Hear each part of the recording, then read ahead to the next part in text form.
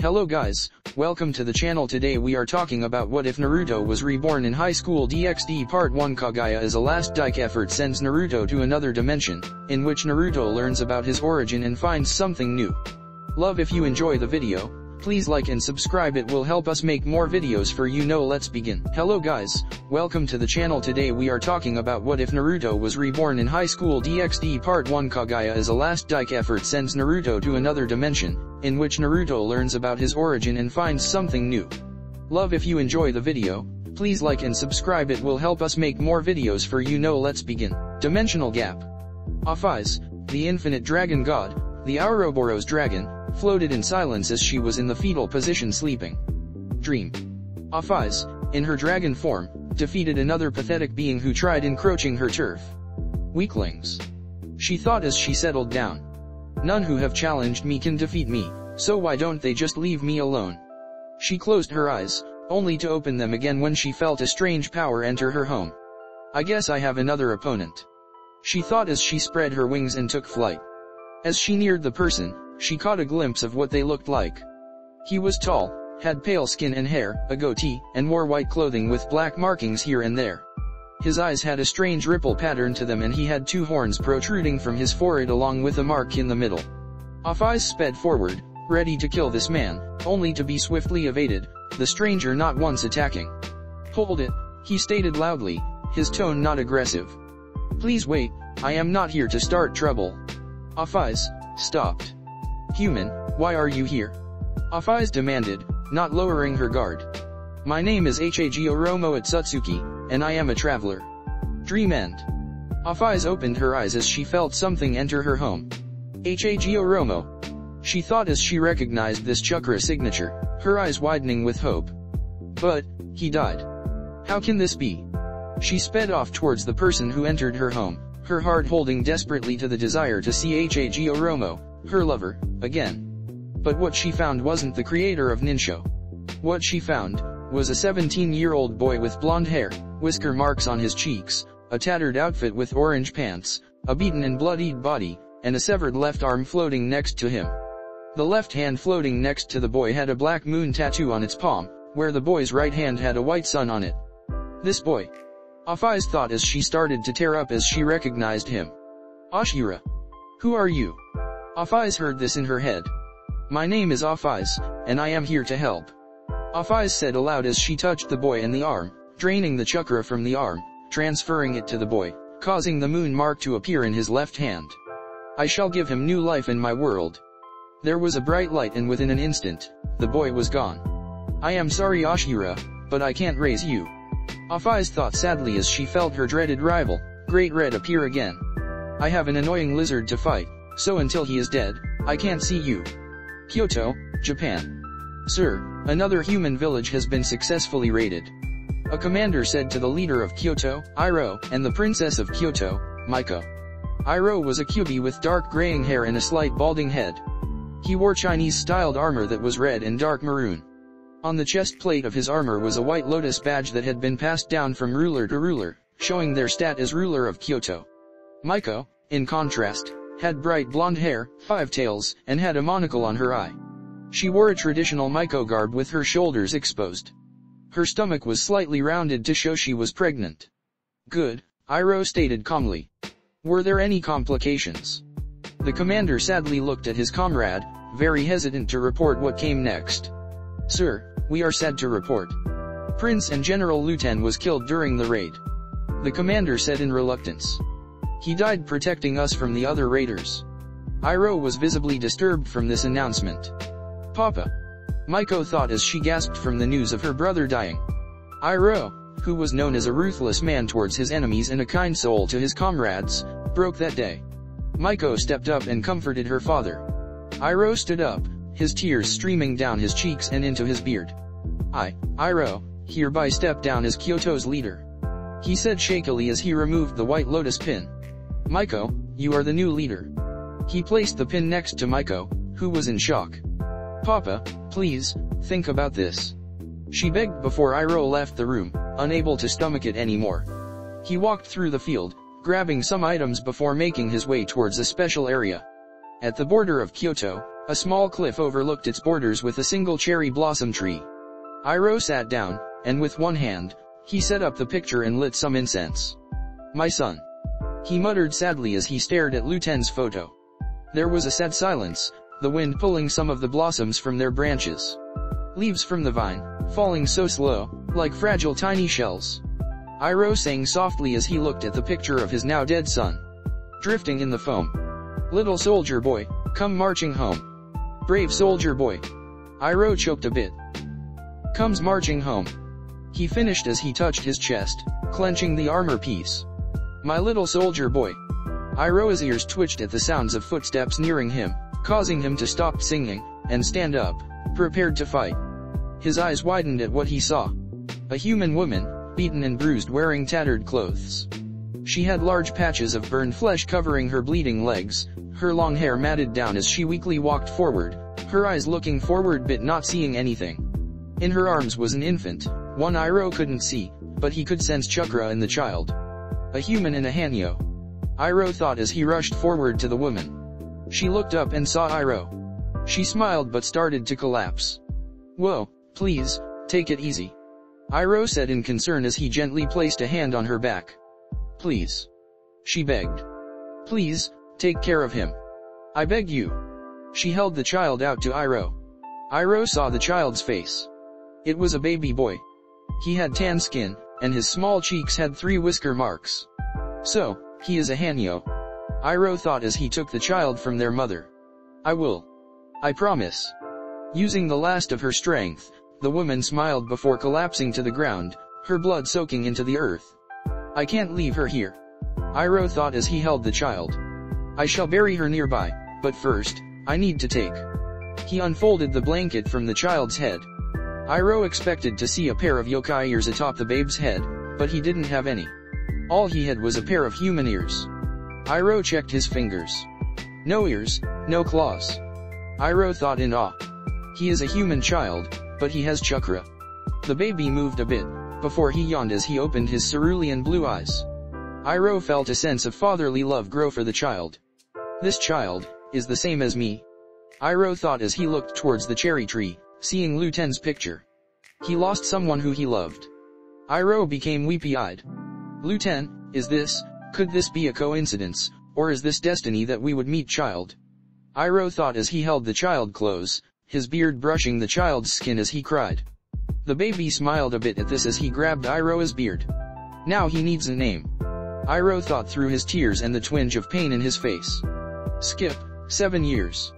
"Naruto Uzumaki, are you paying attention?" Iroh asked gently as he sat before said child with a book.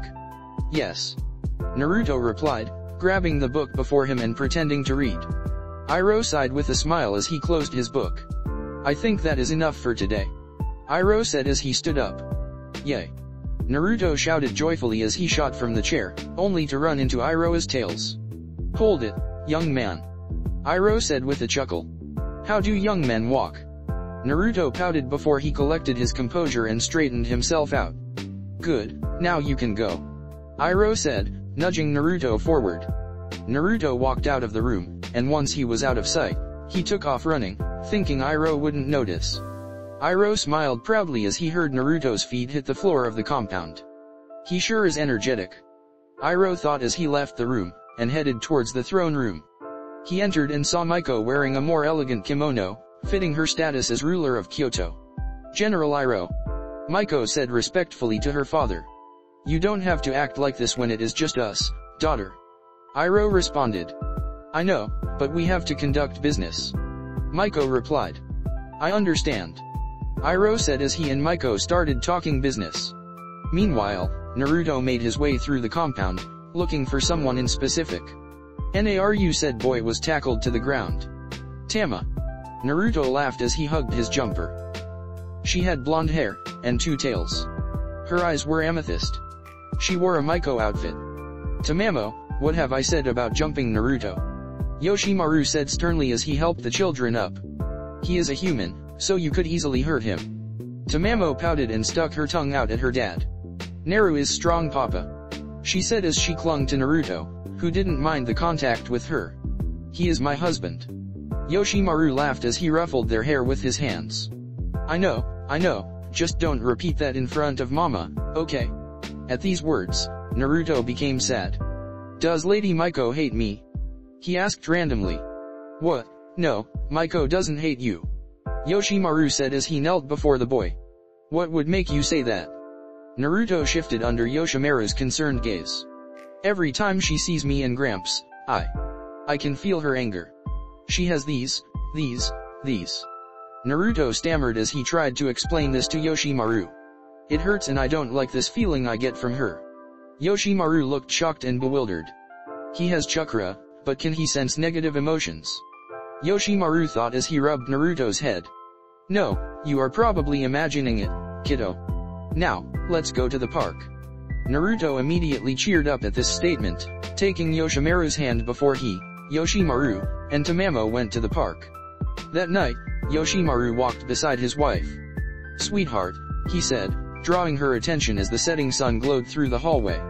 Can we talk? Sure, what about? Miko asked. It's about Naruto. Yoshimaru said, seeing the visible crease in her brow. What about him? Miko asked in a light tone of irritation. Meanwhile, Iroh prepared to go to the cherry tree again while putting a pipa around his shoulders. I don't need an escort. Iroh told his attendant. But, General Iroh. The attendant stuttered. Lady Miko said. Iroh chuckled before he put a gentle hand on the attendant's shoulder. I was the previous ruler, so let's say I am telling you I don't need an escort. He said, not in a threatening tone, but a playful one. Of course, sir. The attendant replied, admitting defeat. Iroh grabbed his satchel as he headed for the door. He grunted as he caught something in the corner of his eye. Tamamo and Naruto were glancing over the wall at Iroh, thinking he didn't notice them. He left the compound. They are following me, he thought as he smiled. You don't need to hide, Naruto, Tamamo. Iroh called out. Drat, he found us out. Tamamo pouted. Naruto didn't say anything as he and Tamamo walked towards the former ruler. If you guys wanted to come with me, you could have asked. Iroh said as he lifted the two children up onto his shoulders with a hearty laugh. Alright, let's go. Where are we going? Naruto asked as he felt Iroh take off in a run, something he was accustomed to. Somewhere special. Iroh replied, jumping high in the sky, making the two kids scream as they clung to him. Iroh laughed as they landed. Don't do that again, Gramps. Tamamo and Naruto shouted into Iroh's ears. Okay, I'm sorry. Iroh snickered. He walked the rest of the way, once more returning to the cherry tree. This time with Naruto and Tamamo. Why are we here, Gramps? Naruto asked curiously as he and Tamamo sat down, watching Iroh set up Luten's picture and incense sticks. I am celebrating my son's birthday. Iroh said as he moved his pipa, tuning the stringed instrument before sitting down. It is an important day.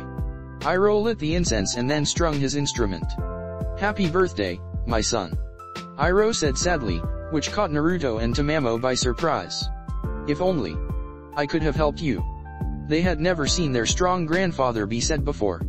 Leaves from the vine, falling so slow, like fragile tiny shells. Iroh sang softly as played the pipa softly in tune with his song. Drifting in the foam. Little soldier boy, come marching home. Brave soldier boy. Iroh choked a bit. Comes marching home. He finished as he continued to play. Tamamo and Naruto stood up and hugged Iroh as he teared up, his cheeks and beard becoming wet. Luten. Iroh thought sadly as he remembered playing with his child as a young boy all those decades ago as a gentle wind blew across the trio while the sunset turned the sky orange and violet. I miss you so much, and I know, you two would have loved Tamamo and Naruto. They are my treasures, just like you, Miko, and Yoshimaru. Skip, 1 year later. Papa. Tamamo screamed as they lowered Yoshimaru's body into his grave. Miko stared lividly at her husband's grave as they started to fill it with dirt. All of this, she thought as she glared at Naruto, who stood beside Iroh crying. Because of that boy. Flashback. 1 year ago, it's about Naruto. What about him? Yoshimaru was not impressed by his wife's tone. He is worried you hate him. Yoshimaru continued. Miko gave no reply. What I think of him doesn't concern the matters at hand. Miko replied after several tense moments. We are currently having a struggle against the northern tribe of yokai here in Japan, so we need to focus on that. Sweetheart, you can tell me why you are so angry. Yoshimaru urged. You don't have to hide it from me. Maiko gripped her arms as she started to shake in anger. He took my father. She stated through grit teeth and fangs. Luten died, and then he adopts that brat Naruto, forgetting me and Luten. 2 days ago, Yoshimaru prepared to go on his regular patrol of the border. Papa/Yoshimaru. Tamamo and Naruto said as they ran to him, hugging his legs. Hey, you two. He said with a giant grin as he hugged them back. Okay, come on, I need to go.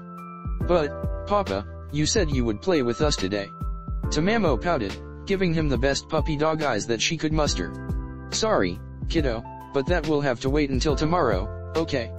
Yoshimaru replied as he gently removed the children from him, handing them over to Iroh. Yoshimaru walked to the throne room, and bid farewell to his wife. Sweetheart, he said before he left, standing in the threshold. Please look after Tamamo and Naruto. End flashback. Maiko could not stop this intense anger she felt building up within her. First her brother and father, and now her husband. Leaves from the vine, falling so slow, like fragile tiny shells. Naruto started to sing, catching everyone off guard. Drifting in the foam. Little soldier boy, come marching home. Brave soldier boy. Comes marching home. Maiko watched the boy, her heart wrenching itself as he sang her father's song. That, little bastard. Maiko thought angrily as she gripped her chest, her heart aching as she started to break down, the loss of her husband chipping away at her emotions as she held her crying daughter.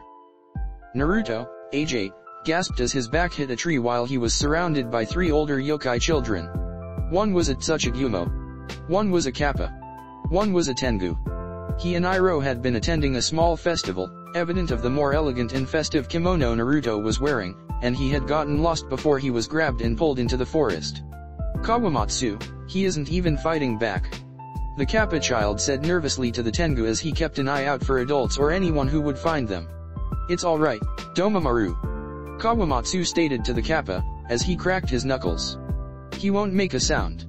Come on, let's do it. The Tsuchigumo urged as his 8 eyes looked at Naruto as the boy shook. He is just a weak human after all. Then by all means, Shun, take the first punch. Kawamatsu allowed. Shun grinned, his fist colliding with Naruto's face. Stupid, useless human. Shun shouted as Kawamatsu kicked Naruto. You have no right to be alive, especially with you having those false whiskers. You trying to be one of us. Domamaru felt intense guilt as he watched his friends kick and punch Naruto, who didn't raise a hand as he lay in the fetal position, covering his head with his thin arms. Now, to end this waste of space's life. Kawamatsu stated as he channeled some chakra into his arm. Guys, that's enough. Domamaru stated, not able to stomach this anymore. He isn't fighting back, and if we kill him, no one would care. Shun interrupted as he backhanded Domamaru. Lord Iroh must have kept him around to eat him. This human may have chakra, but he can't use it, so Lord Iroh must have been planning to take it for himself. Naruto's eyes widened. Gramps, doesn't love me? He questioned, not noticing Shun and Kawamatsu grabbing large rocks. Don't. Domamaru shouted, trying to get up to stop them. Shun and Kawamatsu were bathed in chakra, Domamaru and Naruto feeling it as well, but nowhere as much as the acting bullies. Kawamatsu and Shun slowly turned and dropped the rocks. Iroh stood eerily still as he looked past the boys to see his grandson on the ground, bleeding and crying. He walked forward, his face set in a calm and calculating mood as he took each step. Lord Iroh. Domamaru whimpered as he started to cry. I'm sorry. Iroh didn't acknowledge Domamaru's words, at least it didn't appear he heard the boy. Iroh passed Kawamatsu and Shun, kneeling down and carefully picking Naruto up. His face didn't change as he turned, gently holding Naruto in one arm, as he used the other one to gently push against Domamaru's back to help him up. Come with me, young one. He stated, not ordered, calmly. Kawamatsu and Shun started to shake as Domamaru got up. Yes sir. Domamaru whimpered, cleaning his eyes with his hands as he followed the former leader of Kyoto. As they walked through the city, Domamaru saw everyone looking at Iroh, specifically, Naruto in his arms. He was bleeding with one eye purple and swollen shut. These were the visible injuries. Only Amaterasu knew what happened internally due to Naruto being human, meaning the attacks of yokai children could kill a normal human. Domameru's guilt increased the closer to Iroha's home they got. "May I ask your name?" Iroha asked. "D. Domameru." The Kappa replied meekly. There was a silence. "It is a good name," Iroha replied. Domameru nodded, scared to reply. There was more silence, and Domameru felt out of place as he and Iroha arrived in the lush and extravagant compound the leaders of Kyoto and their families lived. AKA, Iroha's family. "Lord. Oh my Amaterasu," one of the guards shouted as they saw Naruto in Iroha's arms. "Please, stay calm," Iroha stated. "He will be fine." "Is the doctor in?" "No, he isn't. I shall go retrieve them," the guard stated quickly before they took off with their superior speed. "Follow me, Domameru," Iroha asked as he removed his slippers and entered the compound. Domameru, being poor, didn't have clean clothing, but followed suit behind Iroha. Iroha turned and entered the infirmary, carefully placing Naruto in one of the beds, seeing Naruto flinching as he did. He sat down in one of the chairs, prompting Domameru to sit as well. "Lord Iroha, why did you bring me here?" Domameru asked as he was overwhelmed by being in the presence of the great General Iroha. "I wanted to thank you," Iroha replied as he looked at the Kappa. "You tried to stop those two boys from hurting my grandson, so I wanted to help you." Domameru faltered. I didn't do anything. They still hurt him," Domameru replied. Iroha smiled with a soft chuckle as he raised his hand and carefully patted Domameru's head. "You may see it that way, but if you didn't try, Naruto could have had his head damaged by the rocks those boys had," Iroha pointed out. Domameru started to shake. "Thank you, sir," he said as he gripped his legs. "Thank you." "No, thank you," Iroha said with a bright smile. While Iroha was angry, he had mastered his emotions to be able to have unclouded judgment on the battlefield, and it helped while being leader as well. Before they could talk more, the bull demon doctor entered. "Lord Iroha, I rushed here as soon as I heard what happened. Please, move aside," he stated as he prepared to help Naruto as a few nurses appeared. Iroha and Domameru exited the infirmary, and saw Tamamo, age 8, and the look of fear as she could smell Naruto in the room as the doors closed. "Grandpa, what happened?" Tamamo asked, grabbing onto Iroha's kimono as she looked up with teary eyes. "It is all right, child," Iroha said with a smile as he patted her head. "Naruto is going to be all right." Domameru watched the princess of Kyoto hug her grandfather and felt like a third wheel. "Now, for you, Domameru," Iroha said as he turned to the Kappa. "Can you tell me what happened?" Domameru had expected this, and felt guilt as he told Iroha everything. "I see," Iroha replied sadly. "It isn't only the adults, but the children as well." "Sir?" Domameru asked as he saw the deep thought look on Iroha's face. "Nothing, now, let's get you home," Iroha stated as he took Domameru's hand. As he promised, he got the Kappa home, and then walked back. Naruto isn't safe outside the compound, Iroha thought as he walked in silence. So, he won't be allowed to leave, but that is cruel. He needs to be able to fall, but that means I must be there to help him stand. Iroha nodded in self-agreement before he stopped and sadly looked up to the stars. "Lieutenant, please give me the strength to help Naruto, and be the person he needs." Iroha silently prayed before he continued home. Once back at the compound, Iroha talked to Dr. Izzo. He will be fine, but several bones were cracked/broken. Dr. Izzo explained as he showed Iroha the paperwork. Surprisingly, his body is healing much faster than a human should, much faster. "What does that mean?" Iroha asked in worry. "It means he is resilient, but that doesn't mean this can be allowed to continue," Izzo replied as he pushed his glasses up. "He is still human, so one well-placed attack can kill him." Iroha felt his gut wrench and twist. "I'll do what I can to help him finish healing, but please try to keep this from happening," Izzo said as he patted his old friend on the shoulder. "I care for him too, so please don't hesitate to call me if anything happens." He turned to leave, before he stopped. "Princess Tamamo is in there with him now, he is awake," Izzo said before he left. Iroha bowed. "Thank you, Izzo," Iroha said sincerely. Izzo lazily waved. Iroha walked to the infirmary, stopping when his fox ears picked up on Tamamo's voice within. Naruto. Tamamo begged as she nudged Naruto, who was covered in bandages. Naruto, please talk to me. Naruto's visible eye were dead, no light in it as he avoided Tamamo's gaze. Naruto. Tama, was it okay for me to be born? Naruto whispered, knowing she would hear him. Iroh and Tamamo's eyes went wide at these words. Of course, it was okay. Tamamo shouted as she took Naruto's hands in hers. Grandpa would be sad, and I would be lonely if you weren't here right now. Naruto looked away. But, those boys, they said I was useless, and that Gramps only wanted me for my power. Naruto said in defeat. Tamamo hugged Naruto, ignoring his pain as she did. I want you in my life. Tamamo admitted, blushing and tightening her grip and her tail wrapping around Naruto. I won't let go until you are okay. Iroh walked in, making Tamamo see him. Naruto. Iroh called out as he sat down, calling the boys' attention. Those boys were nothing but liars. I took you in because I needed you. Naruto didn't believe Iroh, which the latter could see. Naruto, the day I found you, my son Luten had been killed in battle. Iroh told him, believing now was the time. Naruto and Tamamo blinked. What? Naruto drying asked, his throat feeling parched. Iroh took a deep breath. Luten was a general, like me, however I had to send him into the front lines. On October 10th, 8 years ago, I was told he died protecting his comrades. Iroh continued. I gave up my position as leader and gave that to Miko, and I left the Capita and once at my tree, I found you and your dying mother. What I saw that day, wasn't a thing I could take power from. I saw a baby that needed someone after losing someone dear to him. I saw myself in you. Iroh looked Naruto in the eye, tears in his eyes. I had a hole in my heart after losing my son, and you filled that hole, Naruto. I love you, and please don't ever doubt that fact. Iroh finished. Naruto grit his teeth as he tried not to cry. Love you too, Gramps, Tama. He choked as he broke down. 2 years later, Compound Training Garden.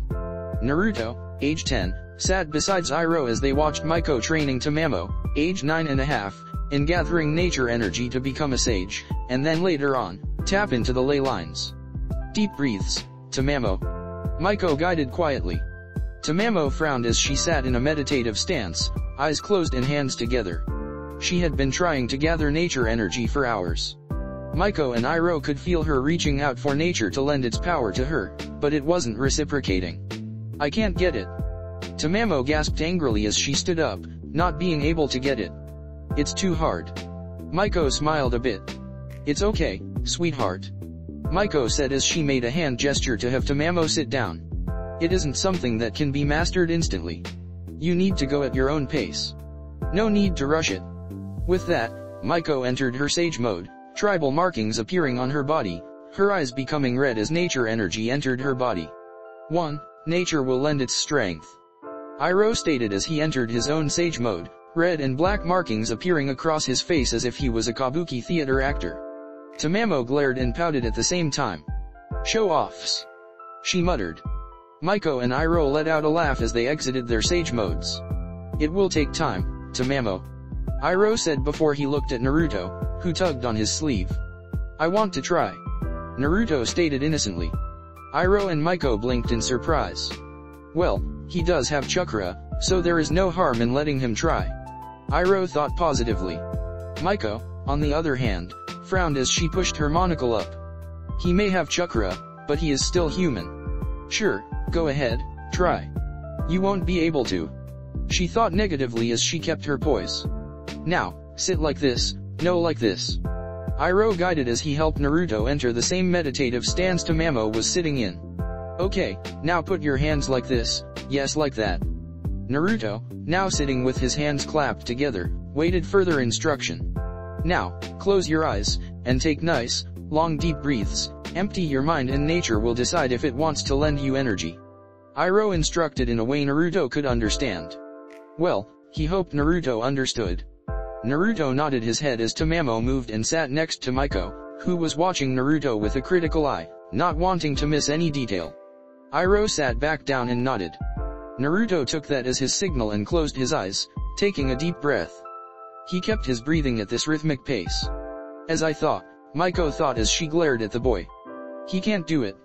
At that thought, Iroh, Tamamo, and Miko watched as yellow-orange pigment appeared around Naruto's eyes. The two older Kitsune felt nature lend its power, entering Naruto's body. Impossible. Iroh thought in amazement as Naruto naturally mixed and balanced nature's energy into senjutsu. Miko's eyes dilated as she watched Naruto open, revealing toad-like eyes. No, impossible. Miko thought erratically as she looked at Naruto innocently look around himself, not noticing the difference. He mastered Sage Mode. Naruto, this is amazing. Iroh said with joy as he patted Naruto's head, making the boy smile. Unfair.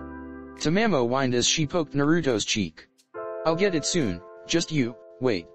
Mama. Iroh and Tamamo were pushed aside by Miko as she grabbed Naruto by his throat, gripping it tightly as she entered her Sage Mode again. How dare you? She shouted angrily, baring her fangs and claws. You, a lowly human, being able to use senjutsu goes against nature, yet it allows you to use its power. Naruto, scared out of his mind, subconsciously felt her emotions hit him like bricks. It was bleeding out of her body in torrential waves, black and red pools of malice that held years of anger and resentment forcing itself into Naruto from Miko's hand. Naruto choke-screamed in pain as Miko's claws dug into his flesh when she squeezed, easily able to snap his neck if she wanted to. Kill him. He will take everything. He is a filthy human, so he deserves to die. Miko's eyes widened as her pupils dilated further to the point they nearly vanished. Die. Miko stated as she went to impale him in the stomach, only to get her wrist grabbed by Iroh, who was in Sage Mode. Put Naruto down, now. He demanded, his tails waving dangerously as did Miko's. Miko released Naruto, dropping him, and as he coughed, she turned, exiting Sage Mode. Forgive me, father. Miko apologized, thoroughly disgusted with herself as she realized what she did, seeing the fearful look in Tamamo's eyes as she tended to Naruto, as the boy clung to her. Please continue your training with your grandfather, Tamamo. Miko left the garden. Once alone, Miko took a deep breath. She held it. Then let it go, that boy. She thought as she remembered the look of fear he had as she held his throat. What about him makes me so angry? Miko, as much of a nice person she was to her people, could never love nor did she ever want to interact with humans. Her mother died due to humans. Her brother died due to humans. Her father left her for a human. Her husband died to humans. And now her daughter is falling for a human. But these don't excuse my attitude towards him. Miko thought in self-anger as she shook her head.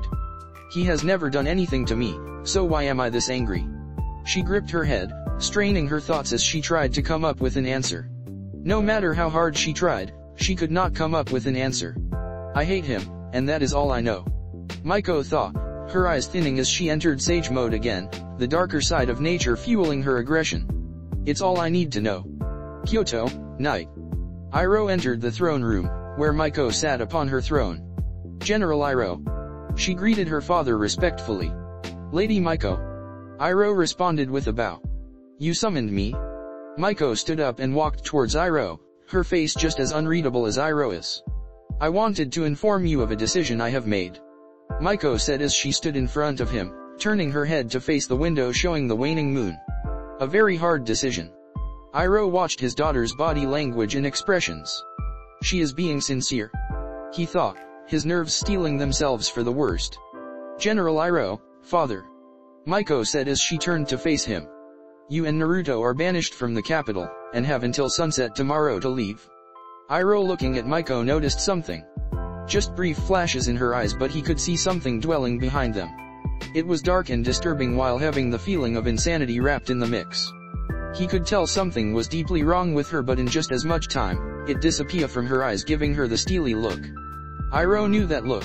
It was something he feared and knew that no matter how much he wanted to fight this, he needed to take Naruto and get him out of the city before she does something more irrational. For a split second, Iroh's eyes widened before they returned to calm. Banishment, what for? Iroh asked calmly while being on edge. Miko didn't respond immediately. Due to recent events, my position as leader is compromised as long as you and that boy are here. Miko said as she kept her calm posture. Iroh grit his teeth, breaking his calm demeanor. Insolent child. He shouted. You see the world through clouded eyes. My eyes are unclouded, father. Miko retorted. With your banishment, everyone is safe. Now leave. Your time is finite. Iroha's hands were clenched tightly with anger as he bowed, turning to leave before pausing. Your mother, brother, and husband would be disappointed in me. Iroha stated, not looking at his daughter. Because I failed in guiding you down the right path. I hope, someday, you can forgive me. Miko watched Iroha leave, gripping her elbow tightly. They would be disappointed, but in me, not you, father. Miko muttered as she left to her room. Iroha made his way to his room, packing as much as he could while it was still dark before heading towards Naruto's room. He quietly entered Naruto's room, and silently packed Naruto's clothes and belongings he would want on the trip. Naruto? Iroha whispered as he knelt by the bed, gently shaking Naruto. Naruto hummed tiredly.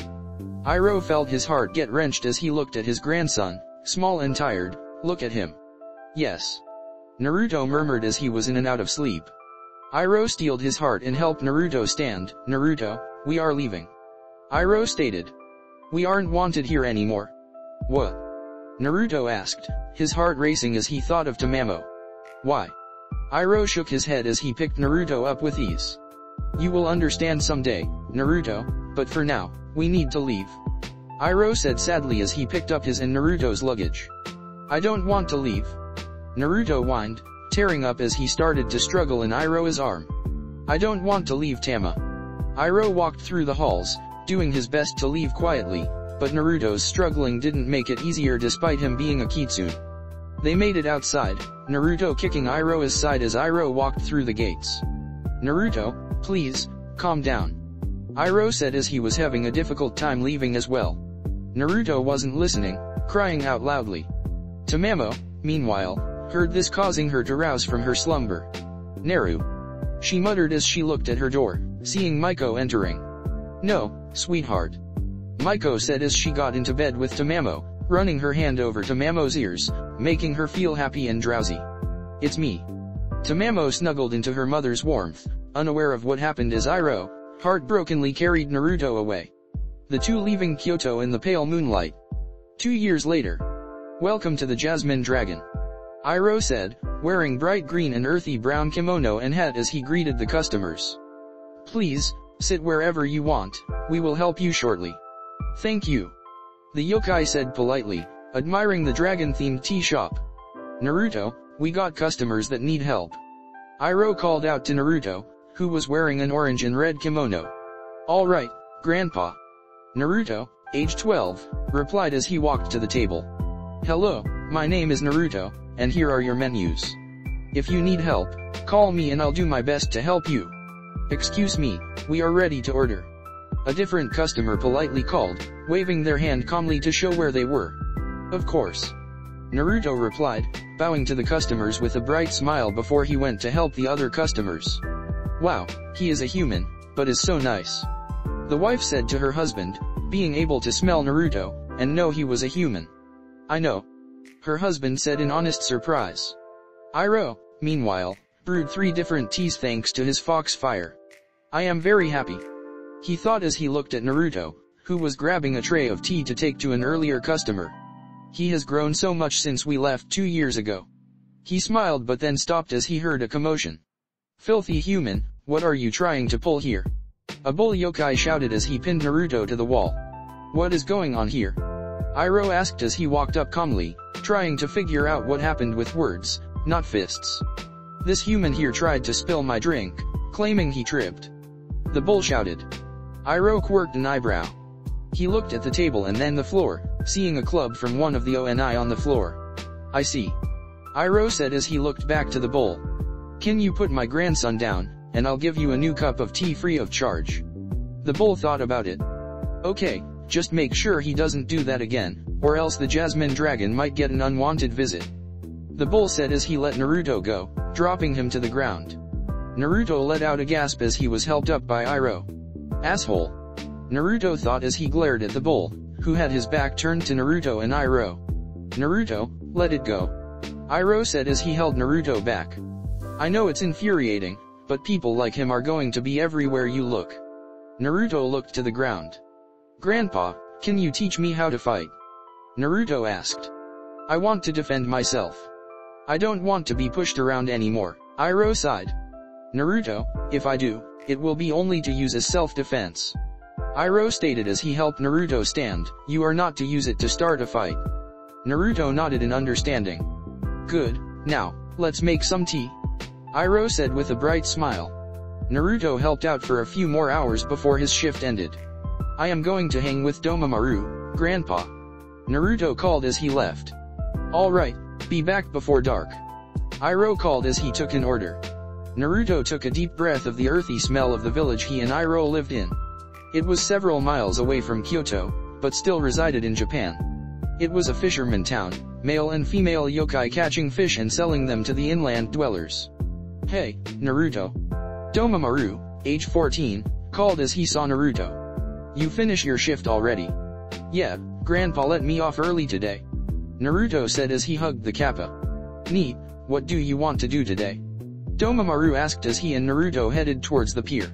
I don't know, but Grandpa is going to teach me how to fight after some asshole bull yokai attacked me. Naruto said aggressively. He believes I spilled his tea on purpose, then threw the usual, filthy human, insult. Domamaru sighed in guilt. I wish there was something I could do to help. Domamaru stated sadly. Naruto nudged Domamaru. You do enough by being my friend, Domamaru. Naruto said with a laugh, being honest. Domamaru smiled. Yeah, you're right. He said, his demeanor cheering up. Naruto, not paying attention, started to run towards the pier, only to run into someone, knocking him and the person over. Naruto, you okay? Domamaru asked as he ran up to Naruto the other person. I am sorry, he wasn't paying attention. No, it is quite alright. The person said, revealing a thick Romanian accent from a young man. I also wasn't paying attention. It's my first time in Japan, so I was looking around, and not where I was going. He had pale skin, bleach blonde hair, and a dark wardrobe that screamed royalty. Naruto and Domamaru knew he wasn't human due to the fangs he had in his mouth. A vampire. They thought as a tall figure stepped up, behind the young vampire. Adrian. The person said in a thicker Romanian accent, but that of an adult. Father. The now named Adrian said as he turned to his dad. The man had pale skin, like his son, but had short-cut black hair and a nicely trimmed goatee and mustache. His clothing was also screamed royalty along with a long rapier at his hip. Are you alright, Adrian? The man asked as he patted his son down, glaring at Domamaru and Naruto. Did they hurt you? No, father, they didn't. Adrian defended. The man looked at Naruto with a questioning look. Boy, would you go by Naruto? He asked, making Naruto blink. How? He asked in fear, wanting to flee. Your grandfather, Iroh, wouldn't stop talking about how cute you are some years ago. The man said as he stood tall. I am Vlad Teeps, and I am the leader of the vampires in Wallachia. I am here to talk to Iroh. Can you take me to him? Why yes sir. Naruto said shakily. Vlad nodded. Thank you, it is much appreciated. Vlad stated with a scary smile. Well, scary for Naruto and Domamaru as they led Vlad and Adrian to the Jasmine Dragon. Grandpa. Naruto called out as they entered the shop. You have company. Iroh heard this from the kitchen. Who are? Vlad, you son of a bitch. Iroh said as he walked up to Vlad and they shook hands. How are you, my old friend? Vlad asked as he chuckled, happy to see Iroh. Adrian, this is an old friend of mine, Iroh, the former leader of Kyoto and one of the great generals. Adrian had stars in his eyes. You really are the great General Iroh who fought for 600 days against the yokai son of Genghis Khan. Adrian asked with enthusiasm. Iroh let out a belly laugh. I did, at one point. Iroh said as he patted Adrian's head. But I am nothing more than a simple tea shop owner. Adrian was still in awe. Adrian, meet my grandson, Naruto Uzumaki. Iroh introduced. Domamaru had returned home, so Naruto was alone as Iroh nudged him towards the vampire prince. Nice to meet you. Adrian said as he held out his hand. Same. Naruto replied, taking Adrian's hand in his. Alright, you two. Iroh said as he took Vlad's coat. You two can go out back and play in the garden, just be careful of the tea plants. Alright, Grandpa. Naruto said as he led Adrian to the back. You were not lying when you said he was a human with chakra. Vlad said as soon as the children were gone. I know, I was in disbelief when I found him. Iroh said as he served tea to Vlad and himself. So, what do we owe the pleasure of your visit, old friend? Meanwhile, Adrian watched as Naruto skipped rocks across the stream that was behind the restaurant. Wow, that is amazing. Adrian said as he watched another rock bounce on the water 7 times before sinking into the water. Not really. Naruto said as he sat down. I am not good at much. Why would you say that? Adrian asked curiously, not understanding why Naruto was sad. I am human. Naruto told Adrian. But I am raised amongst yokai. Adrian got really close to Naruto, stars in his eyes. You are human too? Adrian asked excitedly, making Naruto jump back. Cool, because my mom is human, making me a Domper. Cool, what is it like being a Domper? Naruto asked, equally excited since he never seen a Domper, or a vampire to be honest. It's not bad, I mean, supposedly we are weaker than true-blooded vampires like father, but I believe that strength isn't determined by bloodlines. Adrian stated as he looked to the sky. Naruto looked up too. Hey, can we be friends? Adrian asked Naruto. Of course. Naruto said as he held out his fist for a fist bump. Adrian blinked as he looked at Naruto's fist. You press your fist against it, it's called a fist bump. Naruto explained. Okay, that is interesting. Adrian said as he fist bumped Naruto, both smiling as they threw more rocks into the water. Skip, 5 years, Wallachia. Naruto, age 17, and Adrian, age 18, walked down the street where dead bodies were strewn about everywhere as the two felt sadness as they watched the superstitious humans fearfully live while they exited the city. This is sad.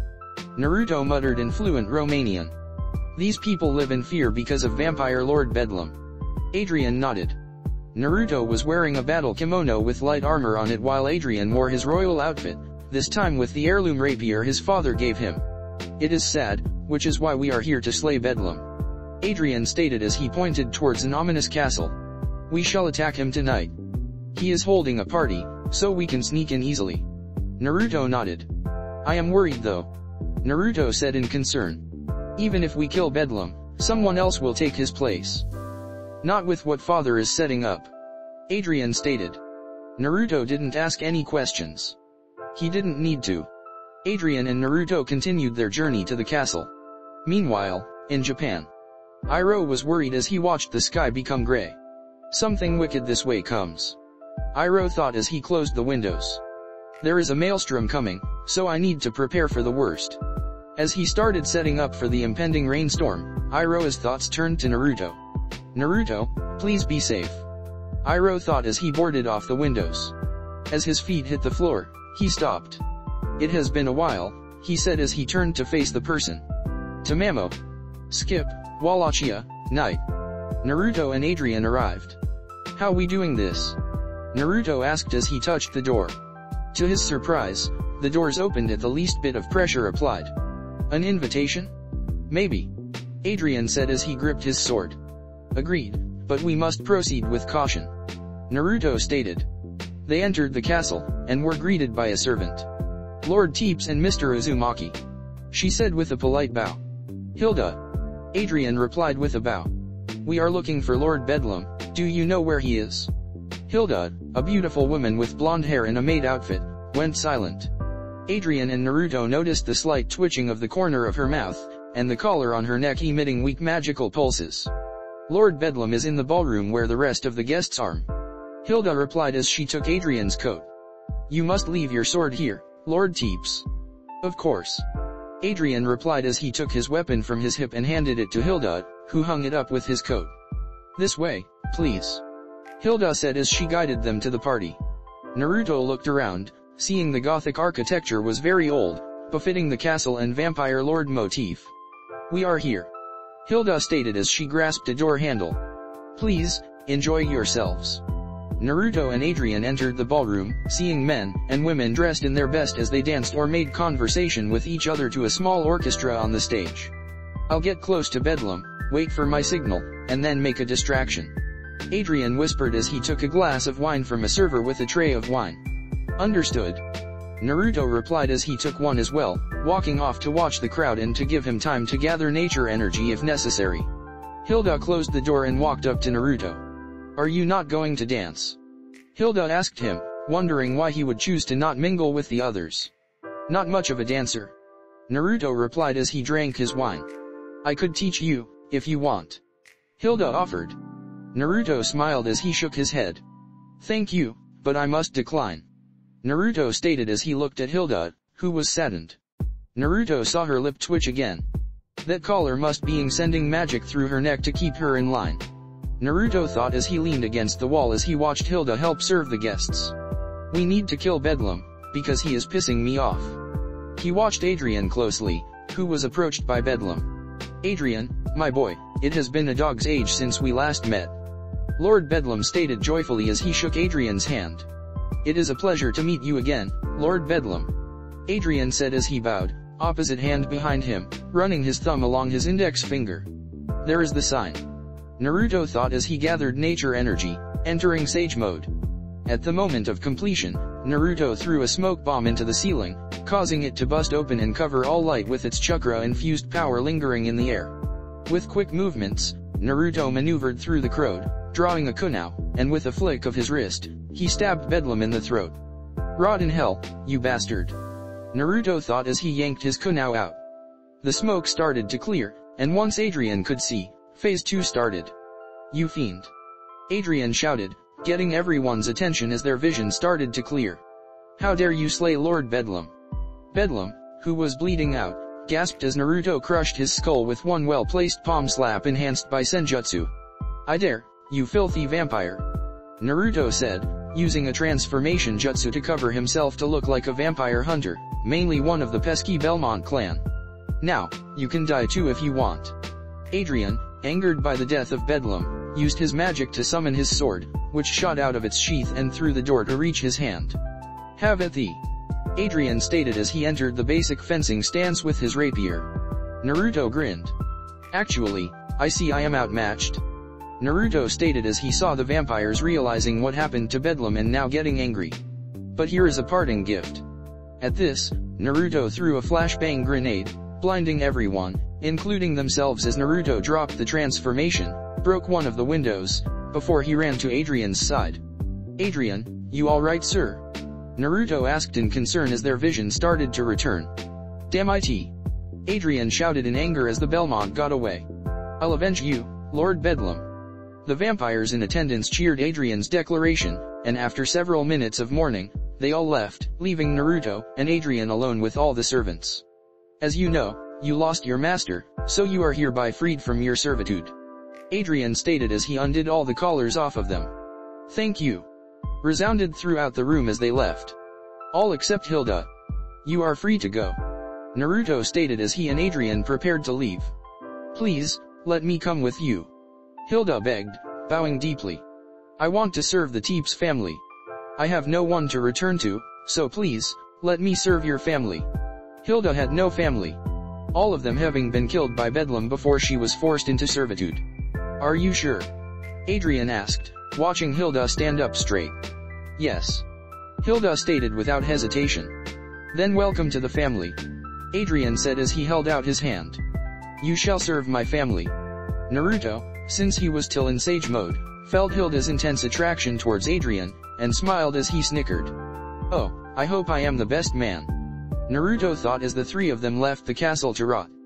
The death of Bedlam reached all vampires and supernatural factions.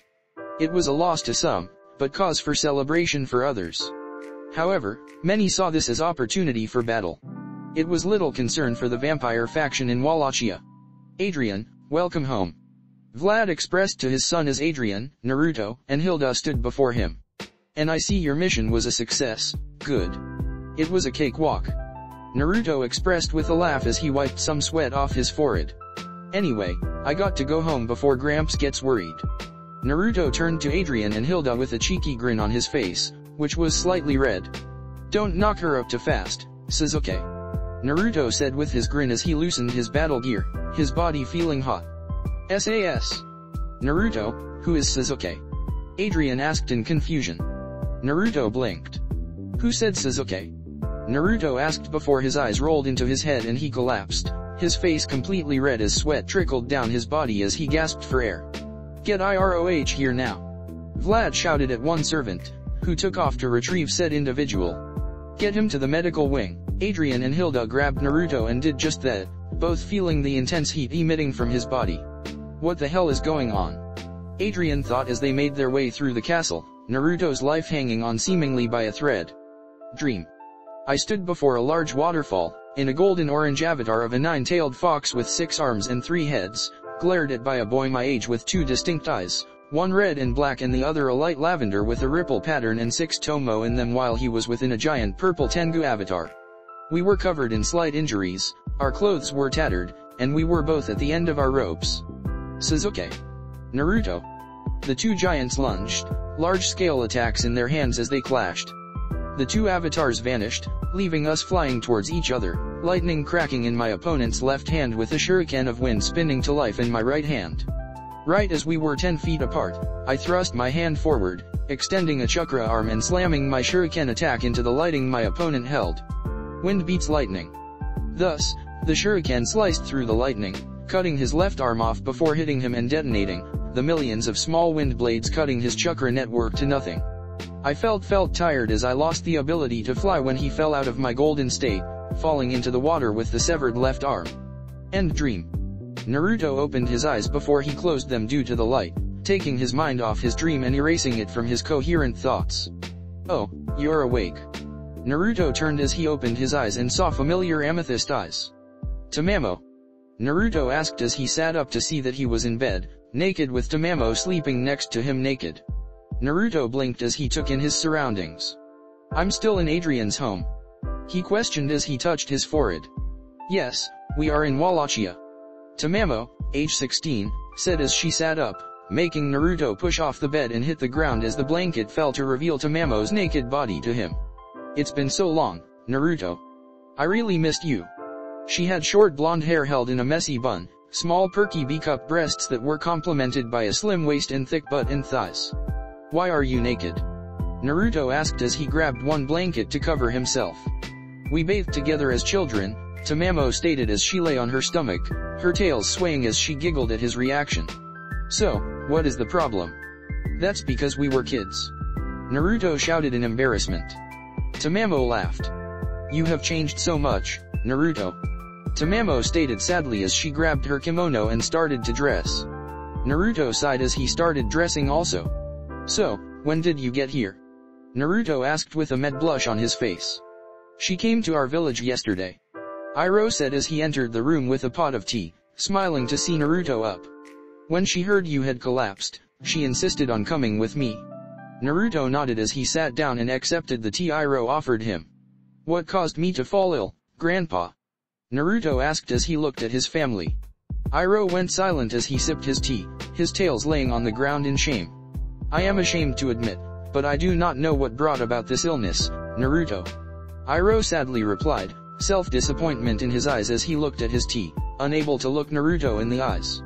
But I can say this, it was not an ordinary illness. What makes you say that, grandfather? Tamamo asked as she quirked an eyebrow.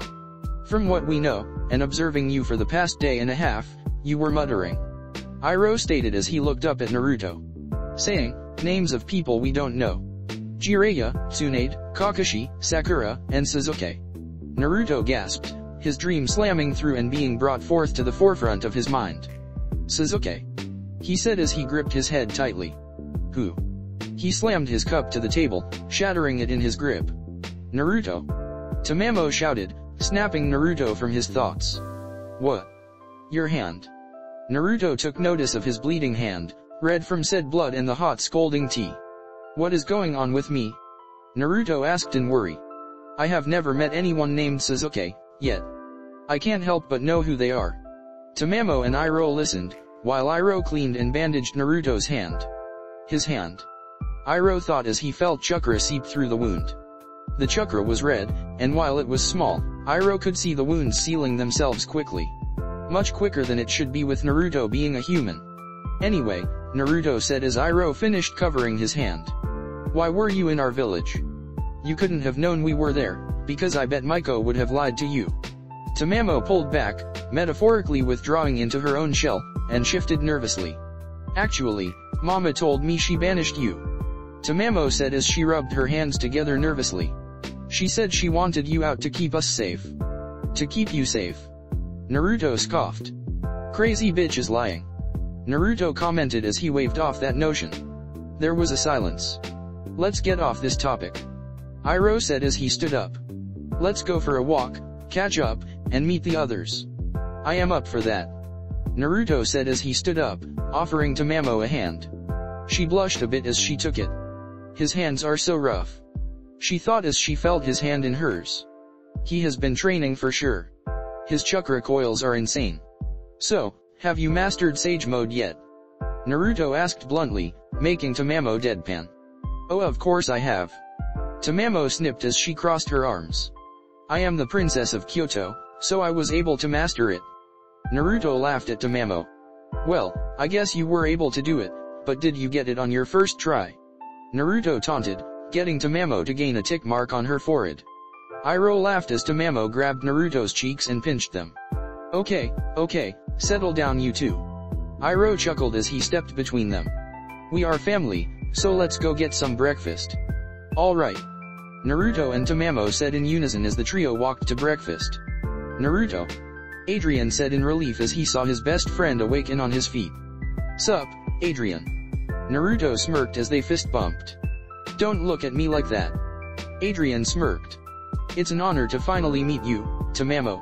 Adrian said as he looked at Tamamo. Naruto wouldn't stop talking about you when we were younger. Hey. Adrian and Tamamo laughed at Naruto's misery as they sat down at the table, Hilda appearing with a small cart full of food before she served it. So, you two already a thing? Naruto asked as he noticed Hilda's small glances at Adrian. Hilda and Adrian blushed, making Naruto howl with laughter. Where is Vlad? Iroh asked as he noticed the head of the Teeps family missing. He is sleeping, it is morning, after all. Hilda replied as she poured some tea for Iroh. As a Donper myself, I am able to serve Lord Adrian during the day as well as help Lord Teeps during the night. I guess that means afternoon sessions are a thing. Naruto asked smugly, making Hilda blush and drop a plate. Adrian and Iroh hit Naruto in the head, making Tamamo laugh as she helped Hilda clean up. He hasn't changed a bit. Tamamo thought with a bright smile. After breakfast, Naruto, Iroh, and Tamamo returned to Japan, appearing at the Jasmine Dragon. It is such a nice little establishment. Tamamo said as she followed Naruto into the back and up a flight of stairs, where Iroh and Naruto lived, which was above the tea shop.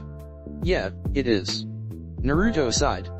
But sometimes the customers get a bit iffy with the fact I am human. I see. Tamamo whispered, her ears lying on her head as she became sad. So, life hasn't fully changed for him. He is still discriminated against. But the people of this village are kind. Naruto said as he stripped off his armor and put it in its place. I have made friends, if that is what you are worried about. Tamamo froze, eyes wide like a deer in fright. I wasn't. Naruto laughed as he opened his window. I know you worried a lot when we were younger. Naruto said as the light entered the open window, lighting up the room with the chilly morning light. It was a challenge, but with my senjutsu training, the people came to like me more because I am one with nature, so it is a good thing I was born with chakra. Tamamo couldn't help but hug Naruto, surprising him when he found himself in her tight grip. He could feel her shaking, then heard her sniffle a bit. I was so sad. Tamamo stated with watery eyes. When I woke up and saw you and Grandpa were gone, I was destroyed. Naruto felt guilt grip his heart as he leaned into Tamamo, wrapping his arms around Tamamo. I was too. Naruto replied. When Grandpa woke me up when we left, I tried to fight back, I didn't want to leave, but we had to. I am not angry, I never was. Tamamo stated as she looked at him, her watery eyes showing. But I could never forget you, no matter what, because I. Tamamo didn't finish because Naruto kissed her, silencing her with a surprised look before she closed them and passionately kissed him back, her tails wagging excitedly behind her. Skip. Maiko read from an old military scroll Iroh had written long before she was born, waiting for Tamamo to finish her business as a diplomat to the neighboring coast villages. She is taking quite a while. Maiko thought as she continued to read. Something must have come up. Her ears twitched as she heard the door to the compound be opened by the guards. Putting the scroll to the side, Maiko stood up and walked to greet her daughter. Tamamo. Maiko called out affectionately as she saw Tamamo. How was the mission? It was surprisingly easy. Tamamo responded as she hugged her mom. We were able to settle the agreement within a few hours. Maiko, while happy, critically tilted her head. Then why did it take you overnight to return? Maiko asked as she noticed Tamamo's smell. It smelled of tea, jasmine tea to be exact, and her hair smelled that of river water. I had decided to take the night to see the village from the eyes of a citizen. Tamamo stated in a matter-of-fact tone. So, I could settle an agreement that helps the village just as much as it will help us in the capital. Maiko smiled proudly. That is perfect. Maiko said with a proud smile as she hugged her daughter again. I hope nothing bad happened. Tamamo had to carefully bite her tongue. Mama can't find out I found Grandpa and Naruto. Tamamo thought as she did her best to stay calm, lest her heartbeat go up and alert Maiko of foul play. Nothing went wrong. Tamamo stated as she shrugged it off. The head of the village was so kind and wished nothing but the best for all our kind. Skip, next day. Naruto stood atop the river with Domomaru, both of them sparring on the water to increase their respective chakra reserves and build their control. Kappa. Domomaru shouted as he punched Naruto across the face with Senjutsu. Naruto, who was in sage mode himself, flipped, landed on the water on all fours and then launched himself forward, diverting Domomaru's next punch and hitting him. Though his fist missed, the nature energy within him struck the Kappa. Ow. Domomaru shouted as he clutched his face as Naruto did as well. I think that's enough for today. Agreed. Naruto gasped as his cheek swelled. They walked off the water and sat at the edge. So, what is this I heard about a young kitsune coming to your room? Domomaru asked as he nudged Naruto in the side. What did you hear? Naruto asked seriously, not liking the look Domomaru gave him. Oh, nothing much, just the fact you and old man Iroh were seen with her after you returned from Wallachia yesterday. Domomaru said as he laughed. But I wouldn't get hung up on it since it didn't. You mean people say Tamamo? Naruto said in surprise. Domomaru turned to stone. You were with the daughter of Maiko. Domomaru shouted as he grabbed Naruto's shoulders and shook him. Naruto pushed Domomaru off of him, his sage mode ending at that moment. It's none of your business, man. Naruto snipped. Domomaru sighed in defeat. Man, I wish hot girls would flock to me. Domomaru whined. What about that cute Kappa girl with the pink bow? Naruto asked. Domomaru's green scales tinted red. I don't know what you are talking about. He stuttered as he scratched his cheek. Naruto smirked, but didn't push it.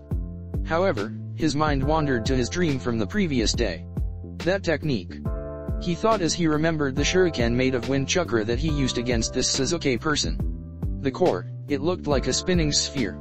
He thought as he held out his hand, looking at it.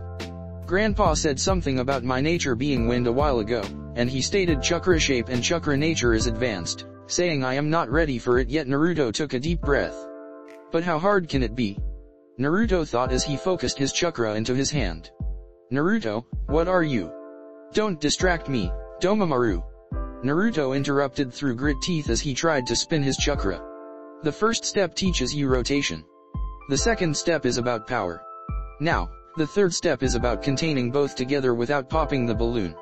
Naruto stopped as he looked around. What are you looking for? Domomaru asked as he watched Naruto stood up and looked around. Did I just imagine that? Naruto thought as he stopped looking. It has to be, but it makes sense. Naruto raised his hand again, focusing on the center. Come on. Naruto thought as his chakra became visible in his palm. Spin, you bastard. However, instead of spinning, the chakra spun and formed with the lightest thought or effort. It glowed a light blue as the chakra sphere spun in his palm. Whoa, Naruto, how did you do that? Domomaru asked as he shot up to look at the technique. I don't know. Naruto replied as he felt like he knew this ability while he turned to face a tree. He pressed the chakra sphere against it, and it instantly carved through the tree as if it was nothing before it ended. The raise non. Naruto whispered as he looked at the damage he caused to the tree. Spiraling sphere, good one. Domomaru said as he looked at his own hand. Damn, you made that look easy, but can you teach it to me? Please. Naruto didn't reply as he looked at his hand. It shook slightly, but a massive sense of nostalgia washed over him. How did I do this? He thought as he turned back to Domaru. Sure, if I can figure out how, I'll teach it to you. Alright. Domaru cheered. Naruto walked home and thought. I'm home. Naruto called out to Iroh as he entered the Jasmine Dragon from the back entrance. Welcome back, Naruto. Iroh called from the kitchen, busy brewing tea as a clone prepared some treats that paired well with tea. How was your training? Naruto smiled as he held up his hand. I think I did something interesting. Naruto said as he created a raise non before Iroh. Iroh gasped at the jutsu he watched form. Amazing. Iroh said as he got close to see it. How? I just knew. Naruto replied as he ended the jutsu. Just, like how I know this Sasuke person. Grandpa, am I normal? I mean, beside having chakra and all, but am I a normal human for sure? Iroh took a second to stroke his beard and thought. I don't know, but this is a sign of change. Iroh replied as he took Naruto's hands. You, Naruto, may be going through a metamorphosis, like the tiny caterpillar turning into a butterfly. Naruto laughed. Maybe, Grandpa, maybe. He laughed as he prepared to help in the tea brewing. 2 weeks later, Naruto, again, was being attacked by a gang of outsider yokai who were not from the fisherman village. What are you, a human, doing here? A snarling spider yokai asked, his pincers clicking as he spoke Japanese. I live here. Naruto spat in anger as he went still. He was hit outside the face by one of the spider's 8 limbs. A cocky one, aren't you? He asked angrily. Naruto smirked. He raised his hands and made a cross-like sign with his fingers. Chakra filling his hands. Shadow clone jutsu. He muttered before dozens of clones appeared. And yes, I am cocky for a reason. Naruto reeled back and slammed his fist into the 8 eyes of the spider, making him scream in pain as the clones jumped at his colleagues. Thank God I had a dream of myself using this technique. He thought as he pushed back his attackers with his clones. Though, if they are in dreams, then why do they work? He didn't have time to think before he dodged an axe that was aimed at his head and retaliated by punching the attacker's jaw.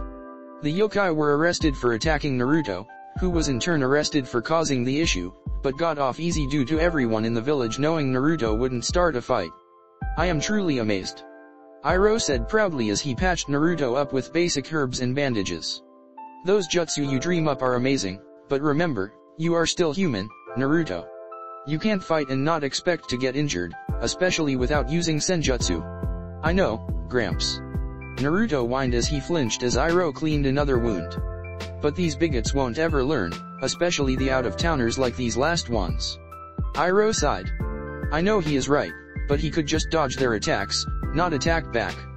Iroh thought as he pulled out a needle and suture thread. Naruto started to sweat. Oh, come on, don't be a baby. Iroh stated as he threaded the needle. That gash on your arm isn't going. Hey. Naruto made a mad dash for the door, but was stopped when Tamamo teleported into the building on top of him. Hello. She said as she realized Naruto was under her foot. Ah, good job, Tamamo. Iroh laughed as he made his way over. Now hold him down, I got to sew up his arm. Alright, Grandpa. Tamamo said as she used her 3 tails to pin his limbs as she sat on Naruto's back. No. Naruto shouted in agony and fear. Skip, 2 years. Naruto, age 19, and Tamamo, age 18, stood in the crowd as Adrian, age 21, and Hilda, age 20, stood before everyone, wearing formal wedding attire. Adrian wore his best suit with his sword at his hip while Hilda wore the most elegant wedding dress a vampire bride could want as she held a large bouquet of flowers, turning around as she prepared to throw it. Hilda threw it as hard as she could, a crowd of female vampires clawing and fighting their way to catch it, but were overpowered by Tamamo, who caught it, a large victorious smile on her face as she jumped off the pile of tired women to lean into Naru. Guess we are the next to be wed, Naru. Tamamo said with a seductive smirk. Iroh and Vlad watched this, proud for Adrian and Hilda, who were now starting to dance, and Naruto and Tamamo as they kissed, following the now husband and wife in their dance with one of their own. Are you worried? Vlad asked Iroh as they drank wine. The boy and your granddaughter hooking up. I am not. Iroh replied as he watched Naruto and Tamamo dance. I wish them the best of luck. Yoshimaru would be proud his daughter is in good hands. Vlad poured more wine. I guess, but for now, let's get drunk and embarrass the newlyweds and the soon-to-be weds. Vlad declared. All right. Iroh replied enthusiastically as they drank more wine. Kyoto, evening. Maiko sat alone in candlelight with an old scroll in her hand. I am Hago Romo at Satsuki. The man said as he held out his hand, his ripple pattern eyes piercing through the hearts of all who gazed upon him. Maiko read as she read on. I am here to help. Maiko pushed her monocle up, pausing in her reading. Amazing. She thought as she reached over and took a drink of tea. To think, we had a legend about a human teaching us yokai about ninjutsu. She read a bit more. Wait a minute. She thought as she put her tea down. Ninsho? What is that? Is that an older form of ninjutsu? From what she remembered, yokai had been using chakra and ninjutsu since the earliest memories of history, so this was new to her. Sort of reminds me of... Maiko thought, an image of a child Naruto appearing in her mind. No, there can't be a connection to this. Maiko shook her head before she continued reading. The sage calmed the hearts of all yokai in Japan, giving them hope to stand against their human repressors. Maiko read, anticipation building in her chest as it tightened. He taught the art of senjutsu to those capable, and passed on some of his own chakra to his students, thus yokai evolved further. Maiko took a sip of more tea. However, the great Hago Romo at Satsuki vanished. Maiko read, blinking. He left, the only traces of his presence being the teachings and the students he trained. Now, centuries and many generations later, all yokai have a small trace of the Great One's chakra within them. Maiko blinked again. That's it. Maiko thought as she realized she reached the end. No, there has to be more, like explaining how he had chakra to begin with. Maiko rolled the scroll back up before she sighed. Well, it is a legend after all, meaning it probably isn't true. She thought as she poured herself some more tea. Her ears twitched as she heard the doors open. Tamamo. Maiko greeted with a warm smile, beckoning her daughter over to her. How was your day? Tamamo shrugged, rolling her eyes. You know, same old thing every day, just new location. Tamamo stated, averting her gaze. That boring huh? Maiko responded. Should I give you a different job then? No, the one I have currently is fine. Tamamo stated, a bit too quickly, which made Maiko quirk an eyebrow. Okay, Tamamo, I won't change it. Maiko said as she motioned for Tamamo to calm down. Sorry, Mama, I didn't. SHH, it's okay, sweetie. Maiko said as she hugged Tamamo. Go shower, and then go to bed, we have a big day tomorrow. Alright Mama. Tamamo said as she hugged her mom, noticing the old scroll on the table. Skip. Naruto stood before Adrian, both wielding fencing foils. Naruto took the first step and thrust his foil at Adrian's head, only to have it parried in Adrian's blade at his throat. Good start, but you lack the strength to keep your blade on point. Adrian pointed out. Welcome back, Naruto. Iroh called from the kitchen, busy brewing tea as a clone prepared some treats that paired well with tea. How was your training? Naruto smiled as he held up his hand. I think I did something interesting. Naruto said as he created a raise-non before Iroh. Iroh gasped at the jutsu he watched form. Amazing. Iroh said as he got close to see it. How? I just knew. Naruto replied as he ended the jutsu. Just, like how I know this Sasuke person. Grandpa, am I normal? I mean, beside having chakra and all, but am I a normal human for sure? Iroh took a second to stroke his beard in thought. I don't know, but this is a sign of change. Iroh replied as he took Naruto's hands. You, Naruto, may be going through a metamorphosis, like the tiny caterpillar turning into a butterfly. Naruto laughed. Maybe, Grandpa, maybe. He laughed as he prepared to help in the tea brewing. 2 weeks later, Naruto, again, was being attacked by a gang of outsider yokai who were not from the fisherman village. What are you, a human, doing here? A snarling spider yokai asked, his pincers clicking as he spoke Japanese. I live here. Naruto spat in anger as he went still. He was hit outside the face by one of the spider's 8 limbs. A cocky one, aren't you? He asked angrily. Naruto smirked. He raised his hands and made a cross-like sign with his fingers.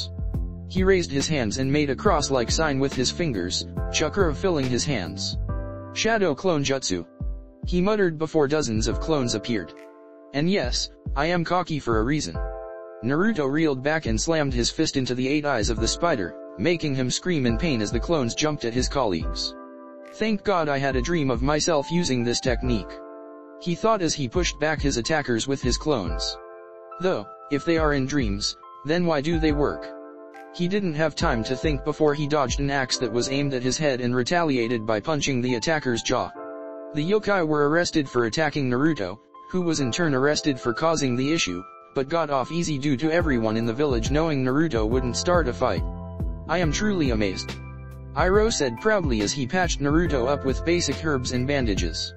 Those jutsu you dream up are amazing, but remember, you are still human, Naruto. You can't fight and not expect to get injured, especially without using senjutsu. I know, Gramps. Naruto whined as he flinched as Iroh cleaned another wound. But these bigots won't ever learn, especially the out-of-towners like these last ones. Iroh sighed. I know he is right, but he could just dodge their attacks, not attack back. Iroh thought as he pulled out a needle and suture thread. Naruto started to sweat. Oh, come on, don't be a baby. Iroh stated as he threaded the needle. That gash on your arm isn't going. Hey. Naruto made a mad dash for the door, but was stopped when Tamamo teleported into the building on top of him. Hello. She said as she realized Naruto was under her foot. Ah, good job, Tamamo. Iroh laughed as he made his way over. Now hold him down, I got to sew up his arm. Alright, Grandpa. Tamamo said as she used her 3 tails to pin his limbs as she sat on Naruto's back. No. Naruto shouted in agony and fear. Skip, 2 years. Naruto, age 19, and Tamamo, age 18, stood in the crowd as Adrian, age 21, and Hilda, age 20, stood before everyone, wearing formal wedding attire. Adrian wore his best suit with his sword at his hip while Hilda wore the most elegant wedding dress a vampire bride could want as she held a large bouquet of flowers, turning around as she prepared to throw it. Hilda threw it as hard as she could, a crowd of female vampires clawing and fighting their way to catch it, but were overpowered by Tamamo, who caught it, a large victorious smile on her face as she jumped off the pile of tired women to lean into Naru. Guess we are the next to be wed, Naru. Tamamo said with a seductive smirk. Iroh and Vlad watched this, proud for Adrian and Hilda, who were now starting to dance, and Naruto and Tamamo as they kissed, following the now husband and wife in their dance with one of their own. Are you worried? Vlad asked Iroh as they drank wine. The boy and your granddaughter hooking up. I am not. Iroh replied as he watched Naruto and Tamamo dance. I wish them the best of luck. Yoshimaru would be proud his daughter is in good hands. Vlad poured more wine. I guess, but for now, let's get drunk and embarrass the newlyweds and the soon-to-be-weds. Vlad declared. All right. Iroh replied enthusiastically as they drank more wine. Kyoto, evening. Maiko sat alone in candlelight with an old scroll in her hand. I am Hagi Oromo at Satsuki. The man said as he held out his hand, his ripple pattern eyes piercing through the hearts of all who gazed upon him. Maiko read as she read on. I am here to help. Maiko pushed her monocle up, pausing in her reading. Amazing. She thought as she reached over and took a drink of tea. To think, we had a legend about a human teaching us yokai about ninjutsu. She read a bit more. Wait a minute. She thought as she put her tea down. Ninsho? What is that? Is that an older form of ninjutsu? From what she remembered, yokai had been using chakra and ninjutsu since the earliest memories of history, so this was new to her. Sort of reminds me of... Maiko thought, an image of a child Naruto appearing in her mind. No, there can't be a connection to this. Maiko shook her head before she continued reading. The sage calmed the hearts of all yokai in Japan, giving them hope to stand against their human repressors. Maiko read, anticipation building in her chest as it tightened. He taught the art of senjutsu to those capable, and passed on some of his own chakra to his students, thus yokai evolved further. Maiko took a sip of more tea. However, the great Hagi Oromo at Satsuki vanished. Maiko read, blinking. He left, the only traces of his presence being the teachings and the students he trained. Now, centuries and many generations later, all yokai have a small trace of the Great One's chakra within them. Maiko blinked again. That's it. Maiko thought as she realized she reached the end. No, there has to be more, like explaining how he had chakra to begin with. Maiko rolled the scroll back up before she sighed. Well, it is a legend after all, meaning it probably isn't true. She thought as she poured herself some more tea. Her ears twitched as she heard the doors open. Tamamo. Maiko greeted with a warm smile, beckoning her daughter over to her. How was your day? Tamamo shrugged, rolling her eyes. You know, same old thing every day, just new location. Tamamo stated, averting her gaze. That boring huh? Maiko responded. Should I give you a different job then? No, the one I have currently is fine. Tamamo stated, a bit too quickly, which made Maiko quirk an eyebrow. Okay, Tamamo, I won't change it. Maiko said as she motioned for Tamamo to calm down. Sorry, Mama, I didn't. SHH, it's okay, sweetie. Maiko said as she hugged Tamamo. Go shower, and then go to bed, we have a big day tomorrow. Alright Mama. Tamamo said as she hugged her mom, noticing the old scroll on the table. Skip. Naruto stood before Adrian, both wielding fencing foils. Naruto took the first step and thrust his foil at Adrian's head, only to have it parried in Adrian's blade at his throat. Good start, but you lack the strength to keep your blade on point. Adrian pointed out. Naruto frowned before he closed his eyes. Orange pigment surrounded his now toad-like eyes. Let's see if this makes a difference. Naruto stated as they prepared again. Naruto once again thrust his blade, however, when Adrian went to parry, Naruto stopped, rolled his wrist so the sword went under Adrian's, successfully clipping 2 strands of Adrian's hair as he tilted his head. That does make a big difference in your reaction time, Naruto. Adrian said proudly as he and Naruto started again. This time, I won't hold back, my friend. Alright, let's see how far we can go. Naruto replied as he readied his foil. You asked for this. Adrian stated as he vanished. Naruto spun around and blocked Adrian's slash. Good reflex, but can you block me in rapid succession? Adrian taunted as he pulled back and thrust his foil 13 times seemingly in an instant, only 3 of them being blocked while large welts covered Naruto's upper body. God, this fucking hurts. Naruto complained as he hit the floor in pain, his sword on the ground. Adrian chuckled as he helped his friend up. You asked for lessons, and I told you I would be hard on you. Adrian reminded him. Yeah, I know.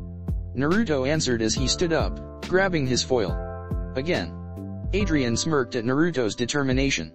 Hilda, meanwhile, watched as Adrian taught Naruto swordsmanship, a bright smile on her face as she watched her husband and his best friend train together. Now all that is left is for Naruto to marry Tamamo, and then we can be like this forever. Hilda thought before she froze. Forever huh?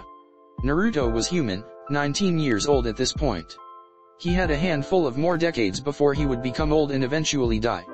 Would Adrian and Tamamo be able to handle that loss?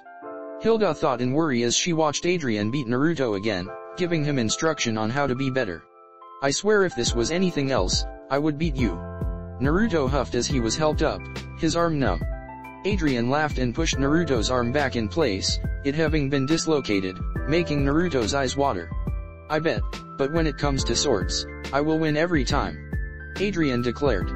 I will surpass you, eventually. Naruto stated as he grabbed his sword. That is a promise, and I never go back on them. Alright then, give me your best shot. Adrian said as he poised with his sword.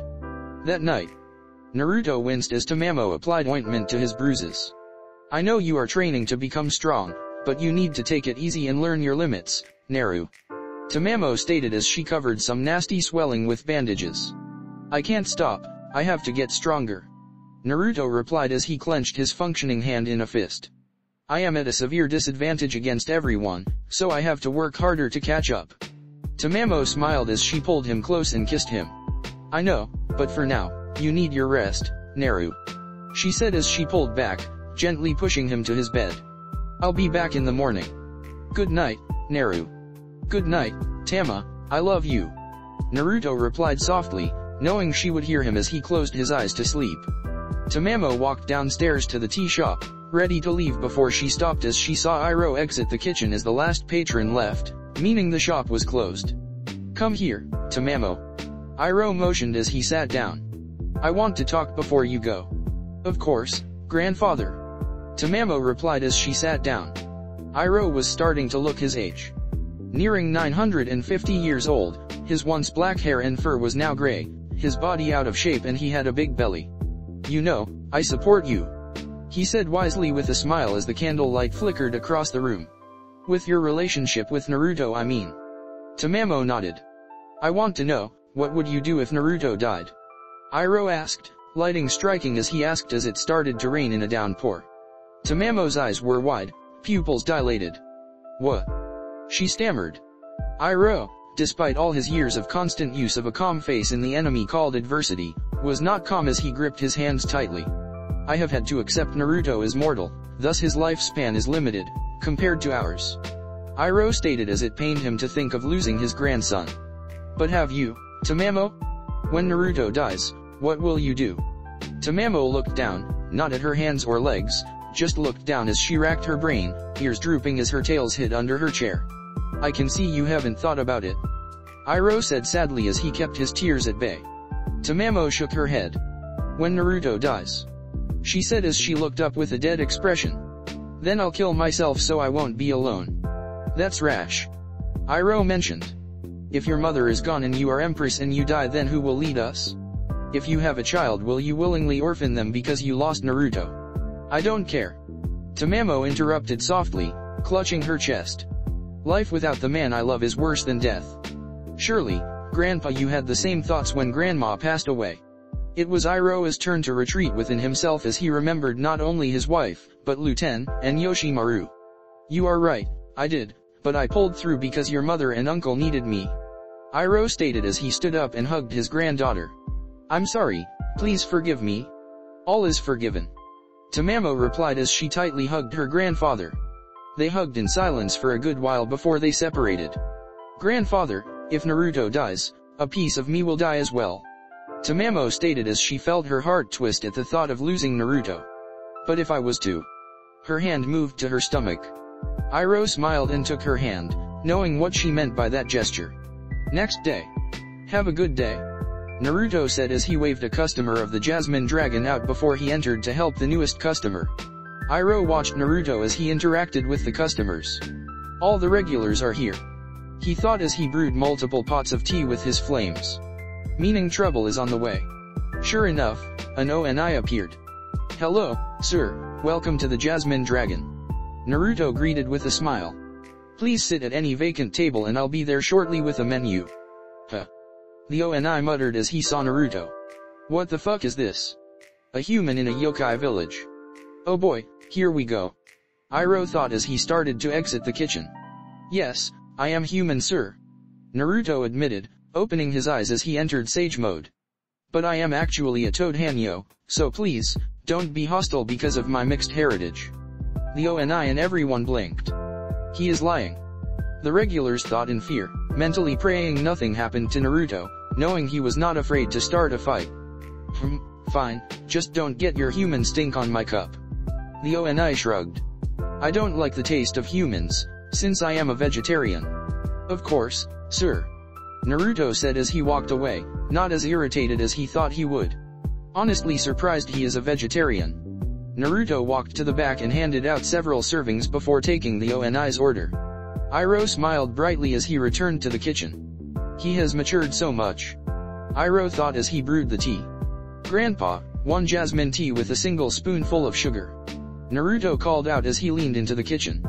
"You got it," Iroh replied with a laugh, making Naruto smile as he sensed customers enter. "Hey, Adrian, Hilda," Naruto said as he turned and saw his friends in casual wear.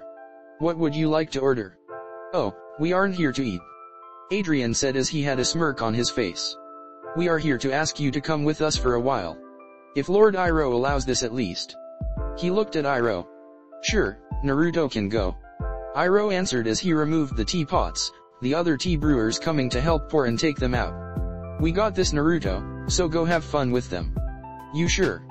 Naruto asked in concern. "Sure, I'm sure," Iroh replied as he made a pushing motion. "Now go get changed and go with your friends." "Okay, I will," Naruto said as he faced Adrian and Hilda. "I'll be right back." "Take your time, we will be out front," Hilda said as they walked out while Naruto went upstairs, quickly changed, and left after saying goodbye to Iroh. So, why did you want me to hang with you guys? Naruto asked as he dropped his sage mode while he walked beside Hilda and Adrian. Oh, we want to hang out, but it was her idea. Hilda explained as she pointed down the street. Naruto turned and blushed. Tamamo stood, alone, patiently waiting for Adrian and Hilda to return.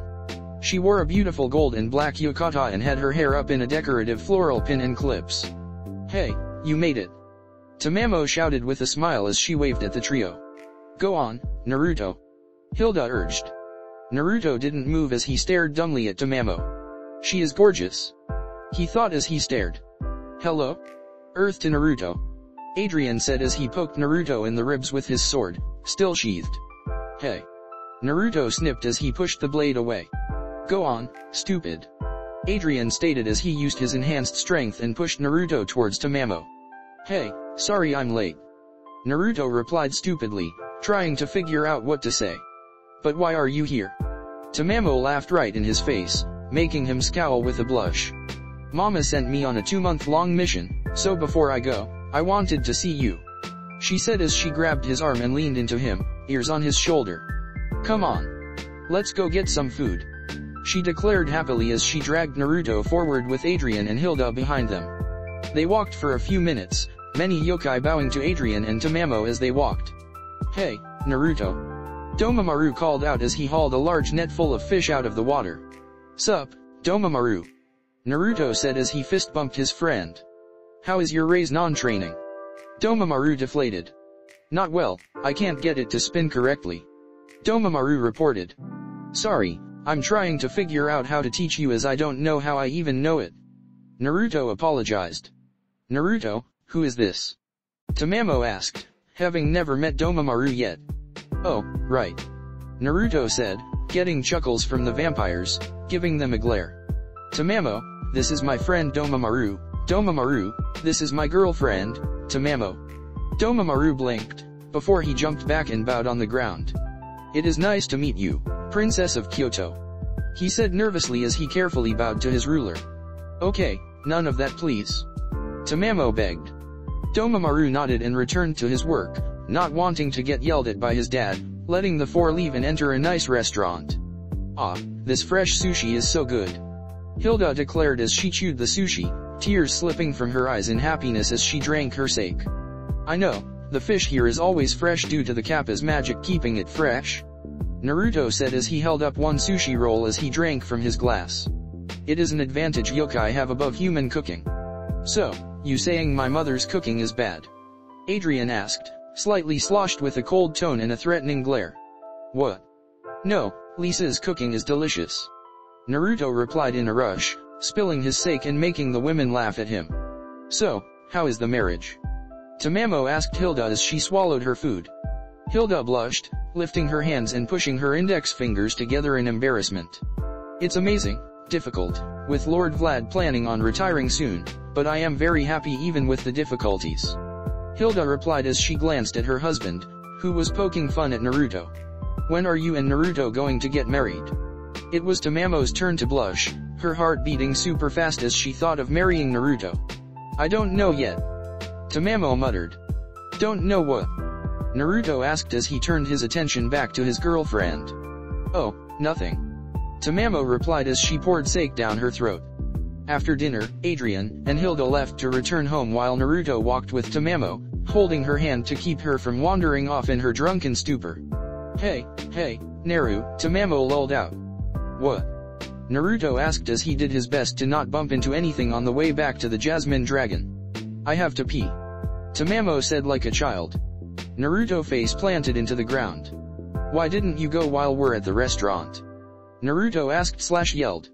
Tamamo started to shake. I didn't have to, but now I do. She whined as she moved her legs together. It. She became so red in the face that Naruto grabbed her and ran into an empty alleyway, where Tamamo partially removed her kimono enough to relieve her bladder. Good God, that was close.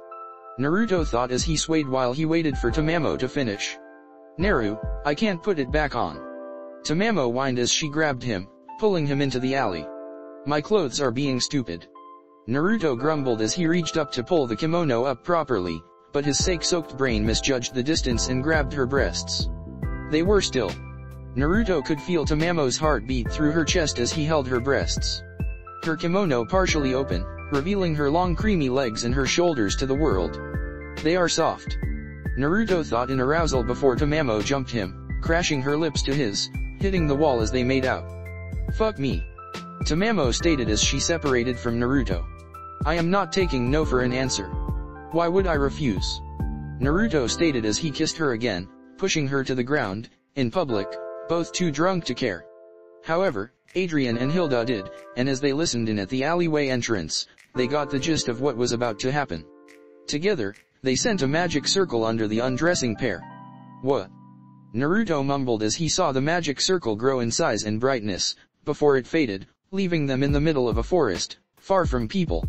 Whatever. He kissed Tamamo again, now naked in the middle of the woods, and tracked down to her neck, making her gasp from the sensation of his lips on her jaw and then neck.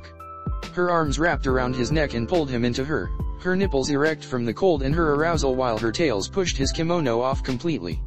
Naruto gripped her breast tightly in one hand, making Tamamo moan loudly as she got more aroused. His other hand slowly slid down, leaving feathery touches across her skin, making her hornier as pleasurable lightning shot through her body. Tamamo's eyes widened when she felt his hand caress her soaked vaginal lips. She squirmed when he gently ran it up and down before he slipped a finger inside of her as he latched onto her nipple.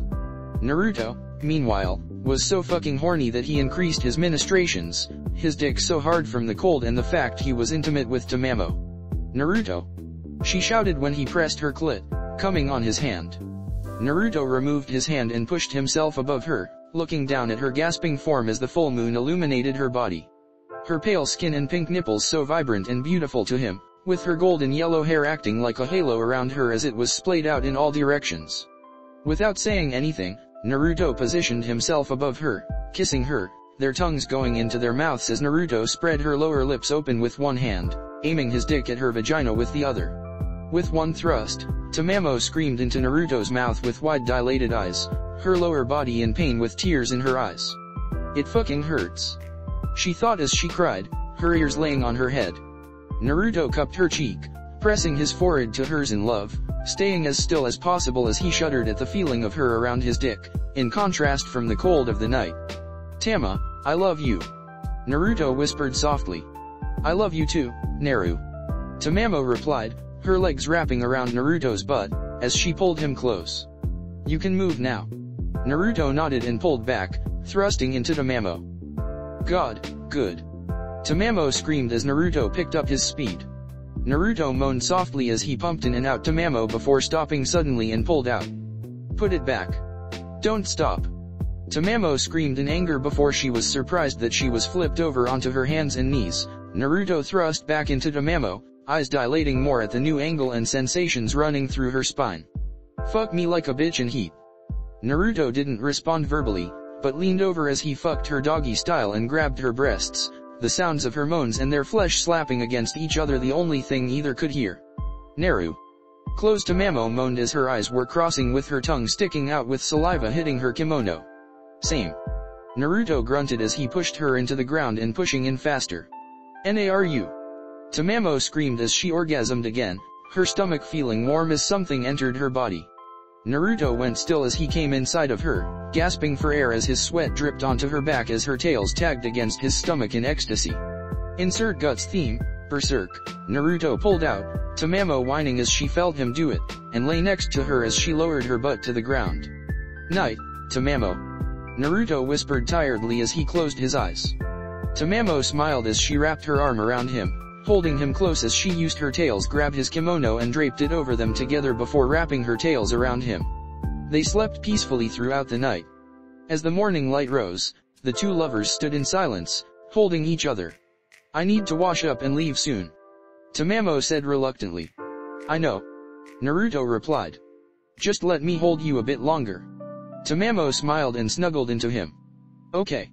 Skip, 2 months later. Tamamo, who was with the leader of the Ainu tribe of Japan, stood in the restroom area. I haven't had my period for over a month. She thought in fear as she shook. And I have been feeling sick every morning for 4 weeks. Lady Tamamo, we are ready to go. Her guide called out. All right. Tamamo responded, putting on a brave face. Please, let this be some sick bodily joke. She stepped out. First, before we return home, we are going to INE fishing village. Tamamo stated as she got in the Japanese-style carriage. Naruto, please be there. I'm scared. INE village, Jasmine Dragon. It was raining heavily and there was thunder, so the tea shop was closed, and thus it was vacant except the two owners of the shop. Come on, Gramps. Naruto whined as he and Iroh played a game of Pai-Sho. Iroh didn't verbally respond, just smiled as he sipped his tea and ate one of his sweets. He looked over the board for a few more minutes before making his move. Finally, Naruto thought as he moved one of his pieces, taking two of Iroh's. He is getting better, but... Iroh thought with a smirk as he moved his final piece. I win, grandson. Naruto blinked and looked at the board. Sigh, that you did, Gramps. Naruto said in defeat as he shook Iroh's hand. One more game. Of course, I'll take every challenge so I can defeat you. Iroh laughed as they reset the game. Knock, knock, we are closed, please come back tomorrow. Iroh called out as he set up his pieces. Grandpa, it's me, Tamamo. Said Kitsune called through the door. I got it. Naruto said as he bolted towards the door, making Iroh smile.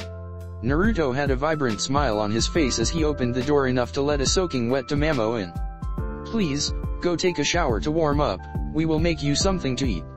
Naruto said after he gave her a quick kiss on the cheek. I will. But...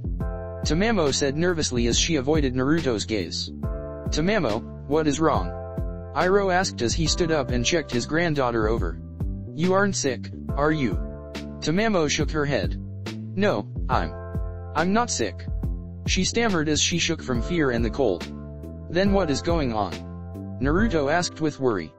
Tamamo teared up as she bit her lip, cupping her hands tightly. I'm pregnant. She stated, eyes tightly closed, her ears flat against her head with her tails between her legs shivering. She weakly opened her eye, and then opened the other when she saw the look of surprise and absolute joy in Iroh and Naruto's eyes. I'm going to be a daddy. Naruto said as he knelt down. Tamamo, will you marry me? Tamamo gasped as she watched him pull out a ring. It was a simple European wedding ring, with a small gemstone on a silver band. Yes, yes. Tamamo cried as she allowed him to put it on her finger before she hugged his head into her breast. Congratulations you two. Iroh said as he hugged his grandchildren. Thank you, grandfather. Tamamo replied as she cried tears of joy while Naruto stood up and joined in the hug, both men ignoring the fact they were getting wet from the rainwater still on Tamamo. Okay, before we celebrate, you need to go warm up, young lady, especially now. Iroh urged as he pushed Tamamo towards the bath. Okay, grandfather, I will. Tamamo replied as she wiped away her tears before heading upstairs. Iroh felt pride beat in his chest before he looked at Naruto. I can't believe it. Naruto said with his smile still present on his face as he pressed his hands together as he sat down. I'm going to be a dad, and I'm getting married soon. Next Iroh patted Naruto on the shoulder. It's all a part of life, my dear grandson. Iroh stated with a wide smile. It is now about taking each step one at a time and being there for your partner and child. Iroh's smile lost some of his brightness.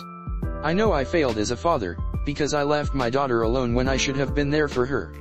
Iroh muttered, guilt wrecking his heart. But, if you did, then I would not have been the person I am today, Gramps. Naruto said as he hugged Iroh. Without you, I would have never met Tamamo or lived long enough to have this chance. You're right. Iroh said as he hugged Naruto. You are right. Love you, old man. Naruto said as he separated from Iroh. Love you too, but I am still going to destroy you in Pai-Sho. Iroh mocked as he reminded Naruto of their game. Oh, those are fighting words. Naruto stated. Next day. Naruto woke up, Tamamo on top of him, both naked in his room. Carefully, Naruto shifted his arms to hold Tamamo, his hand going up and down her back, making her three tails wag from the sensations. He smiled as he heard her purr in his arms. I'll go back to sleep. Naruto thought as he closed his eyes again. Dream. I looked on with envy, everyone with their friends and family as I sat alone at the swing. Why can't I have that? I thought as I saw the joy my classmates had when seeing their parents. Why am I all alone? The scene changed and I stood before an old man who wore a white robe with a square hat that was red and white with the kanji for fire on it. "Old man," I asked desperately with tears in my eyes, looking him dead in his. "Why don't I have any parents? Why am I not loved?" The pain in his eyes. I could see it, but I couldn't. I could see that he knew why and could have told me. I could not see it, nor could I have thought he knew anything. "Your parents died the night the Kyubi attacked," the old man said with a slight crack in his voice as he turned around, making it so I could no longer see his face. "But I can say that they did love you, Naruto." The scene changed again. I was older, and I was wearing an orange jumpsuit and I wore green goggles on my head as a man with silverish blue hair stood above me while I held a giant scroll. "You are the Kyubi who attacked the village," he shouted at me. I could feel my heart break, tears staining my eyes as I ran, wiping them away, only for them to come back when a man with a scar across his nose fought him. "Naruto is an excellent shinobi," he said as the traitor went to kill him, before I stepped in. Once again, the scene changed, and I stood on a bridge, my body filled with pain as needles were puncturing my flesh as I was enclosed in a dome of reflective ice. In my arms was the same person I fought at the waterfall, but he was younger, and he too had needles riddling his body.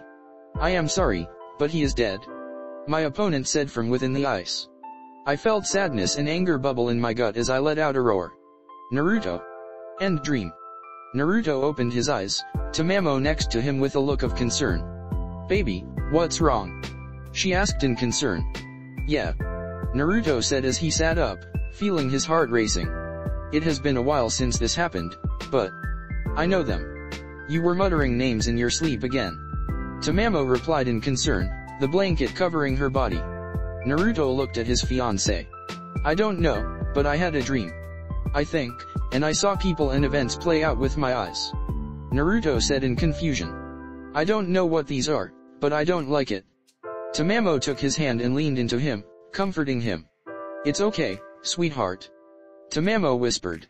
"You can talk to me or Grandpa." Naruto leaned into Tamamo's breasts, feeling at ease with her.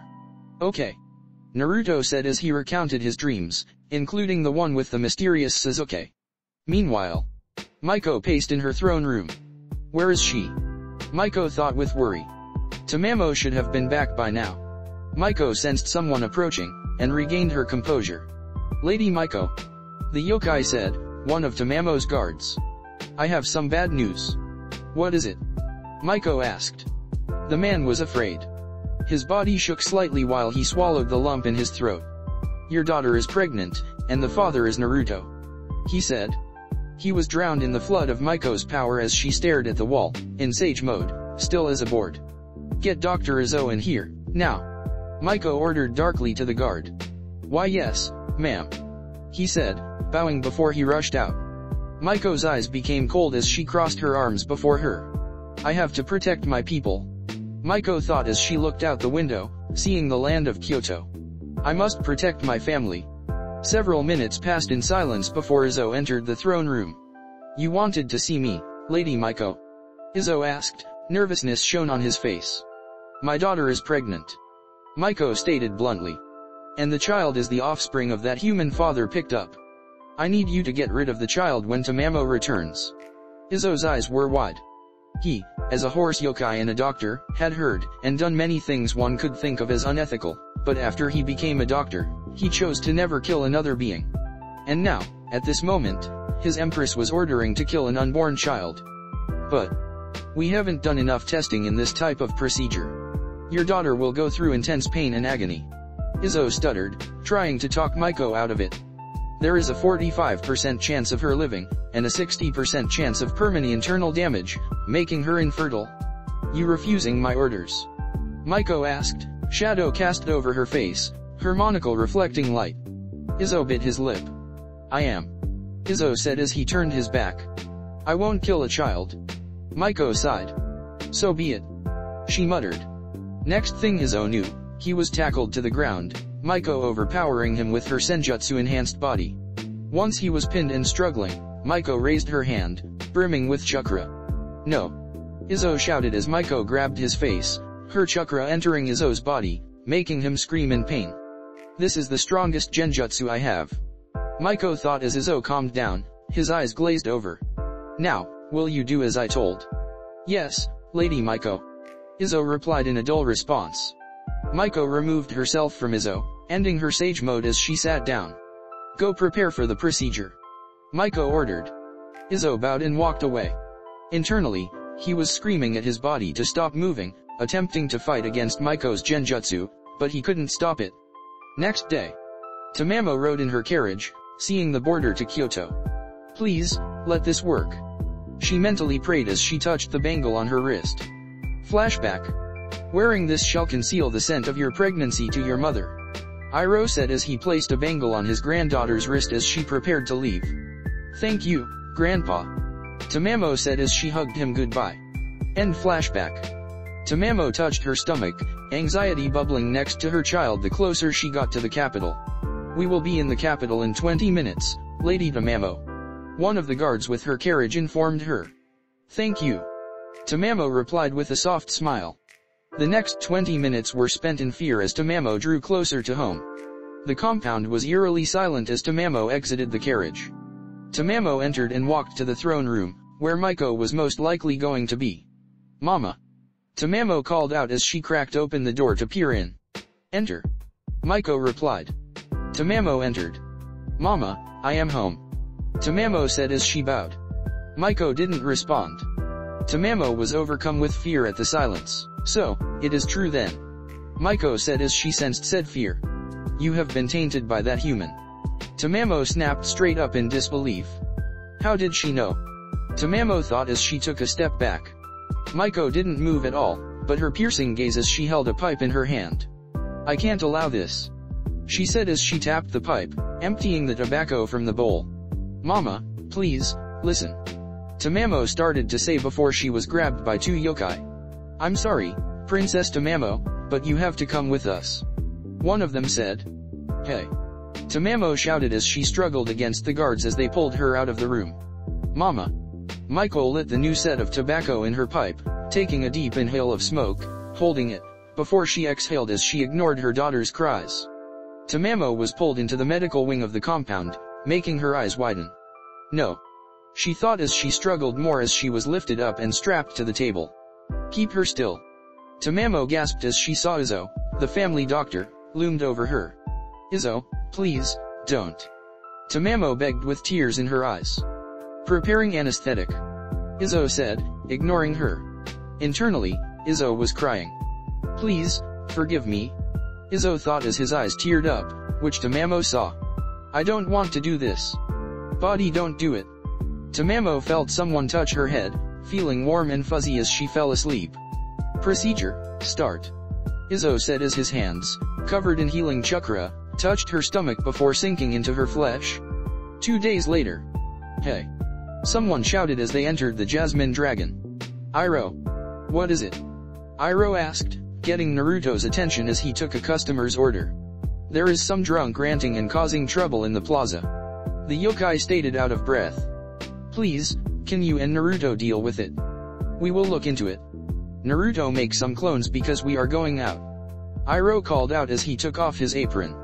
Alright Grandpa. Naruto called back as he gave the order to the other workers in the kitchen before taking off his own apron. So, what is going on? Naruto asked as he and Iroh made their way to the plaza. There is someone causing trouble in a drunk state. Iroh told him. They want us to deal with them.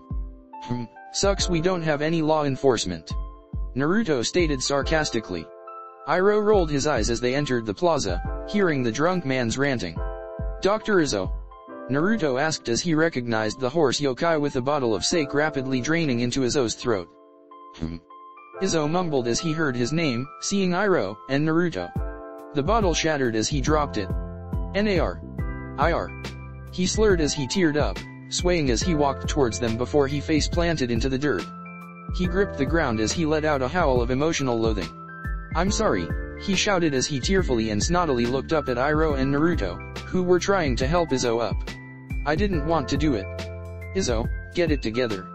Iroh said in irritation. Izzo pushed off of Iroh and Naruto, shakily walking before he slammed into a cart. No, I can't.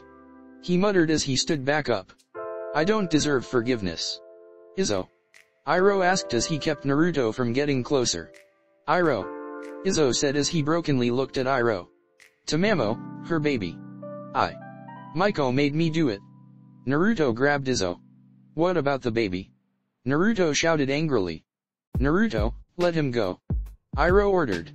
Izzo hit the ground again, sprawled out. She made me do it. He repeated. She made me kill the child inside her womb. The world metaphorically froze over for Iroh and Naruto as those words hit their ears. Izzo, it's okay. Iroh said calmly as he reached out to his friend. You just need to rest. Izzo choked up, eyes tightly closed. No. He said as he held up his hand, glowing with green chakra. I have taken too many lives. Wait. Iroh shouted as Izzo slashed his own throat. The plaza went silent as everyone watched this. Okay, that is enough. This isn't a show. Naruto shouted, making everyone to get back to their own business as law enforcement arrived and picked up Izzo's body. Grandpa. Naruto said as he followed Iroh. I am going to Kyoto. I know, but you won't go alone. Iroh said as he and Naruto returned to the Jasmine Dragon. But first, we need to get an ally. That evening, Kyoto. Tamamo sat in the corner of her cell in the fetal position, arms hugging her legs into her as her tails were wrapped around her arms. You will understand. Maiko said from the other side of the cell. I know you will, dear. Tamamo's death stare didn't change nor did she respond to her mother's words. Her eyes had lost the light that had shown any sign of life. Maiko sighed. I'll be back tomorrow with breakfast. Maiko stated as she left. Lady Maiko, a bird yokai shouted through the window. Bad news. Lord Iroh and 2 others are at the border. Father is here. Maiko thought in surprise, eyes wide before they narrowed. Who are the other 2? One is a blonde-haired human, and the other is apparently a vampire with a long sword. The yokai stated. Naruto and Vlad's brat. Maiko thought. Tell the guards to let them in. We don't want any civilian casualties, but when they get to the compound, we shall ambush them. Of course, my lady. The yokai said as he took off to inform his comrades. So, it is finally time. Maiko thought as she headed toward the throne room. I will correct my mistake. Outside the compound. You know this is a trap, right? Adrian said as he followed Iroh and Naruto approached the compound. If no one has attacked us yet, that is the only thing that makes sense. It is. Naruto said as he used his senjutsu sensing. There is a large cluster of yokai in the compound. It doesn't matter. Iroh stated as he was ready for battle. He wore the armor he wore during his time as emperor. Naruto wore his light armor, similar to Iroh's, just not as ornate. Adrian, meanwhile, wore his casual leather clothing. We aren't planning on fighting. Iroh continued. We are going to break in, grab Tamamo, and run. That's it. Adrian smirked. Fine with me. He said as he mentally prepared himself for battle while they entered the building. The doors closed behind them. So, you came. Iroh frowned as he saw the captain of the guard standing before them. Adrian, Naruto, you 2 go ahead. I'll take care of him. Iroh stated as he entered his sage mode. Adrian and Naruto didn't verbally acknowledge Iroh, but obeyed him. The man smirked. As if you think I would let you go. He said as he swung his arms around him, lightning crackling to life at his fingertips and then pointed them at Naruto. As the lighting shot towards Naruto, Iroh appeared, fingers pointed as the lightning struck it like a lightning rod, entering Iroh's body as he moved his arms across his body, channeling it through him, avoiding his heart before redirecting it at the Captai who avoided it. Go. Iroh repeated, making Naruto and Adrian leave. That was a low blow, even for you, Oze. Oze smirked as he discarded his uniform, leaving him bare-chested. I know, but I don't care, Dragon of the East. Oze stated as he punched fire at Iroh, who used his own fire to block it. You have always been a hothead. Iroh said as he and Oze faced off. As this was going on, Adrian and Naruto ran through the compound. The cells are this way. Naruto said as he felt Tamamo's chakra signature amongst the many guards. Adrian sighed as he pushed Naruto out of the way as 4 yokai impaled the ground with their spears. You can keep going, Naruto. Adrian said as he drew his sword, letting it hover around him with magic. I won't be long. Fine. Naruto said as he kept going. I need to be more aware now. You won't get. One of the guards said before his throat was slit open by Adrian's sword. Focus on me, because I am your opponent. Adrian said as he caught his sword, opting to be somewhat fair against them. One guard thrust his spear forward, Adrian parried, before spinning around and pushing back the second attacker. Is this your best? Adrian asked as he evaded the third guard who attacked from above by turning into a white wolf, sword in his mouth. He jumped up and off the third guard, his head turning to the side, forcing his blade through the first guard's throat. Reinforcements. He thought as he pulled out his sword and reverted back to human form, sword in hand as many more guards appeared. I guess I need the workout. Meanwhile, Tamamo leaned against the wall. Her cheeks were stained with dried tears as she looked on, only a blanket covering her as her ears lay flat against her head. Tamamo internally felt dirty. She felt incomplete. She felt lost. Tama. What am I going to do? She thought in defeat as she hugged her legs tighter. Tamamo. She slowly tilted her head towards the bars. Naru? She asked weakly, her eyes regaining some life as she saw Naruto. Tamamo, what happened? Naruto asked, shaking his head. Never mind, tell me later, first we need to get you out of here. He stepped back with his hand extended behind him. Raise non, he stated as he slammed the jutsu into the lock, the metal rending it before it was destroyed. Come on, let's go. Tamamo shook her head, pulling the blanket over her tighter. No, I can't. She said in defeat. Tama, I know what happened. Naruto said as he walked into the cell, slowly making his way to her, seeing her attempt to shrink into the shadows more. Izzo told Gramps and I before he killed himself. Tamamo bit her lower lip as fresh tears swelled up in her eyes. Naruto watched her stand up, dropping the blanket to reveal her nude form to him. Across her stomach were surgical scarring, turning her once cream-toned flesh into horrid shades of red, due to them still healing though the flesh had sealed over. Do you think you could still love me? She asked him in anger and fear. Do you want me after what he did? Izzo may have not been doing it of his own accord, but he killed our baby. I might not. I can't have children anymore. Naruto hugged her. I love you. He said as he reached up and ran his hand through her golden hair. I know it's painful, but I am here for you. Whatever is burdening you, I shall take it on my shoulders and bear it with you. Tamamo hugged Naruto back, her legs feeling weak after everything as she cried into her fiancé's body. Now, let's get. Naruto started to say before he went quiet, his eyes narrowing. What do you want, Maiko? Tamamo gasped as she saw her mother standing outside the bars, no emotion expressed on her face as she smoked while Naruto gently picked her up and placed her on the bed. I sensed someone disturbing my daughter after her surgery. Maiko replied as she exhaled, a bellow of smoke filling the air. I didn't expect it to be you, but this just shows me that I was mistaken in letting you go with just a banishment. Means I was soft. I won't repeat myself this time. Naru, you have to run. Tamamo panicked as she gripped his hand. Please, forget. She stopped when Naruto patted her head. It's okay, I won't leave. He said with confidence. Naru, no don't. Tamamo said before Naruto walked out of the cell and faced Maiko. That is rude. Maiko said as she glared at Naruto.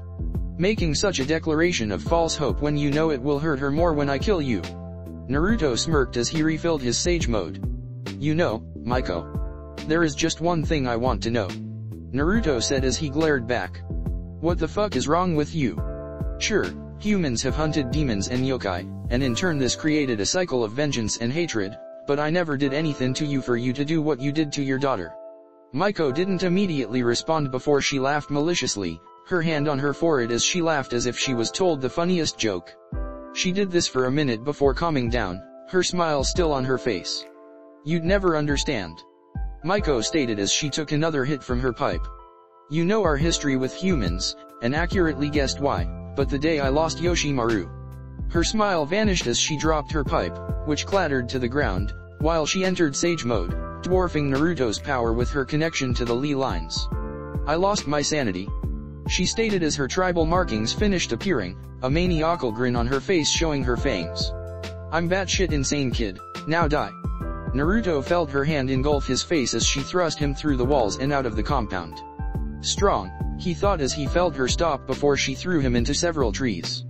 Can't beat me, human. Maiko cackled. As long as we are in Kyoto, My power will never cease to grow thanks to the ley lines put here by the Sage of Six Paths. Naruto blinked. Sage of Six Paths. He thought as he got up. An image of an old man, white skin, long gray beard, with horns, and ripple pattern eyes appeared in his head. Naruto shook his head, summoning a few clones to hide and gather nature energy for his sage mode. Oh, you can still stand even after that, human. Maiko taunted as she stepped up to him. Naruto spat blood out of his mouth and a few teeth. Of course, I've been in brawls much worse than that. Naruto replied as he confronted her. Maiko grinned harder. Good, I want to make you suffer. Maiko stated as she charged at Naruto, who reacted faster than she thought he could and caught her extending arm, twisted it, and flipped her over, his right hand above forming his jutsu. Raise Non. Naruto shouted as he slammed it into the ground, Maiko having vanished. Not bad. What a technique you got there. Maiko exclaimed from the trees. I wonder where you learned that from. Surely, my dear father didn't teach you, not his style. She looked towards the compound, a small frown on her face. Seems Oze and father are fighting. She said, knowing it was true due to the fact a chunk of her home was burning to the ground. She returned her gaze to Naruto, to see him and several shadow clones closing in. She grinned. Useless.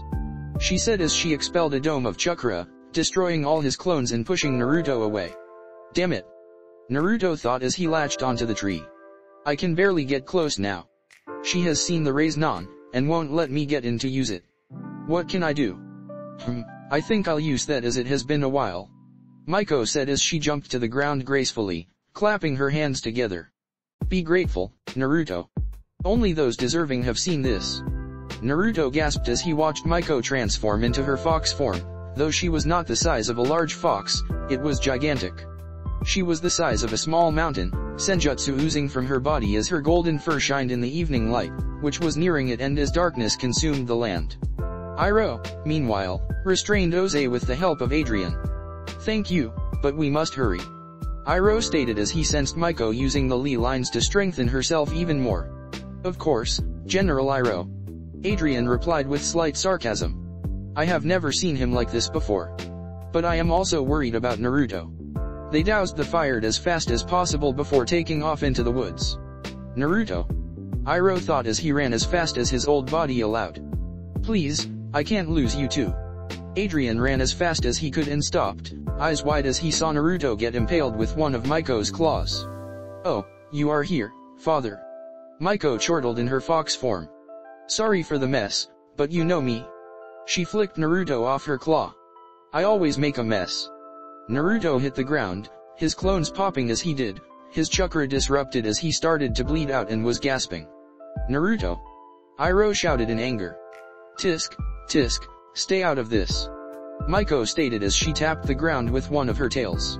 The earth pulsed and instantly, a thick wall of stone appeared around Maiko and Naruto, encasing them in a barricade.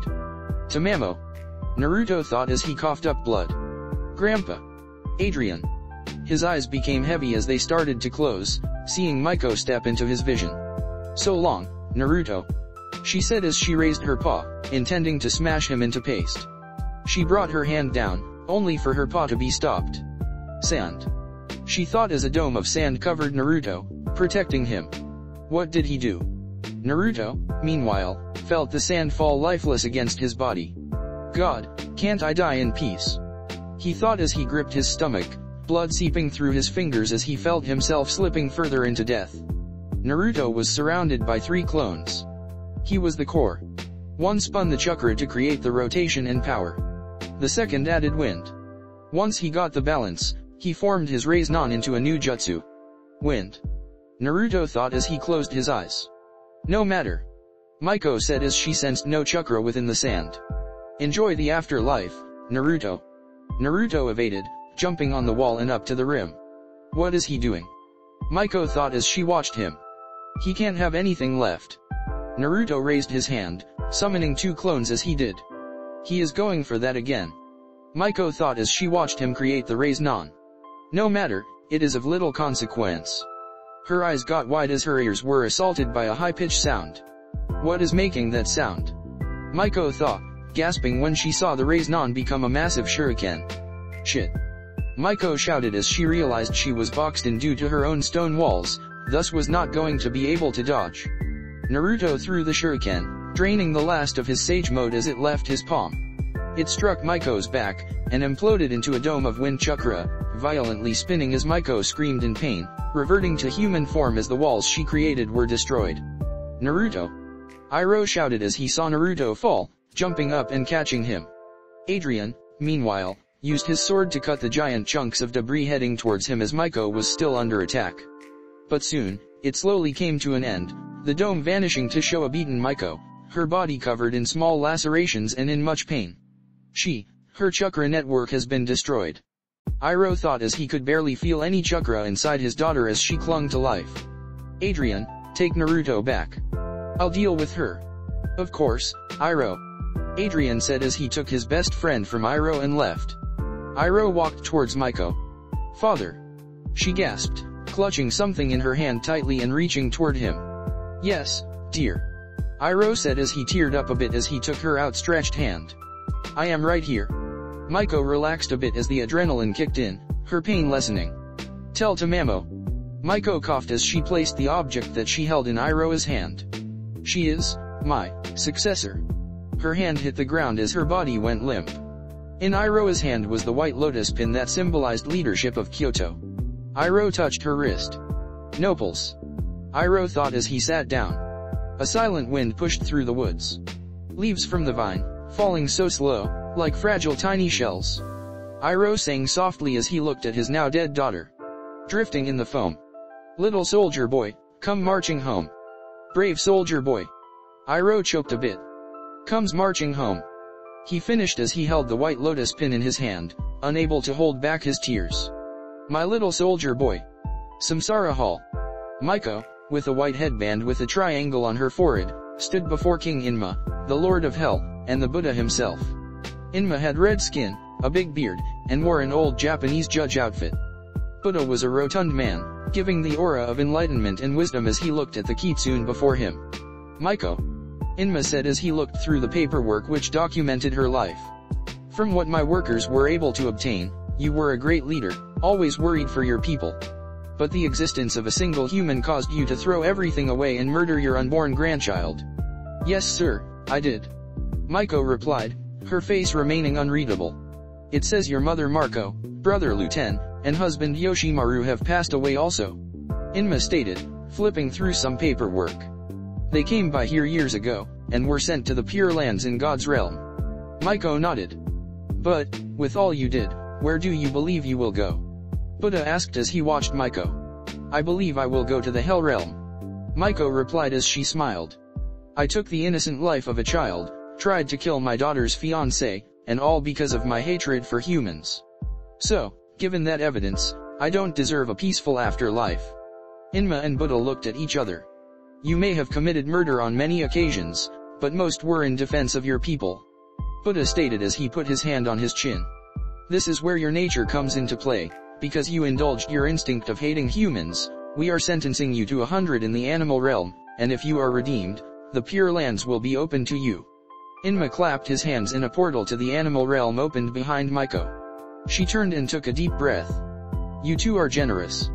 Maiko replied respectfully as she entered the animal realm, losing human form, becoming a fox with a primitive consciousness. She became the animal she was in life. Meanwhile, Kyoto. It was a very cold morning throughout the islands of Japan.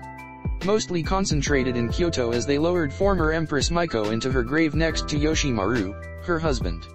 Izo had been buried a short while earlier, his wife and children mourning his death along with Maiko's. Next to the grave was a floral display and a painting of Maiko sitting regally on her throne.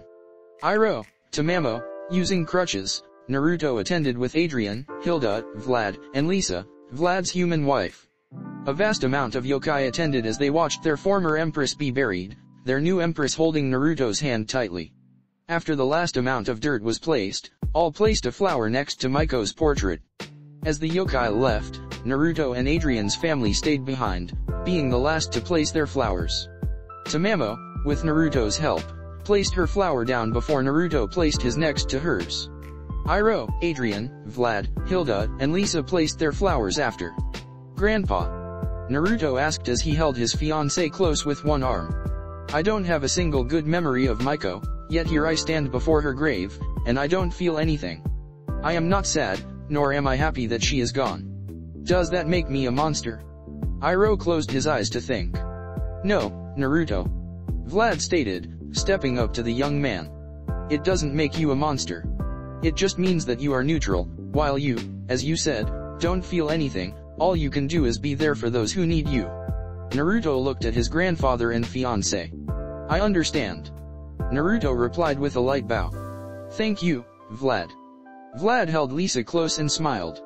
It was nothing. Vlad replied as he turned with Lisa. We will take our leave. Adrian, Hilda, are you coming? No, I think we will stay here for a bit. Adrian said as Hilda nodded.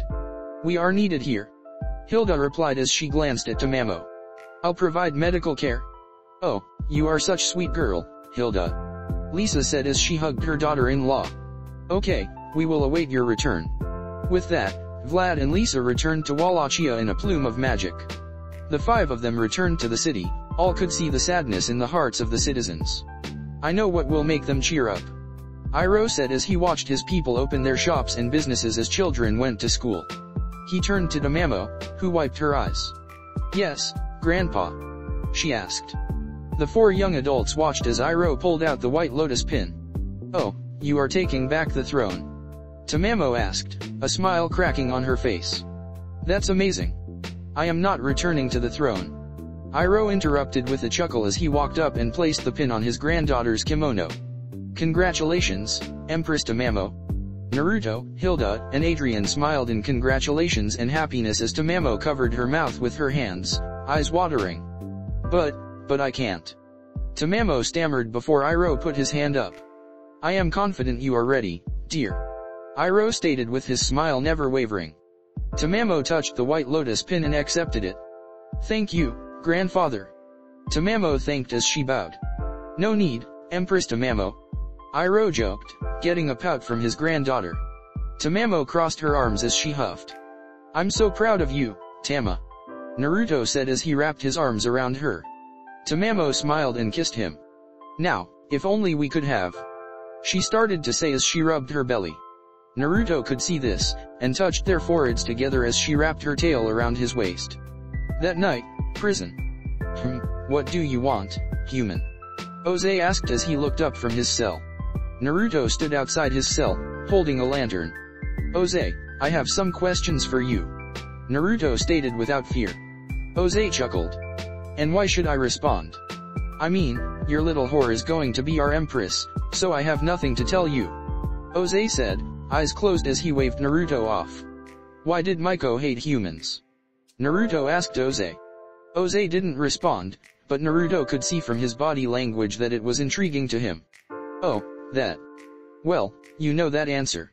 Oze replied as he faced Naruto with a sinister smirk. Iroh taught her to hate humans. Naruto didn't show it, but he was shocked to hear that. Iroh was raised in war. Humans continued to come around and kill us, claiming they were exorcists warding off evil spirits, but that was not always true. Oze continued. Iroh saw the brutality of humans, so when he grew up, and became emperor, he fought back. That doesn't tell me anything. Naruto replied. The cycle of hatred has been going on for centuries, so that isn't an answer that is concrete. Oze chuckled. I am not done, kid. Oze reminded.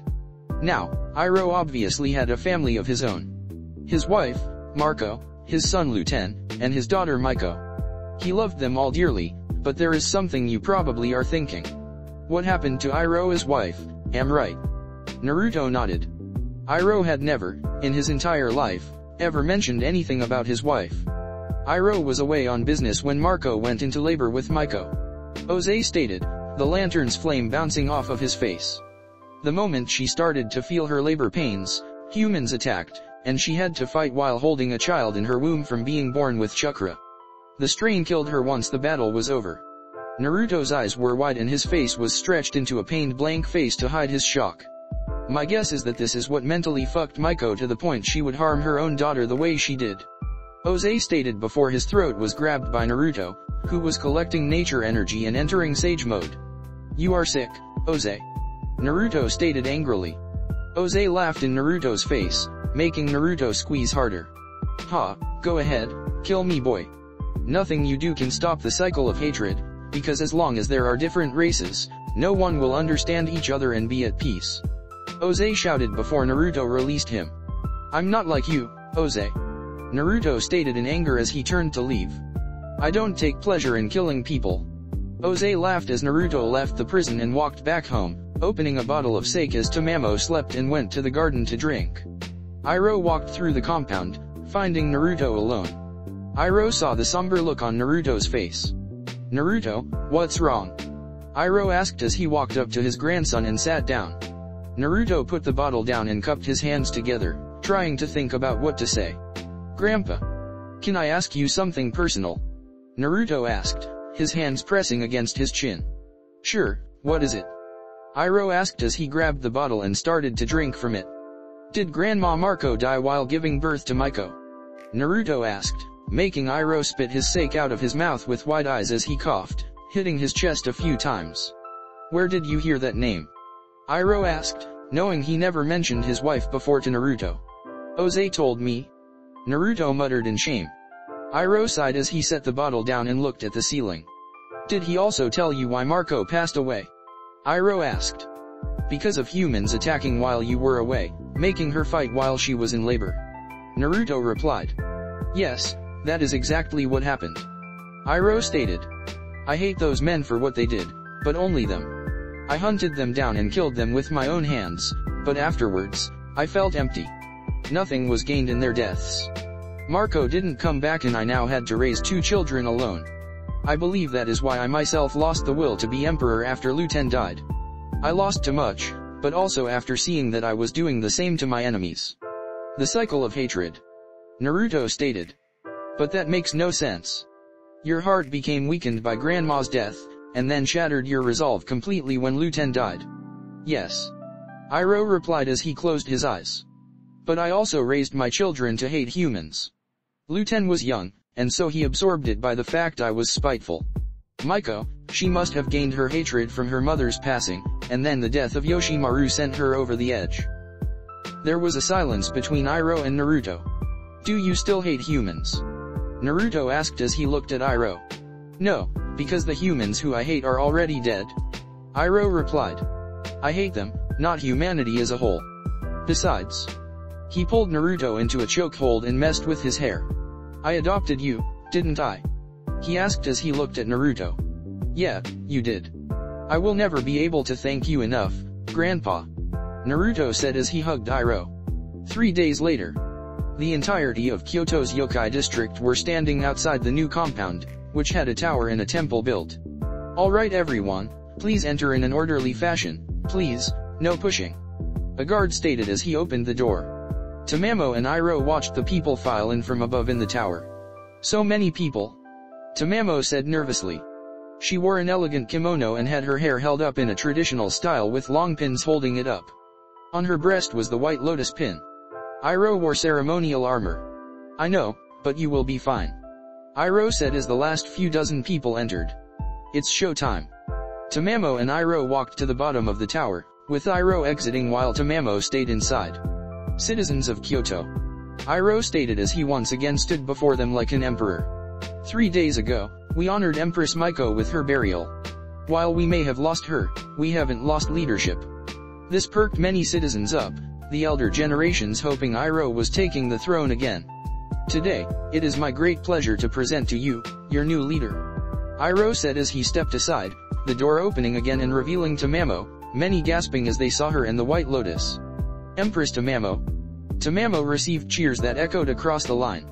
She could sense all the citizens in the new royal compound celebrating. Naruto, meanwhile, was outside the capital and headed deep within the woods at a cliffside. Once deep enough, he regathered his sage mode and made the raise non in one hand. I know I remember it being wind. Naruto thought as he summoned a clone. I can create the raise non, but can I make it like the shuriken thing? His clone held its hands above the spiraling chakra, trying to shape the chakra into the shuriken while Naruto put his left hand above the clone's hands to add the wind element. The raise non spiraled and imploded, bursting the clone in massive holes in Naruto's palms. Fuck. Naruto shouted in agony as he applied pressure to his hand to try to stop the bleeding. The pain subsided quickly, surprisingly. Naruto winced as he tore 2 long strips of his clothing off and wrapped it around his hands. Shit. Naruto thought as he sat at the edge of the cliff, looking out towards the capital. He took in the sight of his home and put his hands before his eyes, making a rectangle with his index fingers and thumbs. It's small enough to fit in my hand. Naruto thought as he looked at Kyoto. But soon, I hope we can expand further. An image of a village appeared as he got lost in his thoughts. It was large and had a wall surrounding it, and on the cliff at the back were 5 faces carved into it. That would be something. Naruto thought as he smiled happily. He leaned back on his hands as he took in the scenery, and he didn't feel any pain. Wait, this doesn't seem right. Naruto thought as he took the bandages off his hands. He looked at the back of his hands and saw they were healed. No way. Naruto thought as he looked at his palms, his eyes widening in confusion and surprise. On his left hand was a black crescent moon. On his right hand was a white sun. Naruto blinked and they were gone. Must have been my imagination. Naruto thought as he touched his hands. But I somehow healed my wounds. He shrugged it off, taking it as a blessing because now his hands didn't hurt. I'll come back later after talking to Grandpa about chakra shape and chakra form. How do I know those terms? Naruto thought as he stood up. He shook his head. I must have heard it from someone. Naruto shrugged as he faced the cliff. Naruto jumped and felt the air push against his body as he picked up speed. He grabbed a strong tree branch and swung around a few times before letting go, landing in a nearby tree and continuing his tree hopping. He took a deep breath, smelling the scent of the earth and the trees as he evaded the branches while he moved. I love my home. Naruto thought as he landed on a particularly large tree. I wouldn't trade it for anything. He gradually made his way home and was welcomed by his fiancé and grandfather. Skip, Wallachia, Naruto, Tamamo, and Hilda stood beside Lisa, who was smiling proudly as they watched Vlad confront his council of vampires. My friends, Vlad said as he stayed standing while the rest of them sat down. It is time that I make a certain announcement. The vampires whispered amongst themselves, wondering what their leader was going to say. I am getting older, and each year I feel myself weakening. Vlad admitted. So, I shall hand my position and title over to my son, Adrian Alucard Teeps. Adrian appeared behind his dad, sword at his hip as he stood before the council. But my lord, he is not a true-blooded vampire. One vampire named Carmela stated in hidden disgust. How can we be sure he is capable of leading us? Adrian said nothing as his sword magically unsheathed itself and sliced through the air and stopped 1 centimeter from Carmela's nose. Is this enough proof? Adrian asked coldly. I am sorry, Lord Adrian. Carmela apologized. Adrian sighed as he recalled his sword to its sheath. It is no problem, Carmela, just don't forget that was your only warning. Adrian said as he took his seat, not noticing the angry glare Carmela gave him. 1 month later. You may kiss the bride. The monk said, smiling as Naruto and Tamamo kissed, wearing traditional Japanese wedding attire as friends, family, and the citizens of Kyoto cheered as their empress was now married. Adrian and Hilda clapped the loudest next to Iroh, who was weeping happily as his remaining family found happiness together. Naruto and Tamamo walked down the hall and at the end, Tamamo held up the bouquet. Many women prepared to catch it, and when Tamamo threw it, and a Kappa girl caught it. Naruto and Tamamo laughed as the female Kappa ran over to Domamaru, kissing his cheek. Seems he will be the next one to get married. Naruto laughed. Tamamo said nothing as she hugged him, happy to finally have his ring on her finger. Come on, let's go get some of the cake that Adrian brought. Tamamo said as she dragged her husband over to the cake. After several hours, Naruto sat down next to Iroh. I am so proud of you, Naruto. Iroh stated as he pinched Naruto's cheek. Cramps, I'm 22, don't treat me like a kid. Naruto said as he pushed Iroh's hand off. Oh really? Iroh asked as he nudged Naruto. Hey. Naruto shouted, tapping Iroh's arm. Iroh laughed as he released Naruto and stood up. Let's party. Iroh shouted as he grabbed more sake. Naruto sighed. Grandpa is as happy as ever. Naruto thought as he scratched his head before Tamamo appeared behind him. Naru, come on. Let's dance. Tamamo urged with a bright smile as she took him to the dance floor. As this merriment was going on, Afais, who was wearing a kimono, geta shoes, and had her hair in twin pigtails, floated above the hall, using magic to see inside. Ashura, I am happy that you are married. Afais thought as she floated about, seeing different angles of Naruto and Tamamo dancing, Adrian and Hilda dancing, Lisa taking care of a drunk Vlad and Iroh. You may have been raised in a cruel world, a human amongst yokai, but you are strong, my son. Afais smiled. Not one that was just an empty facial expression, but a seriously happy smile that a mother would have on their child's wedding day. She floated down, her feet touching the ground before the door. Afais raised her hand to enter the building, but she stopped. No, it isn't right. Afais thought, her smile returning to its false facade. It's the happiest day of his life, why should I ruin it? Afais sadly walked away from the door, unwilling to be the one to ruin it. She raised her arm and moved it in a circular motion before her as she vanished from Kyoto. Just as the remaining part of her body vanished, a large explosion erupted and hit the barrier surrounding Kyoto, shaking the whole city. What is going on? Iroh shouted with he and Vlad sobering up pretty quickly. Lady Tamamo, Lord Iroh, a guard shouted as he had a communication seal at his ear. It's the three factions. They are at war. 1 year later, Muromachi period, Kyoto, 1349. The faction war, which had been going on for centuries in the underworld, had been uprooted and placed in the human world. All who were non-combatants were scared for their lives and their families. Many fled to remote areas. Most stayed home and hoping their leaders would protect them. General Iroh, we need to take action. One of the war council demanded angrily. The faction war is at our borders, our citizens cower in fear, and all you say we will do is build our defenses. Iroh glared at the council member who said this. It is because our empress does not wish to join this pointless war. Iroh stated as he looked at the table, which was a massive map of Japan, key locations marked and many small buildings and ships. It does not concern us, so we shall defend our borders with our brethren. Speaking of whom, where is our leader? One of the less bloodthirsty council members asked. Iroh paused. Because she was needed elsewhere and I offered to be here in Lady Tamamo's place. Iroh replied. Doctor's office. Like the last checkup, Lady Tamamo, the doctor said as she looked at the paperwork. Your womb and ovaries have been damaged. The chance of you bearing a child is close to 0, but not impossible. Tamamo's ears drooped and lay on her head, her tails between her legs as she heard the grim news for the 3rd time. Lady Tamamo, are you doing all right? The doctor asked as she noticed the bags under Tamamo's eyes and the paleness in her skin. Yes, just a bit stressed due to the factions fighting near us. Tamamo laughed as she waved her hand with a false smile. Thank you, I won't bother you again, doctor. But the doctor started to say before Tamamo left. Tamamo walked through the capital, receiving bows of respect as the citizens moved out of her way. Smiling and thanking them, Tamamo was emotionally drained. These children. She thought as she saw a group of young yokai of various heritage running along the street, subconsciously touching her own stomach. Ours could have been like that, so carefree and happy. Tamamo had to hold back her tears. She was the Empress of Kyoto, she could not show weakness right now with the devils, fallen, and the angels fighting. She had to be strong to give her people the hope of survival. I'm home. Tamamo said to no one in particular as she arrived at the compound she shared with Naruto and Iroh.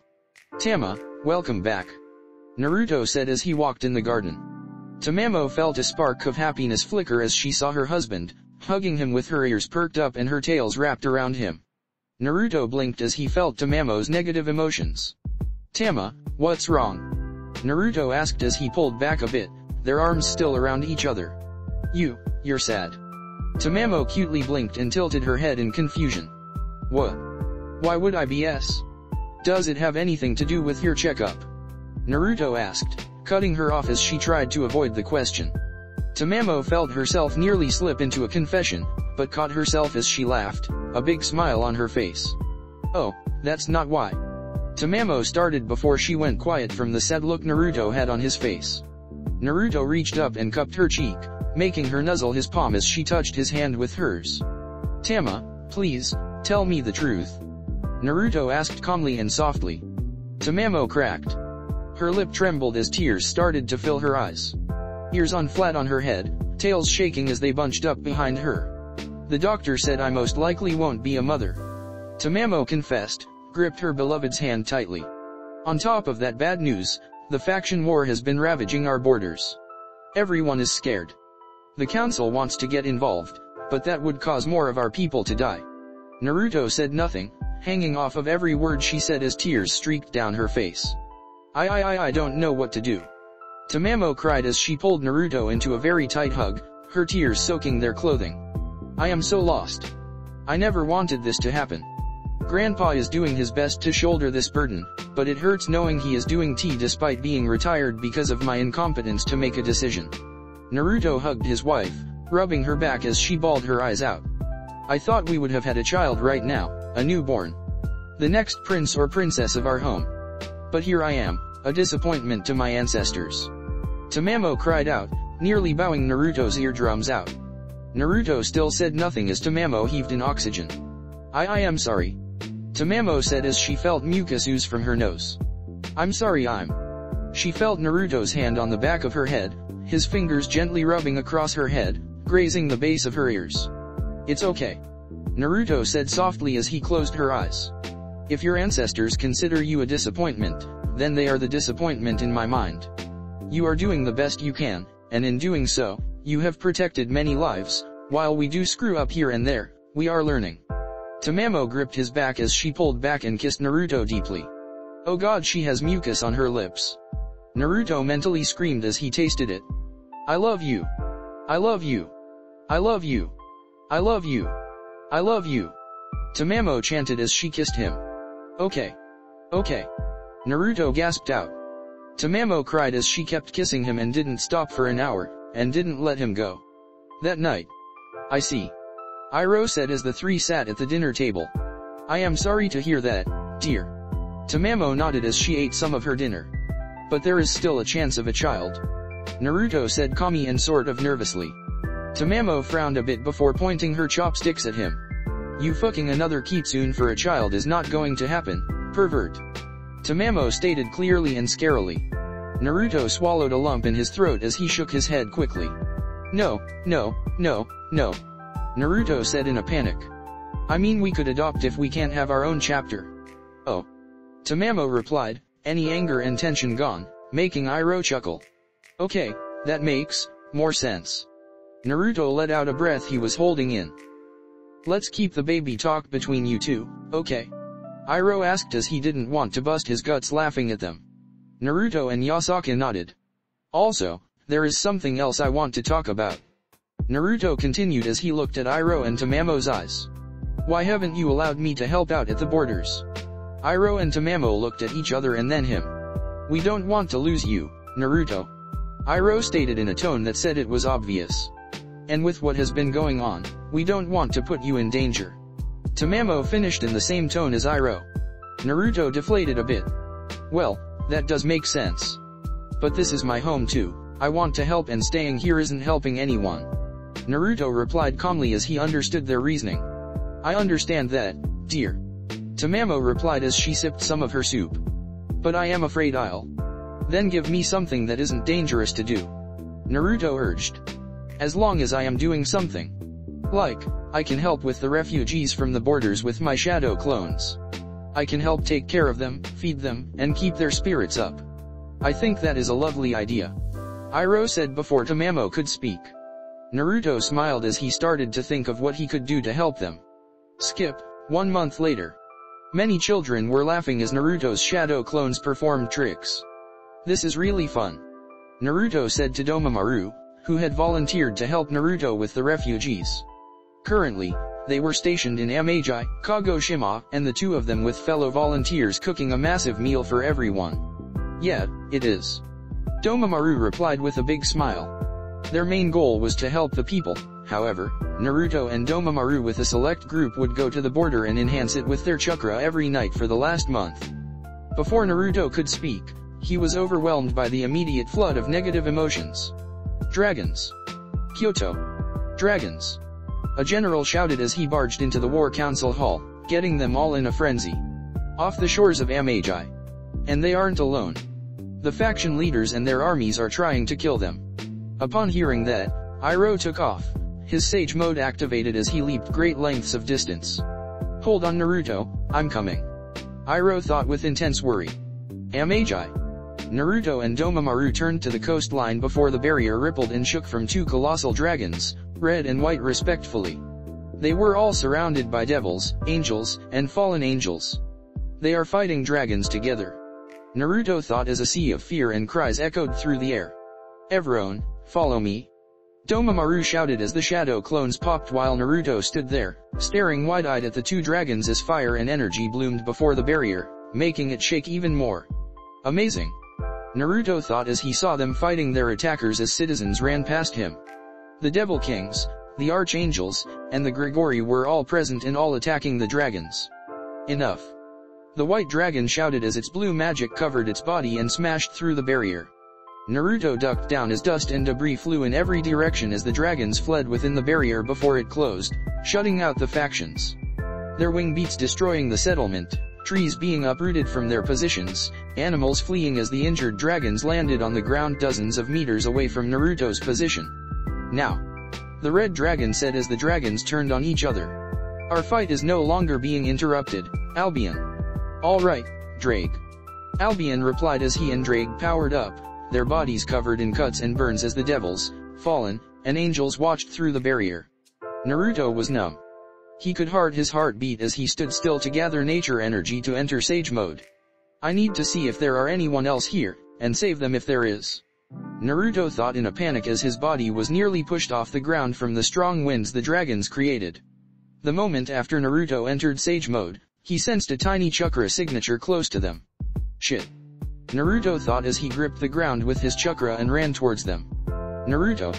Naruto heard Domaru shout from the distance as the Kappa saw Naruto running. What are you doing? Naruto didn't reply, how could he? The earth shook beneath Naruto, the water on the beach being pushed outward to the open ocean, most of it boiling into steam from the raw power of the dragon's magic. I am here to help. Naruto shouted as he neared the person. He found the yokai trapped under some trees and boulders. Raise non. Naruto shouted as he used the jutsu to turn the boulder to dust and then picked the trees up with his bare hands. Come on, let's go. The yokai in question was a young female tanuki and she quickly took Naruto's hand and got up, doing her best to ignore the pain her body was in as Naruto helped her stand. Drake punched Albion, his chest getting cut open by Albion as his power was drained and added to Albion's own. Useless. Drake shouted as he raised both hands above his head and slammed them into Albion's neck.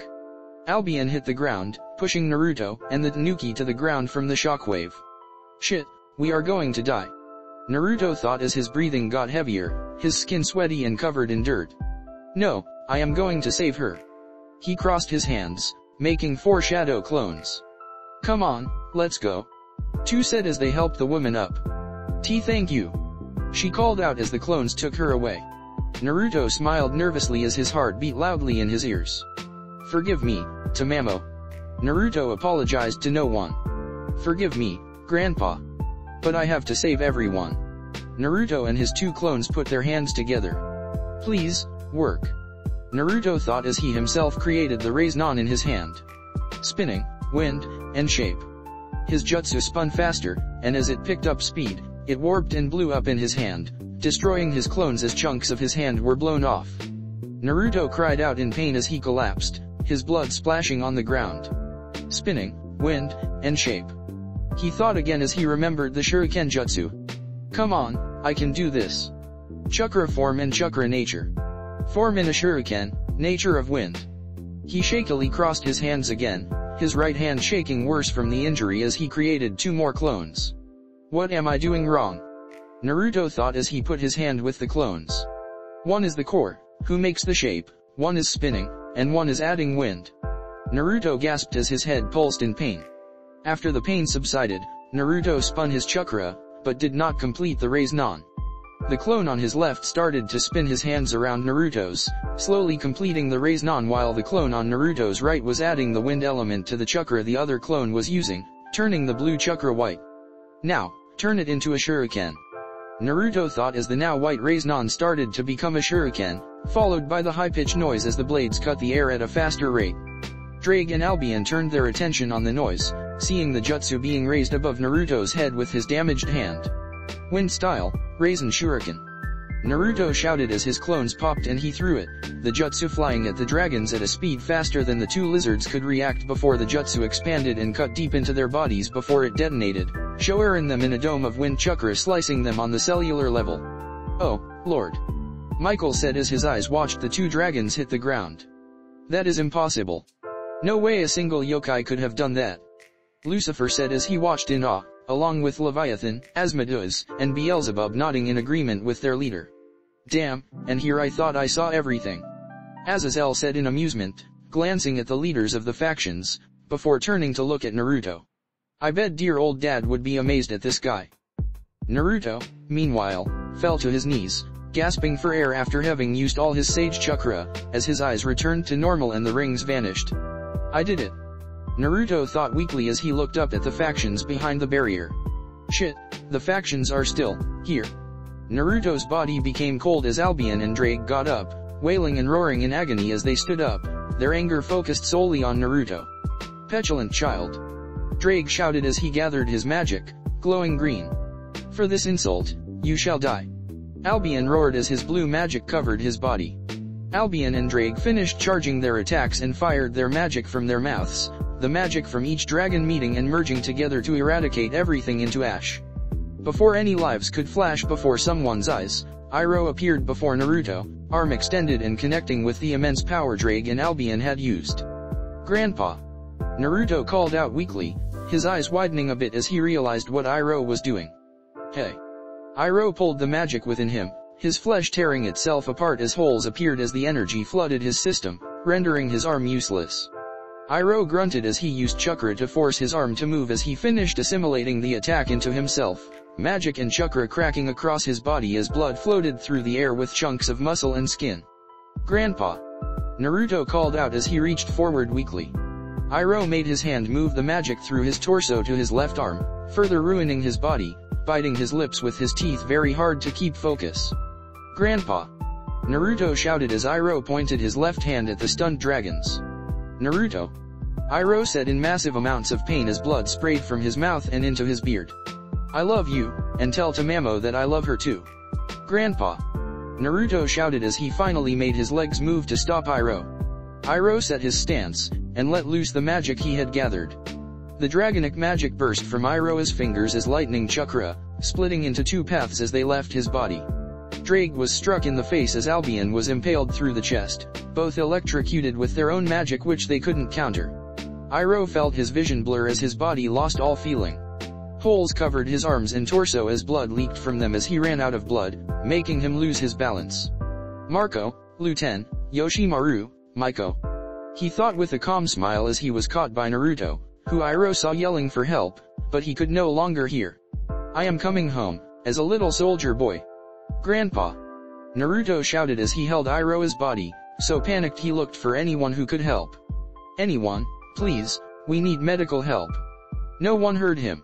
No one came. The only people who could have helped were the factions, and they were outside the barrier, unable to help. Naruto started to hyperventilate. He isn't dead. He can't be. Naruto thought as he failed to stand, falling over Iroh's tails, now lifeless and unmoving. Grandpa is going to be okay. His hyperventilation worsened as Albion grunted as he tried to stand, while Drake didn't budge, knowing he would not survive even if he did manage to flee. Naruto's eyes widened in fear at the dragons. How did they live? He thought as he wanted to run, but his body was not responding. Tears flooded his eyes as he hit the ground. Albion, using the remnants of his strength, drained the barrier of its power and opened it again. This isn't the end, he thought before he was beheaded by Michael. Albion, Drake shouted before he was also killed, this time by Azazel. That takes care of that. Azazel laughed as he walked next to his brother as the angels started to hack the dragon's corpses into pieces to take back to their father, who had desired to turn them into sacred gears. Indeed, and now our war can continue, Lucifer said as he floated above Michael and Azazel. Why? They turned and saw Naruto on the ground, unable to move. A human? Lucifer asked, amazed as he realized that it was a human who weakened the dragons. And General Iroh of the yokai faction. Why did you guys have to fight? Naruto demanded, pointing at the faction leaders. You you all did this. You are the reason why we put this barrier up. It's all your fault so many had to die. Michael, who had also realized that Naruto was the origin of the shuriken, immediately felt grief. I am. Shut up. Naruto shouted, his voice cracking and becoming high-pitched. I am not looking for your apologies. I just want you gone. Naruto recoiled when Lucifer appeared before him. Don't push your luck, boy. Lucifer stated as his glare bore straight through Naruto. Naruto shook as sweat covered every segment of his body as the Satan loomed over him and Iroha's body. Lucifer looked at Iroha's face, seeing the smile. He closed his eyes and turned, his cape whipping behind him as Naruto hit the ground, 3 long cuts at vital points opened spraying his blood on the grass, his eyes glazed white. Lucifer. Azazel and Michael stated in disagreement. He was just a boy who had nothing to do with. He is an enemy. Lucifer replied as he regrouped with his fellow Satans. On the battlefield, there are comrades and enemies.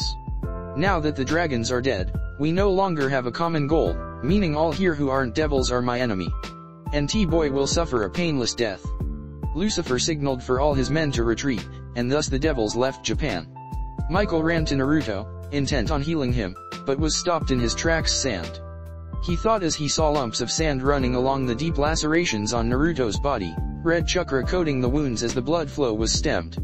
Azazel whistled in amazement as he watched. This is the kid who has chakra that we heard about.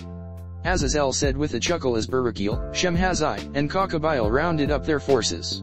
Anyway, brother, you need to get your forces to gather the dragon parts before any yokai reinforcements come and think we killed them.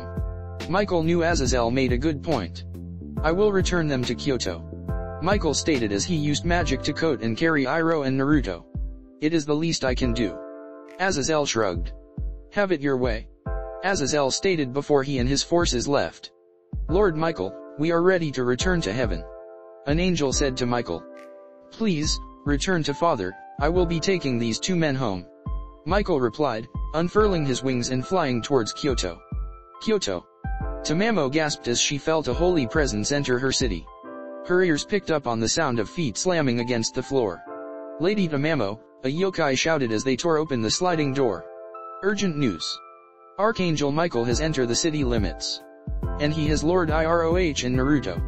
Tamamo entered sage mode, the same tribal markings her mother had, before breaking through the wall where she sensed Michael. She landed on the ground before seemingly vanishing from view before she appeared before Michael, who flew low to the ground through Kyoto, carrying Iroha and Naruto in his arms. He had heard many gasps of the people of Kyoto as he walked through the streets, and heard insults thrown his way, but he gracefully forgave and ignored them. Now, he looked down at Tamamo, who was staring at Iroha and Naruto in his grasp. Tamamo was livid, her body frozen in anger and intense cold fear. She could feel nothing from Iroha and could feel an ember of life inside Naruto. How could you? Tamamo asked as she slowly walked up to Michael, who floated down and landed on the ground, a solemn look on his face full of shame and regret.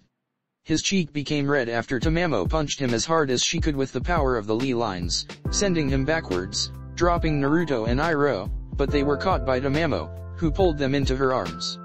How could you kill my grandfather and husband? She shouted as she started to cry. Tamamo, Empress of Kyoto, shed tears before her people. She showed them her weakness as she broke down. She showed them she was nothing more than a yokai like them as she cried, her voice echoing through the nation of Japan. Michael, now covered in dirt and blood, which came from Iroha's body having holes through his torso, stood up, not bothering to be angry. I was there when the great general gave his life to protect this boy.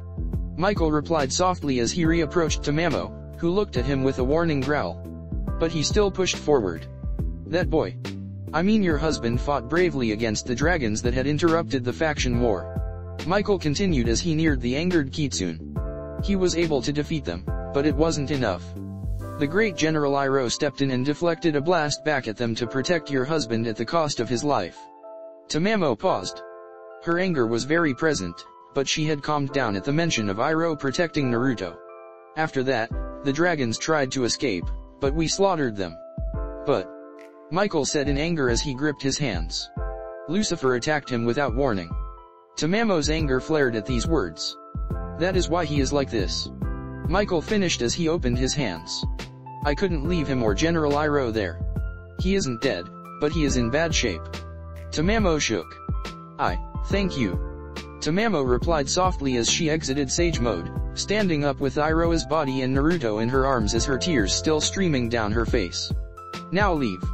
Never return here, Michael. Michael apologetically smiled and bowed. Of course.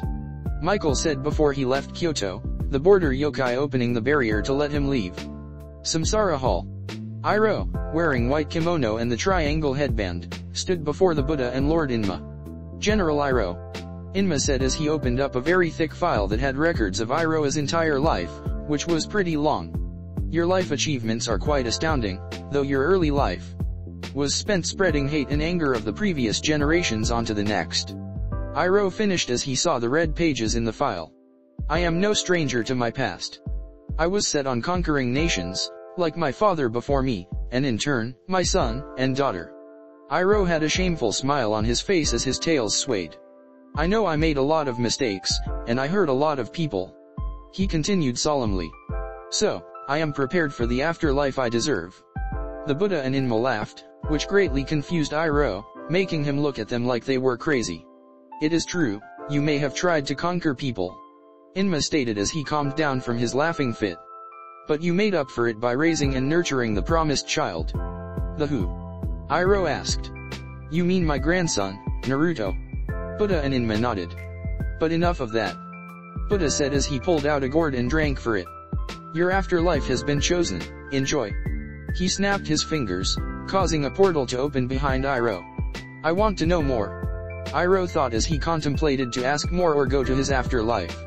After some thought, Iroh stepped into the portal, and he was greeted by a bright light, and as it faded, Iroh smiled, tears filling his eyes. Standing before him was Lieutenant Yoshimaru and his wife, Marco. All of them wearing the white kimono and headbands. Marco was a tan-skinned kitsune with golden blonde hair and tails. She was very busty. Iroh. Marco purred as she saw her husband, who had slimmed down, his body became more fit, and his hair became black once again, having de-aged in the heavenly realm of the samsara. Father. Lieutenant Yoshimaru said as the three of them walked over to Iroh, who hugged them all tightly. I am home. He said tearfully. I am sorry, I failed you all. Marco, Lieutenant, and Yoshimaru were confused. I failed you, because I failed Maiko. Iroh stated as he let them go. Marco raised her hand, and swiftly planted it down on Iroh's head, making his eyes bug out as she did. What was that for? Iroh asked as he held his head in pain. Marco smiled and hugged Iroh. Leaves from the vine, falling so slow, like fragile tiny shells. Marco started to sing, catching Iroh off guard. Drifting in the foam. Little soldier boy, come marching home. Brave soldier boy. Comes marching home. Iroh smiled and relaxed into his wife's embrace as she sang. Lieutenant Yoshimaru said nothing, watching Iroh resign himself to his afterlife, his anxiety, fears, and uncertainties fading into nothing. As the way of the heavenly realm of samsara. Or, as the yokai called it, the Pure Lands. Meanwhile, Kyoto. Tamamo and the citizens stood in the cemetery, placing flowers at Iroha's grave. All were silent, even the happy children who were oblivious, because all knew they lost a hero and a great leader. Tamamo was the last to place her flower, wearing black kimono with dark blue accents to symbolize mourning. Grandpa. Tamamo thought tearfully as she stood up. I lost you, Mama, and my child, please, have a peaceful sleep.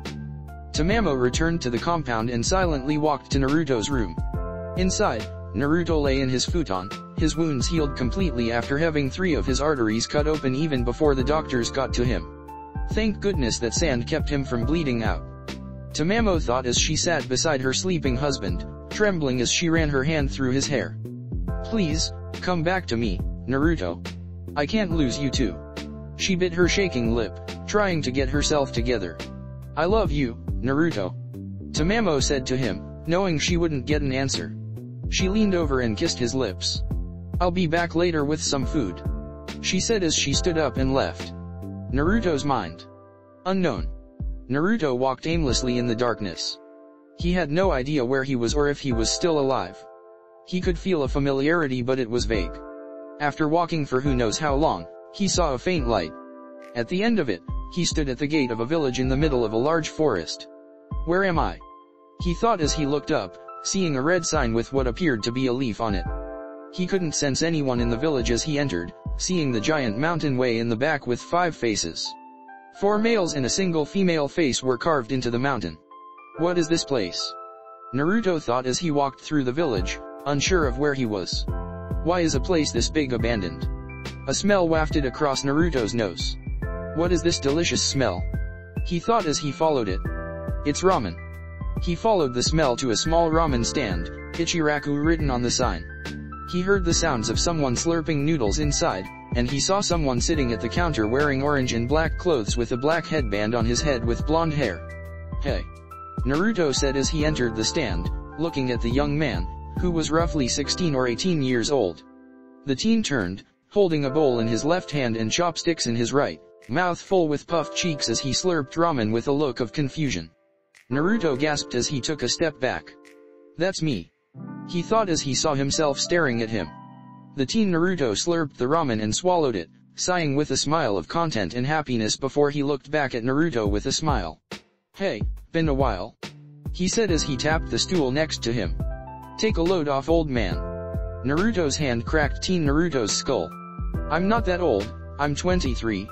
Naruto shouted. Teen Naruto laughed as he recovered. Sure, take a seat. Teen Naruto said as he grabbed his bowl. Hey, another bowl, make it 2 beef ramen bowls with extra eggs. You got it. A disembodied voice called. Tuki. Naruto called out, looking in the back with high hopes, only to see no one there. Naruto felt intense sadness creep into his heart as he was unable to see Tuki. Yeah, but he isn't here, only his memory. Teen Naruto said as his bowl magically refilled itself and a second steaming hot bowl appeared. Now sit down, you are probably hungry, right? Naruto's stomach growled as he drooled at the bowl. Sure. He said as he sat on the stool, taking the chopsticks. Thanks for the food. He picked up the noodles and ate them, his face becoming full of happiness. See, good right? Teen Naruto asked as he nudged Naruto. Yeah. Naruto choked as he started to cry, hand on his face as he tried in vain to wipe the tears away. What is going on? What is this place? Who are you? Teen Naruto smiled as he continued to eat. What do you think this place is? He asked as he ate. Naruto turned and opened the flaps, looking around. An empty village. Naruto answered. Teen Naruto waited for the rest of his answer, and got none. He laughed a bit before he finished his ramen. It's okay, we didn't expect you to remember. Teen Naruto said as he got up and started to leave, before stopping to turn to Naruto, to whom he extended his hand to with a sincere smile. You coming? Naruto looked at his younger self's hand, a large lump in his throat as his breathing became difficult. He reached up and took his hand. Okay, lead the way. He said shakily. Teen Naruto flashed a big grin, showing his teeth as the village vanished, the 2 of them in ankle-deep water, surrounded by 9 giant yokai-like beasts. A single-tailed tanuki made of sand. A 2-tailed black and blue fire Nikomoto with heterochromatic, yellow and green, eyes. A purple and gray turtle with 3 shelled tails. An orange 4-tailed ape with green skin. A 5-tailed dolphin-headed horse with horns. A 6-tailed slug with stubby arms.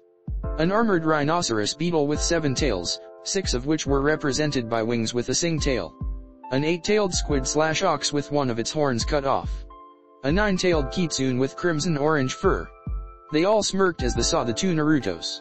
Look what the old idiot dragged up, the 9 tails said with a chuckle at the confused Naruto as it extended its right fist towards Naruto. Long time no see, Naruto. Naruto was so confused, but raised his hand up, and fist bumped the kitsune, gasping as his eyes widened. 6 months later, 1350, Kyoto. Empress Tamamo, we need to get involved, one of the council members stated. Tamamo, with heavy bags under her eyes, glared at the council man. We don't need to get involved with a war that has no. Tamamo started to say. But God is dead. Another council member interrupted. He died sealing 666, so we could kill the factions and end this war for good. Think of the next generation. Tamamo took a deep breath. I will not endanger the lives of my people in a war that has nothing to do with us. Tamamo stated clearly and sternly, giving all of them a challenging glare. Now, onto the other topic, Adrian Teeps has agreed to an alliance between his faction and OU, so when we are in need, they will be the first to help, and when they are in need, we will be there to help the vampires. There were murmurs, none were objections, and the tension lightened as they continued to talk about trade and advancements in their technology. Tamamo and the council ended after another 2 hours. Tamamo sighed in tiredness as she entered the compound. Empress. Domomaru said as he bowed with his wife, Toshimi, who was also a kappa. The two of them had moved into the compound shortly after Naruto went comatose, helping take care of him and Tamamo. Hey, Domomaru. Tamamo replied tiredly as she removed her shoes. I think I will go nap. Domomaru and Toshimi nodded as they went to grab something while Tamamo headed to her room. It's been 6 months. Toshimi said sadly as she leaned into her husband's arm. Tamamo has been working very hard on top of taking care of Naruto. Domomaru nodded as they started to get the medicine.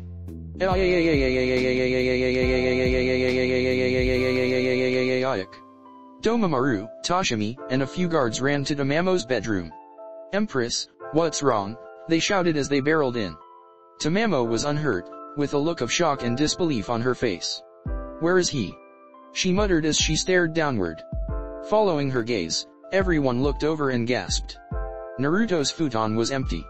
Tamamo entered sage mode, spreading her ability to sense life as far as she could, which was over the entire islands of Japan, and could not sense Naruto anywhere. Battlefield.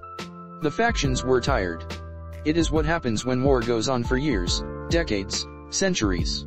Michael, Gabriel, Raphael, Tulio, and were starting to worry as the angels too the most casualties out of the 3 factions. They lost soldiers and their father, God. Lucifer and Beelzebub were starting to lose their lust for battle. They lost Leviathan and Asmodeus. Several pillar families had lost many members, becoming near extinct. Kaguya was excited as the fallen angels lost the least number of warriors, but Azazel was getting tired of war along with Shemhazai. They lost the least in this war, but the loss of comrades started to weigh on the minds of the survivors who weren't heartless. This is it. The heads of each faction thought. The final wave of this war. Right as they started to charge, Naruto appeared in the center of them all, stoic and calm. Who are you? Kaguya shouted, angered by this group. Everyone could feel Naruto was human, setting a mindset that he was a weakling. Naruto took a deep breath. I am Naruto Uzumaki. Naruto stated loudly, all members hearing him. And this war end, now. Silence. Many warmongers laughed. As if a human could stop any of us. A random devil shouted. Naruto's composure never faltered while he heard growling in his mind. It ends now. Naruto stated before he pointed to the devils. You have lost 2 Satans. He points to the fallen angels. You have lost many warriors. He pointed to the angels. You lost God. Naruto took another breath. I represent the yokai faction. We may not have been an active part of this war, but we still lost many citizens, and we lost our former leader, General Iroh, because of your lusts for battle. Naruto stated as he glared at the remaining leaders. I know your pain, so please, stop fighting, go home to your families and continue to live. A moment of silence let those that wanted peace to realize this. Every faction has lost something. Naruto stated. So, to preserve your lives, end this now with peace. You worked together to defeat the Sky Dragons. That is proof you can all work together and forget the past for a brighter future. Kaguya, getting tired of this talk, manifested a large light spear. Enough of this garbage. Kaguya shouted as he threw the spear at the lowly human scum. Die, you pathetic piece of trash. I see. Naruto muttered sadly as he extended his arm. My words aren't enough. The spear hit his hand, making Kaguya smirk before his light spear became smaller before it vanished. What the fuck? Kaguya shouted in shock, his actions causing murmurs amongst all factions. It seems there are still those who wish to fight. Naruto said in disdain. Then, for those who still thirst for battle. His body was enveloped in a golden light, nearly blinding everyone close to him. The energy dimmed and Naruto stood before the factions. He looked like a battle-hardened sage with his clothes being made of golden yellow chakra and black clothes. Behind him were 9 black floating orbs. His eyes were yellow with a fox-slit pupil mixed with a toad bar pupil. His whisker marks covered in solid black bars. 2 of his bangs floated up to look similar to horns. On his forehead was a vertical third eye. It was blood red with a ripple pattern and 9 tomo on the ripples. May stay and fight us, but be warned. The 10 of us won't hold back. Naruto declared as he summoned 9 clones, each one having different shaped/colored eyes. Ha! You must have lost your mind. Kaguya shouted as he laughed but stopped when 9 massive figures formed from Naruto's power. A tanuki with 1 tail. A Nikomata with 2 tails. A turtle with 3 tails. A monkey with 4 tails. A horse with 5 tails. A slug with 6 tails. A beetle with 6 wings and 1 tail. An ox with 8 tails. And a kitsune with 9 tails. They were constructs of chakra made of Naruto's golden yellow chakra with black markings on their bodies like Naruto's.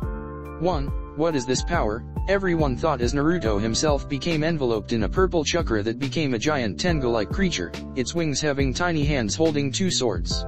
Sasuke, you and your Susanoo were my greatest opponent. Naruto thought as he floated in the forehead gem on the Susanoo, looking at his left hand, which had the mark of the moon, and then stared at his right, which had the mark of the Sunday. Thank you for your strength. The weaker members of every faction collapsed and shook at this power while the stronger ones could feel it and knew he was strong enough to fight and most likely defeat all the faction leaders, since they were exhausted while Naruto himself was free and at full power. Nearby, hiding their power, was Offai's. He has awakened his power. Offai's thought happily. Ashura, Indra granted you his power, but how much power remains to be seen. I am at full power while all of you can barely stand, let alone fight. Naruto stated, getting chuckles from the tailed beasts. Come on, let's slaughter them Naruto. Shikako laughed sadistically as sand whipped around his ethereal body. Naruto stayed silent as he felt the emotions of the factions, thanks to Kurama's negative emotion sensing and Senjutsu's sensory power being enhanced by his Byakugan. No. Naruto stated. They are going to leave. There was silence as the faction leaders debated on what to do. Everyone, we are going home. Michael announced, making Gabriel, Raphael, and Julio blink. The Angel faction's soldiers were happy to stop fighting, instantly gathering their remaining magic to return to heaven, silently thanking Naruto. Naruto Uzumaki, Michael thought as he looked at Naruto as he vanished. Thank you, for saving us all. Naruto turned to Azazel, who sighed, and turned to face his troops. Pack it up, everyone. He announced in a tired tone. Let's go home. Azazel, are you crazy? Kaguya shouted as Shemhazai and Barakiel were shocked, but happy to accept the end of the war. No, I'm very much sane, Kaguya. Azazel replied as he glared at Kaguya. So, come home, or die here like a fucking dog. Azazel wasn't leaving any room for argument.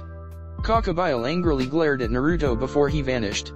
Someday, you fucking human, I'll kill you, and make you feel this shame and anger I am feeling. Kaguya thought as he and the rest of the fallen returned to their homes. Now. Naruto thought as he turned his attention to Lucifer, who had a look of disbelief on his face as he recognized Naruto from 6 months prior. How? He was a weak human. Lucifer thought in rapid succession. There is no way he could amass so much power in just 6 months. Many devils were ready to call it quits, especially now that their main enemies were gone. So, Lucifer, what will you do? Naruto called out from his Susanoo. You going to fight us? Lucifer. Leviathan whispered to the angered Lucifer. We should go home. Lucifer tightly grabbed Leviathan's throat. His eyes livid at the words his fellow Satan spoke. You shut the fuck up. Lucifer stated as he gripped tighter. Leviathan gasped when Lucifer threw him to the ground, air filtering into his lungs. Everyone. Lucifer growled after some silence. We are going back to the underworld. The devils were silent, but all could see the relief on their faces. The Gremory heir leaned into the Citriaris, who hugged him tightly as she cried tears of joy as the Astaroth heir was caught by the Glaciolabila's heir who tried to keep himself awake due to an injury making it painful to move. We are going home. The four thought as they thankfully looked at Naruto. We have to someday thank you, Naruto Uzumaki. The devils eventually vanished, returning to their families in the underworld. What will we do now? Kokuo asked curiously before she and the other tailed beasts were returned to Naruto's body as he powered down and he popped his clones. Now, Naruto stated as he reopened his Rhine Sharingan, a portal opening. I get yelled at by my wife. Norway. Odin spat out his water after hearing the severed head of Mimir speak. What did you say? Odin shouted in shock at the head. The faction war between fallen angels, and devils has been quelled. Mimir replied calmly. And it was by a human named Central Mexico. Huitzilopochtli laughed as he heard the news of the war ending. Everyone, he shouted in happiness, getting all his siblings and underlings' attention. Tonight, we feast. The faction war has been ended by the human named North India. Brahma sighed as he heard the facts of how the war ended. It seems an era of peace can truly start. He muttered in boredom, but it was not true boredom. I shall address my fellow gods on this matter. Greece. Zeus walked through Olympus, a massive smile on his face as he addressed his children, wife, and siblings at the table. The faction war ended. Zeus stated. Who won? Heracles asked. Zeus's smile got bigger. A human named Underworld.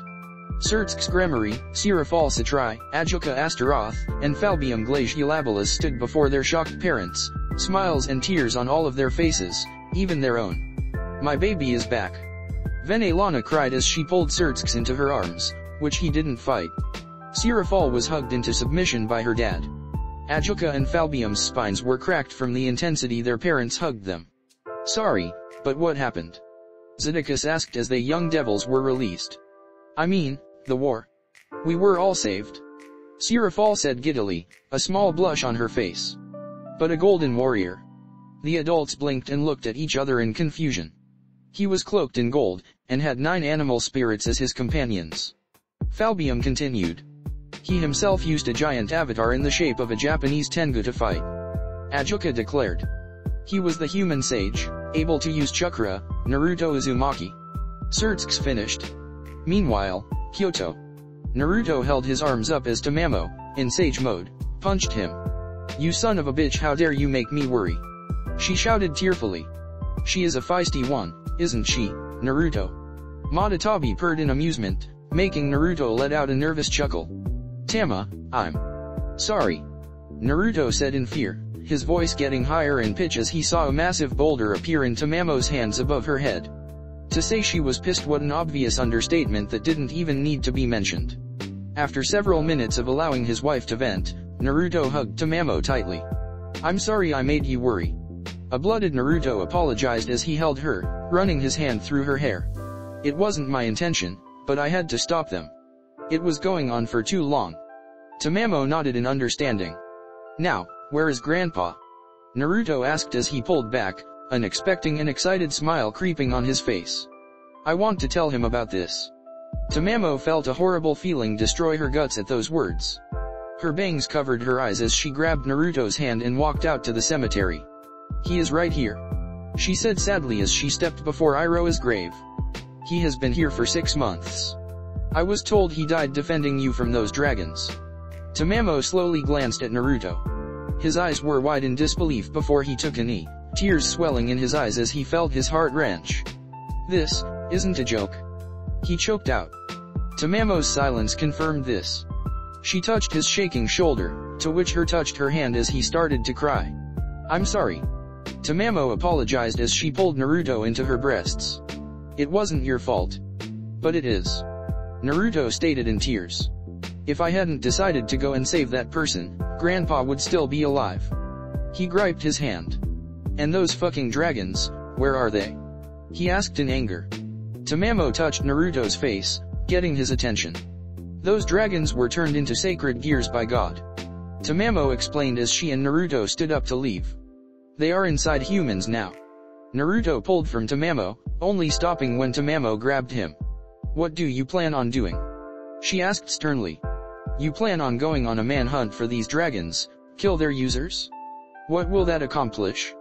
Naruto turned, his eyes a red-orange, with his orange sage rings around his eyes, his pupils like a plus sign, and his canine teeth were sharper, with his whisker marks thicker. Of course, that is what I was planning. Naruto stated loudly in anger, pulling himself free from his wife.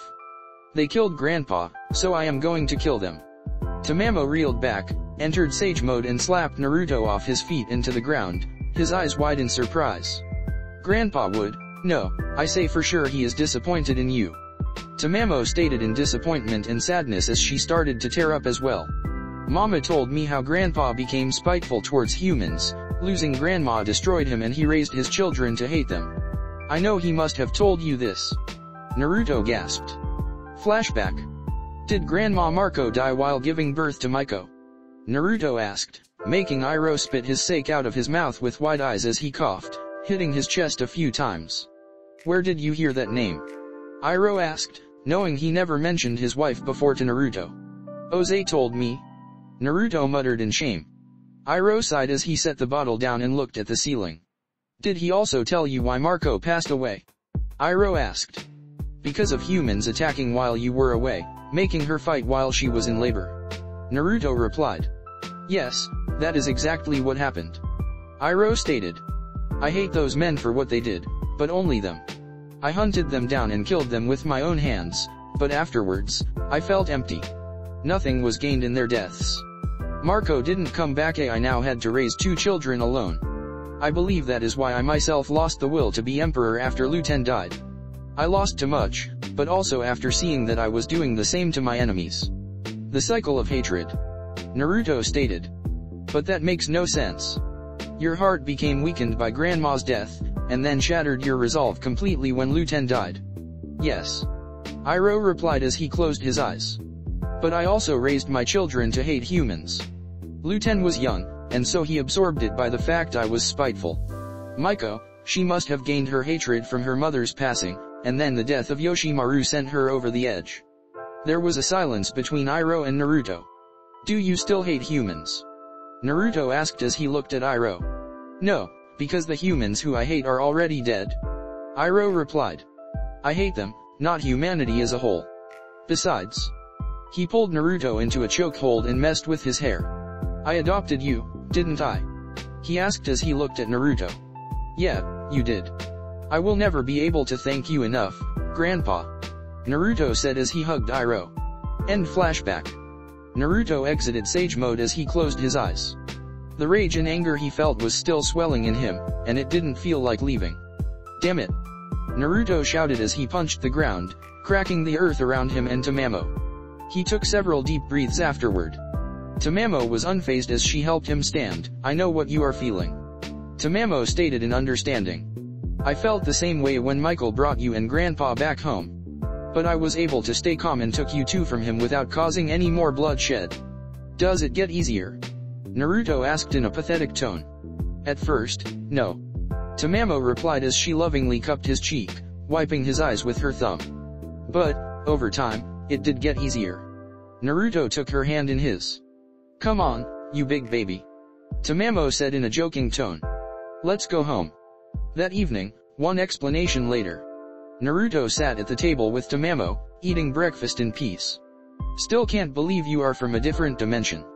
Tamamo stated again for the umpteenth time. I know, me too. Naruto replied as he looked at his hands, the sun and moon mark there. But it is a blessing. He smirked as he activated his Byakugan, the veins around his eyes bulging as his vision extended further and he was able to see Tamamo's chakra network and all the chakra points. Tamamo saw this and covered herself with her arms. Pervert. She said with a blush. Ha, sorry. Naruto laughed as he deactivated his Byakugan. Just, surprised that I can use them. I currently don't know what Rinnegan abilities I can do. I know the 6 paths, but how do I use the abilities? I mean, I did use the Preta Path's Absorptio ability on instinct against that fallen, but what other powers can I use? I don't think you can use them all. Kurama stated in a huff and in boredom. The eye you have is a copy of Sasuke's, so you can do what he did before he lost Old Man Sage's power, which is inside you. Like the rest of us. Jayaki stated, getting chuckles from his siblings, making Naruto grimace at the sounds. The others making fun of you. Tamamo asked as she saw the look on her husband's face. Not really making fun of me, just making a lot of noise. Naruto grumbled. Though I am shocked to know you are taking this very well. Tamamo waved her hand back and forth. I am a yokai, remember, different morals and set of standards. She stated in a so-so tone. Naruto smiled as he continued to eat. But, do you feel like you want to return to that world? Tamamo asked in a concerned tone. I mean, you grew up there, so it might still be around. Naruto put his bowl down, a look of uncertainty on his face. I don't know. Naruto replied unsurely. I love my home, here, but I love that home too. He looked up at his wife. But I have you here, so I guess I'll stay here. He said in certainty. I may have friends there, but you are my wife, I am always going to stay by your side. Tamamo smiled happily as she finished her food. We should call Adrian and let him know you are okay. She said as she started to contact him, but was stopped by Naruto, who wrapped his arms around her waist and kissed her. I think that can wait until tomorrow. Naruto whispered before he kissed her again. Tamamo moaned as she felt her body respond to him, wrapping her arms around his neck and holding him into her lips. I'm liking where this is going, Tamamo purred as they separated. It has been 6 months, so I have to make up for lost time. Naruto stated seductively. And the war is over, so we have all the time in the world. Tamamo felt shivers of anticipation burn her as she smiled seductively as she undid her kimono and threw it off, leaving her naked before his eyes. She was beautiful. The only thing marring her flesh was the scarring on her stomach from the forced abortion she had to undergo all those years ago. You're damn right you do. She said before she pounced him, tearing his kimono off and running her hands over his body. Naruto returned her passion with his own as he pushed her onto her back. Tamamo purred as Naruto leaned into her neck and started kissing it, going down to her breasts, grabbing them tightly, making her moan. Skip this and fuck me. Tamamo demanded. Naruto shrugged as he obliged, penetrating his wife's vagina with little issue due to how lubed she was, and started his assault of thrusts. Yes, Tamamo moaned in happiness as she wrapped her legs around his waist, pulling him into her breasts. Fuck me you animal. Naruto thrusted harder, the sound of their flesh slapping against each other echoing through the room. You beast. Tamamo moaned with a weak smile as he started to hit her G-spot. It has been forever, feels so good, Tamamo came, a truly happy smile on her face as Naruto kept fucking her, before he briefly stopped and switched her to be on her side, kissing her breasts before he started sucking her nipple. Yes, like that. Tamamo moaned as she let him fuck her. Not yet. Naruto said as he released her breast. I have an idea. Before Tamamo could ask, she saw a shadow clone appear, ready for sexual action. Oh, you are incorrigible. Tamamo said seductively before she opened her mouth, her tongue flat as she accepted the clone's dick in her mouth. See, Naruto moaned in pleasure as Tamamo started to suck it off while Naruto set her pace by fucking her. This is hot. See, Naruto muttered as he watched Naruto fuck Tamamo. Should we add more? No, just the two of us is good for now. Naruto replied, getting a shrug from his clone. Tamamo, meanwhile, got an idea. Bastard made me wait 6 months, I get to do this. She thought deviously as she started to rub her clit, soaking it in her fluids before she reached up and pulled the clone balls deep into her mouth, its dick hitting her throat as she shoved her finger in ass. The clone's eyes widened before it popped. Naruto got the memories and experience of the clone and came instantly inside Tamamo, both husband and wife grunting as they climaxed together. Oh, baby, that was amazing. Tamamo shouted as she was flipped onto her hands and knees so Naruto could fuck her in her favorite position, making her happier as he thrust deeper into her. Her tails swayed in an erratic speed as Naruto dominated his vixen. Slap me. Tamamo demanded. Spank me like a bitch in heat. Naruto paused. Now there is an idea. He thought as he entered base sage mode. Hey. Tamamo whimpered, her tails tapping Naruto to get his attention. Keep moving, Naru. She whimpered as Naruto pulled out. I guess he is finished, she thought, her eyes widening and her mouth tightening as he plunged into her again. This time she felt nerves getting stimulated that were not getting touched earlier. Sage mode for the win. Naruto thought as he smirked at his accomplishment. Now, for some spanking. Tamamo got wet in anticipation as Naruto's hand was covered in his chakra, taking the form of Kurama's hand. He brought his hand down, Tamamo's ass flesh rippling from how hard he spanked her and extremely red, borderline blood red, as she moaned like a dog. Again. Naruto spanked her other ass cheek. Agha. Tamamo screamed with a fucked stupid smile as she came for the 3rd time that night. Naruto ended the chakra and lay across her back and grabbed her breasts, squeezing them tightly and pulling on them as he humped her. He licked the base of her ear, making Tamamo shiver in pleasure. He gently nibbled her ear as he picked up his pace before he thrusted hard into her, coming inside her for the second time. Yees. Tamamo howled to the skies as she climaxed again. Naruto pulled out, gasping for breath as he watched Tamamo become a triangle on the floor, a fucked stupid look on her face as she giggled with happiness, while a mixture of cum dripped from her thoroughly pleased vagina. "Oh, you done?" Tamamo asked as she gently shook her butt in a teasing manner. Naruto smirked and he flipped Tamamo onto her back again. "I love you," Naruto said as he lay on top of Tamamo, who smiled back. "Love you too, Naruto," she said as they kissed. Next morning, Naruto shakily sat down in the hot spring. "Oh god, that feels amazing," he thought as his crotch was in pain from overuse. "Some muscles and parts aren't designed to be used that much." "Oh, shut up," Shukaku stated in irritation. "You have a smoking hot wife, are a somewhat leader of a city, and have all the power you could want, so what is there to complain about? You have never gotten laid?" Naruto asked as he relaxed. Shukaku sputtered in anger and embarrassment as his siblings laughed at him. Naruto cut the connection, wanting to enjoy his soak in the bath before Tamamo came and possibly put her sex inside of him, again. After 30 minutes of relaxation, Naruto got out of the bath, and dried himself off with Matatabi's blue flames. "Thank you, perfect chakra control," Naruto thought as he dressed himself. "And you too, Matatabi. You are welcome, seems you got company," Matatabi pointed out. Naruto blinked and turned to see one of the servants holding a bunch of letters. "Lord Naruto, letters from the Aztec, Norse, Greek, and Hindu gods have arrived," they said as they handed him the letters, which were in all different languages. "Interesting, but I can't read them," Naruto thought before he opened the Rhine Sharingan, memorizing as much of the written languages as possible. Since he didn't speak them, he thought he would memorize the alphabets of them. "I'll go let the Empress know," Naruto told the servant. They bowed and left him alone. "Are you going to tell her yet?" Son asked, chuckling as Naruto shook his head in a small panic. "Fuck that, I like my penis right where it is," Naruto thought in fear. "Where you going, hot stuff?"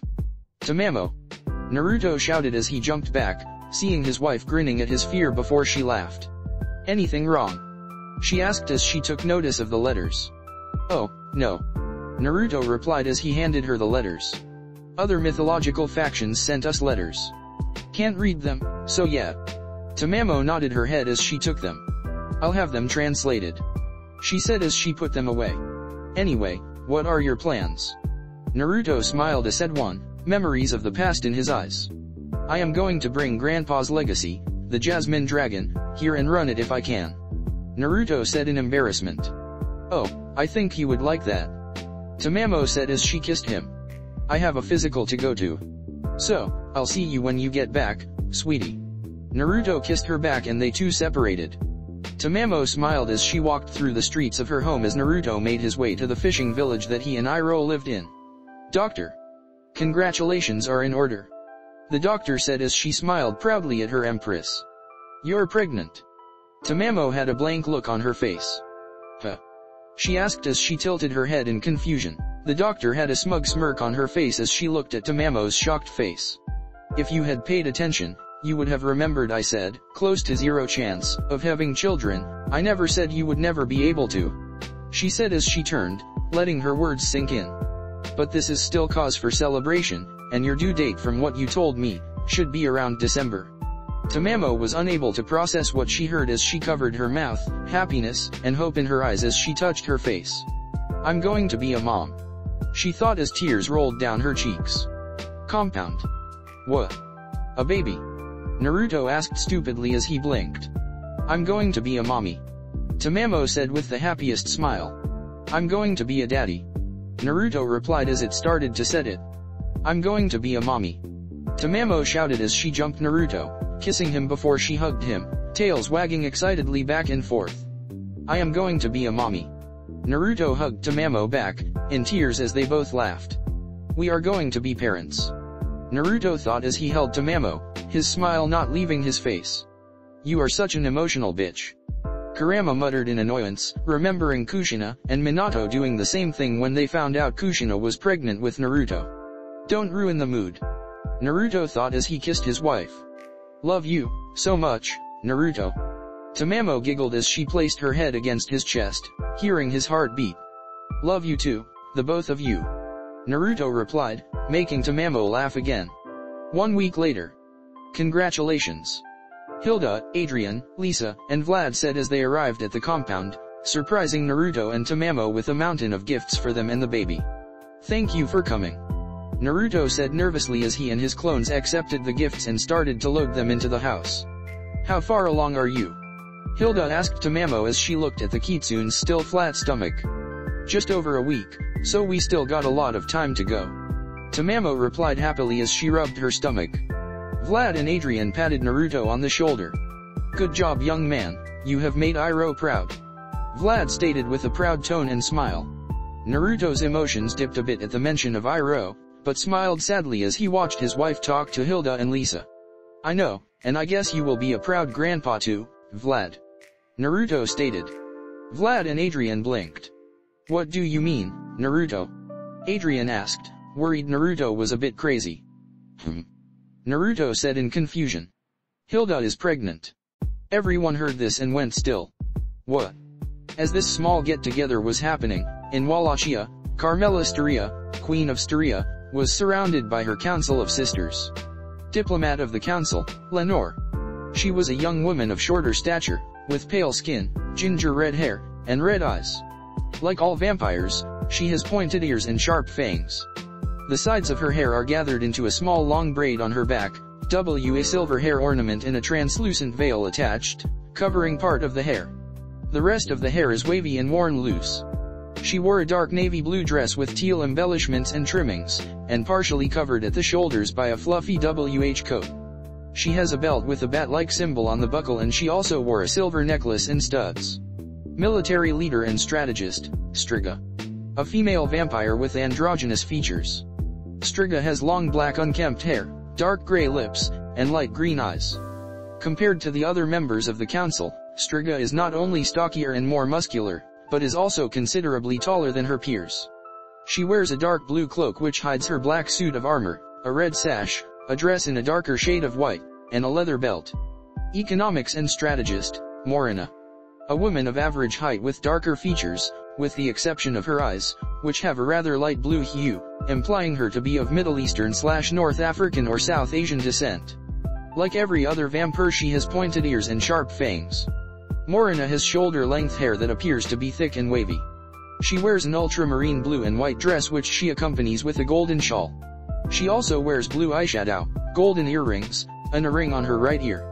Dear sisters, Carmilla stated as the three women looked at their leader. Our time has come. Oh, we are going through with it. Morina asked as she propped her elbows on the table. But Lord Dracula and his ilk are not suited to lead our people. Carmilla interrupted with heavy amounts of spite. His human pet birthing that abomination Adrian, who is currently married to a low-class vampire, it brings shame to our kind. Excuse me. Lenore said as she was interested in this conversation. But if we are going to overtake the Teeps family, then I have a suggestion. Morina, Striga, and Carmilla looked at each other. You usually keep to yourself during these talks, Lenore. Striga pointed out. Why the sudden change? Lenore giggled with her hand before her mouth. Oh, just thought we could make use of that human Carmilla brought a year ago. The one forging our army. Lenore replied with a confident smirk. Carmilla, Striga, and Morina's eyes widened as they remembered Hector. Hector was a human who was able to master a very useful and yet tainted magic. Forge master magic, the magic to forge corpses or living humans and turn them into night creatures. Using Hector's magic, so what? Morina asked. Lenore's smirk became stronger. We use him to turn our leader into our humble servant, and make him attack his friends and family to kill them. Lenore stated proudly. Her fellow council members were surprised. How devious. Carmilla thought as she loved the idea. Who would have thought she would have been the one for this plan? Striga thought proudly as she touched Morina's hands, since they were a couple. I am looking forward to this. Morina thought sinisterly. So, shall we go with this idea? Lenore asked, already knowing her answer. Of course, but we have to wait for our moment to get the brat. Carmilla stated as she and her council started to prepare their new plan. Meanwhile, Naruto stood before Adrian, both holding foils. You sure you don't need Sage Mode anymore, Naruto? Adrian asked as he remembered all the times he taught Naruto swordsmanship. Last I remembered, you did. I am sure, Adrian. Naruto replied for the fourth time. Now come on, I want to see if there is any difference. There is. Isabu muttered, making Naruto roll his eyes. Adrian sighed. Fine, don't blame me if you get hurt. He warned as he and Naruto prepared to fence again. Go Naruto! Tamamo shouted in glee. Go Adrian, kick his butt. Hilda shouted in response. Lisa and Vlad smiled, not needing to say anything as the two young women glared at each other. And, begin. Vlad said as he was refereeing the match. Naruto and Adrian clashed blades, disengaged and then Adrian thrust forward. Naruto rotated his wrist, his blade hitting and pushing Adrian's thrust aside before he stabbed Adrian's chest with the barbed tip, bending the blade. Round end, first point, Naruto. Vlad called out fairly. Extraordinary. Naruto has never been able to keep up with Adrian in his base form without Sage Mode. He has gotten better. Adrian thought with a smirk. Meaning I can go a bit further. Adrian and Naruto prepared for the second round. I got the lead, but if I am too careless, I'll get struck and we will have a tiebreaker. Naruto thought as he remembered the fencing rules. Begin. Vlad called. Adrian hissed as he took initiative and thrust forward. Naruto went to push the blade aside, but Adrian faked, rolled his wrist and thus the blade whipped under Naruto's, and struck Naruto's exposed chest. Round end. Second point, Adrian. Vlad called. Stupid, you let him score a point. Komei chastised. Naruto's eyebrow twitched. Seems we both are getting serious. Naruto stated as he took a deep breath and prepared for the third round. Begin. Vlad called for the third time. Adrian and Naruto clashed, daring the other to disengage first. Both men were physically capable of defeating normal human athletes, so when together, it was a stalemate in strength. Naruto smirked in excitement as Adrian grinned. Not bad. Naruto admitted as he disengaged and thrust forward. You got faster since your coma, no, since before you have gotten better. Adrian admitted as he blocked, slid his blade down Naruto's, turning a deflect into an offensive strike. At the last minute, Naruto used the guard to push the tip of Adrian's foil upward with enough force to make Adrian lose his balance, and he took the opening and struck Adrian in the chest. Match, set. Winner, Naruto. Vlad called, ending the match as Adrian lost the rest of his balance and hit the ground. Adrian, you okay? Naruto asked as he reached his hand out to help Adrian. Yeah, I am fine. Adrian admitted. My pride is a bit hurt, otherwise, I am fine. Naruto sighed and shook Adrian's hand. Well, it was fun. Naruto said proudly. Adrian shook Naruto's hand. And for defeating me, Adrian said as he snapped his fingers, making his silver long sword fly into his hand. I am giving you my prized weapon. Naruto blinked as he looked at the elegant weapon in Adrian's hand. Adrian, I can't take this. Naruto said as he looked at his friend. It's your primary weapon. I say give it to you, but I will win it back. Adrian interrupted with a cocky smirk. I lost to you, that is my first loss. I won't take it sitting down. By giving you my sword, I am giving myself a goal to win it back in our next spar. Naruto sighed and smiled, extending his hands in acceptance of the blade. Well, then I guess I have no choice. Naruto replied as he took the blade, drawing it from its sheath. Pretty light, considering its size. Make good use of it, Naruto. Adrian stated as he put Naruto in a headlock. And don't get used to it. 6 months, I'll challenge you for my weapon back. Oh, boys. Hilda sighed with a shrug. Can't just say they love each other without the bravado. Tamamo and Lisa giggled. But it makes things interesting. Lisa stated as she got up and leaned into Vlad's arm. It's getting late, so we will return home. Please, stay safe you four. With that, Vlad and Lisa vanished, returning to Wallachia. So, what is for dinner? Naruto asked Adrian. Why you asking me? Adrian asked. You lost, so you are making dinner for the four of us. Naruto laughed. Hey, that wasn't. You questioning me, loser. Naruto playfully jabbed. Adrian growled as he gripped his hands. You son of a. Adrian shouted before his face being caved when Naruto punched him. "Be quiet and do as your king says, loser," Naruto stated, arms crossed, and chest puffed with his new sword at his hip. "Naruto!"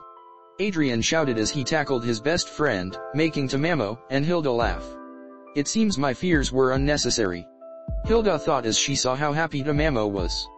4 months later, Naruto lay on the floor, his head in Tamamo's lap. Tamamo's tails were wrapped around him in comfort as Naruto pressed his face into her swollen belly. She and Hilda were currently 4 months pregnant, and both were happy that they were now being catered to hand and foot by their husbands. However, tonight was different for Naruto and Tamamo. It was July, and the warm summer heat was coming to an end for the day as the sun was setting. Today was the day, wasn't it? Naruto asked as he looked to his wife. "Luten's passing." Tamamo nodded her head. "You up for the trip?" Naruto asked in concern. "Yes, because you will carry me." Tamamo replied as she puffed her chest. "I am your queen, so carry me." Naruto chuckled as he got up, kissed Tamamo's nose, and picked her up. "All right, dear," he said as she purred, her tail grabbing a small bag that they had packed. Carefully, yet quickly, Naruto and Tamamo weaved through Kyoto and left the city boundaries, heading towards Iroha's cherry tree. Once there, Naruto set Tamamo down, took the bag from her, and set up a few pictures and some incense. There were pictures of Luten and Iroha, and a single photo of Yoshimaru and Maiko. Naruto lit the incense with a match. After he sat down, both Tamamo and Naruto clapped their hands together and said a silent prayer. Meanwhile, Wallachia. Adrian walked alone through the woods, a large bucket of fresh water and a bucket full of fish he had caught. "In 2 more months, I'll get to fight Naruto again," he thought as he smiled. "I won't be left alone in the dust, Naruto." He dropped his smile as he tilted his head backwards to avoid an arrow going through his skull. An ambush? Adrian thought as he put his buckets down, not wanting to spill their contents. He suddenly picked up a large rock the size of a fist. Hearing the thwip of a bowstring, Adrian jumped forward, rolled, landed on his knees, and hurled the rock through the trees, striking his assailant in the forehead, caving their skull and killing them. Adrian smirked before he gasped as he was ensnared by silver coils, meant to trap and bind vampires. His arms and legs were bound, the silver burning his exposed flesh. Took the bait, hook, line, and sinker. Adrian turned his head and saw Striga above him. "Striga," Adrian stated to say before her fist landed outside his temple, imprinting his face into the ground and knocking him out. "Sleep well, your majesty," Striga said in a smug sarcastic tone. "Because it will be the last amount you will ever get." She picked him up and threw him over her shoulder before she teleported to Styria, appearing before Lenore and Hector. Hector was a human male, with chin-length gray-white hair. He had tan skin and wore a blue and black Forge Master uniform with his small forging hammer at his side. "Here you go, Hector," Striga stated as she dropped the unconscious Adrian to the ground. "Make sure he is strong, because the first place we are attacking is Kyoto." "As you wish," Hector replied with a respectful bow. Striga didn't respond with respect or kindness, since she disliked humans, let alone men, and left Hector and Lenore as Hector picked up Adrian. "Wow, he is quite heavy for a man his size," Hector said in surprise as he started to walk to his lab. "I will have to take my time in forging him, Lenore. I hope you understand that." "I do, Hector," Lenore said sweetly as she smiled, making Hector blush. "Take all the time you want. Make something amazing." Hector nodded as they arrived. "I bid you good night, Hector," Lenore said as she had work to do. "Good night, Lenore," Hector replied as she left. Once alone, Hector entered his lab. It was basically a large dungeon, and inside were small animals that Hector had forged back from the dead, so all of them had exposed bones and muscle. "I'm back," Hector called out as a gorilla night creature he made took Adrian from him with ease. "Make sure to keep the silver bindings on him. He is the son of Dracula, so he is much stronger than normal vampires." The gorilla nodded and took Adrian to a stone slab, locking him in place with silver cuffs, and tore off Adrian's shirt and pants, leaving him naked. Hector, having rolled up his sleeves and donned an apron, took hammer in hand and walked up to Adrian.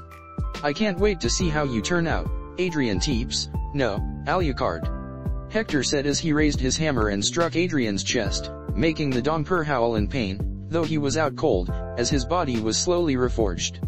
Carmilla, Striga, Morina, and Lenore heard Adrian's cries of pain and all smirked. Soon, old man, Carmilla thought as she envisioned Vlad and Lisa. You and your pet will be killed by the very son you loved so much. She drank deep of the blood she had in her glass before shattering it across the ground, laughing at the thought of the despair and suffering Vlad and Lisa would undergo when they see Adrian next. 1 month later. Naruto, I am very worried. Hilda said through a communication magic seal. Adrian hasn't been home for roughly a month. You sure he didn't have a business trip? Naruto asked as he massaged Tamamo's feet, making his wife purr in happiness, metaphorically melting at his every move on her feet. I am very sure, Naruto. Hilda said in desperation. Can you send people out to find him? We sent people to check around Wallachia, and no one has found him. Can you check everywhere else? Naruto sighed as he stood up, making Tamamo pout at the loss of her pampering. Okay, I will send some people out to find him. Naruto stated, pinching his nose. Adrian, you owe me big for this. Thank you, Naruto. Hilda thanked. Yeah, pay me back by naming your kid after me. Naruto sarcastically replied. Call you back later. Adrian is missing. Tamamo asked as she stood up holding her 5-month pregnant belly. Yeah, but a few shadow clones will be enough to search for him. Naruto stated as he created 6 clones. Naruto and Tamamo heard something speeding through the air before it landed miles away from Kyoto in the woods, a small earthquake rippling through the earth. Naruto sensed bloodlust and confusion as he looked in the direction of where the crash was. Tamamo, evacuate the citizens and stay safe. Naruto said as he opened his Rain Sharingan as he entered 6 Paths Sage mode. I'll go see what this is. Be safe. Tamamo called out as Naruto flew off. I feel something ominous in the air. Lady Tamamo, we need to go. Domomaru and his wife said as they arrived, having heard Naruto's orders from a clone. Of course. Tamamo responded as she could not get the worry to leave with Domomaru and the clones as Naruto, meanwhile, arrived at the crash site. A smoldering crater, 70 meters wide and 12 meters deep, was in the woods, and in the center of it was a creature.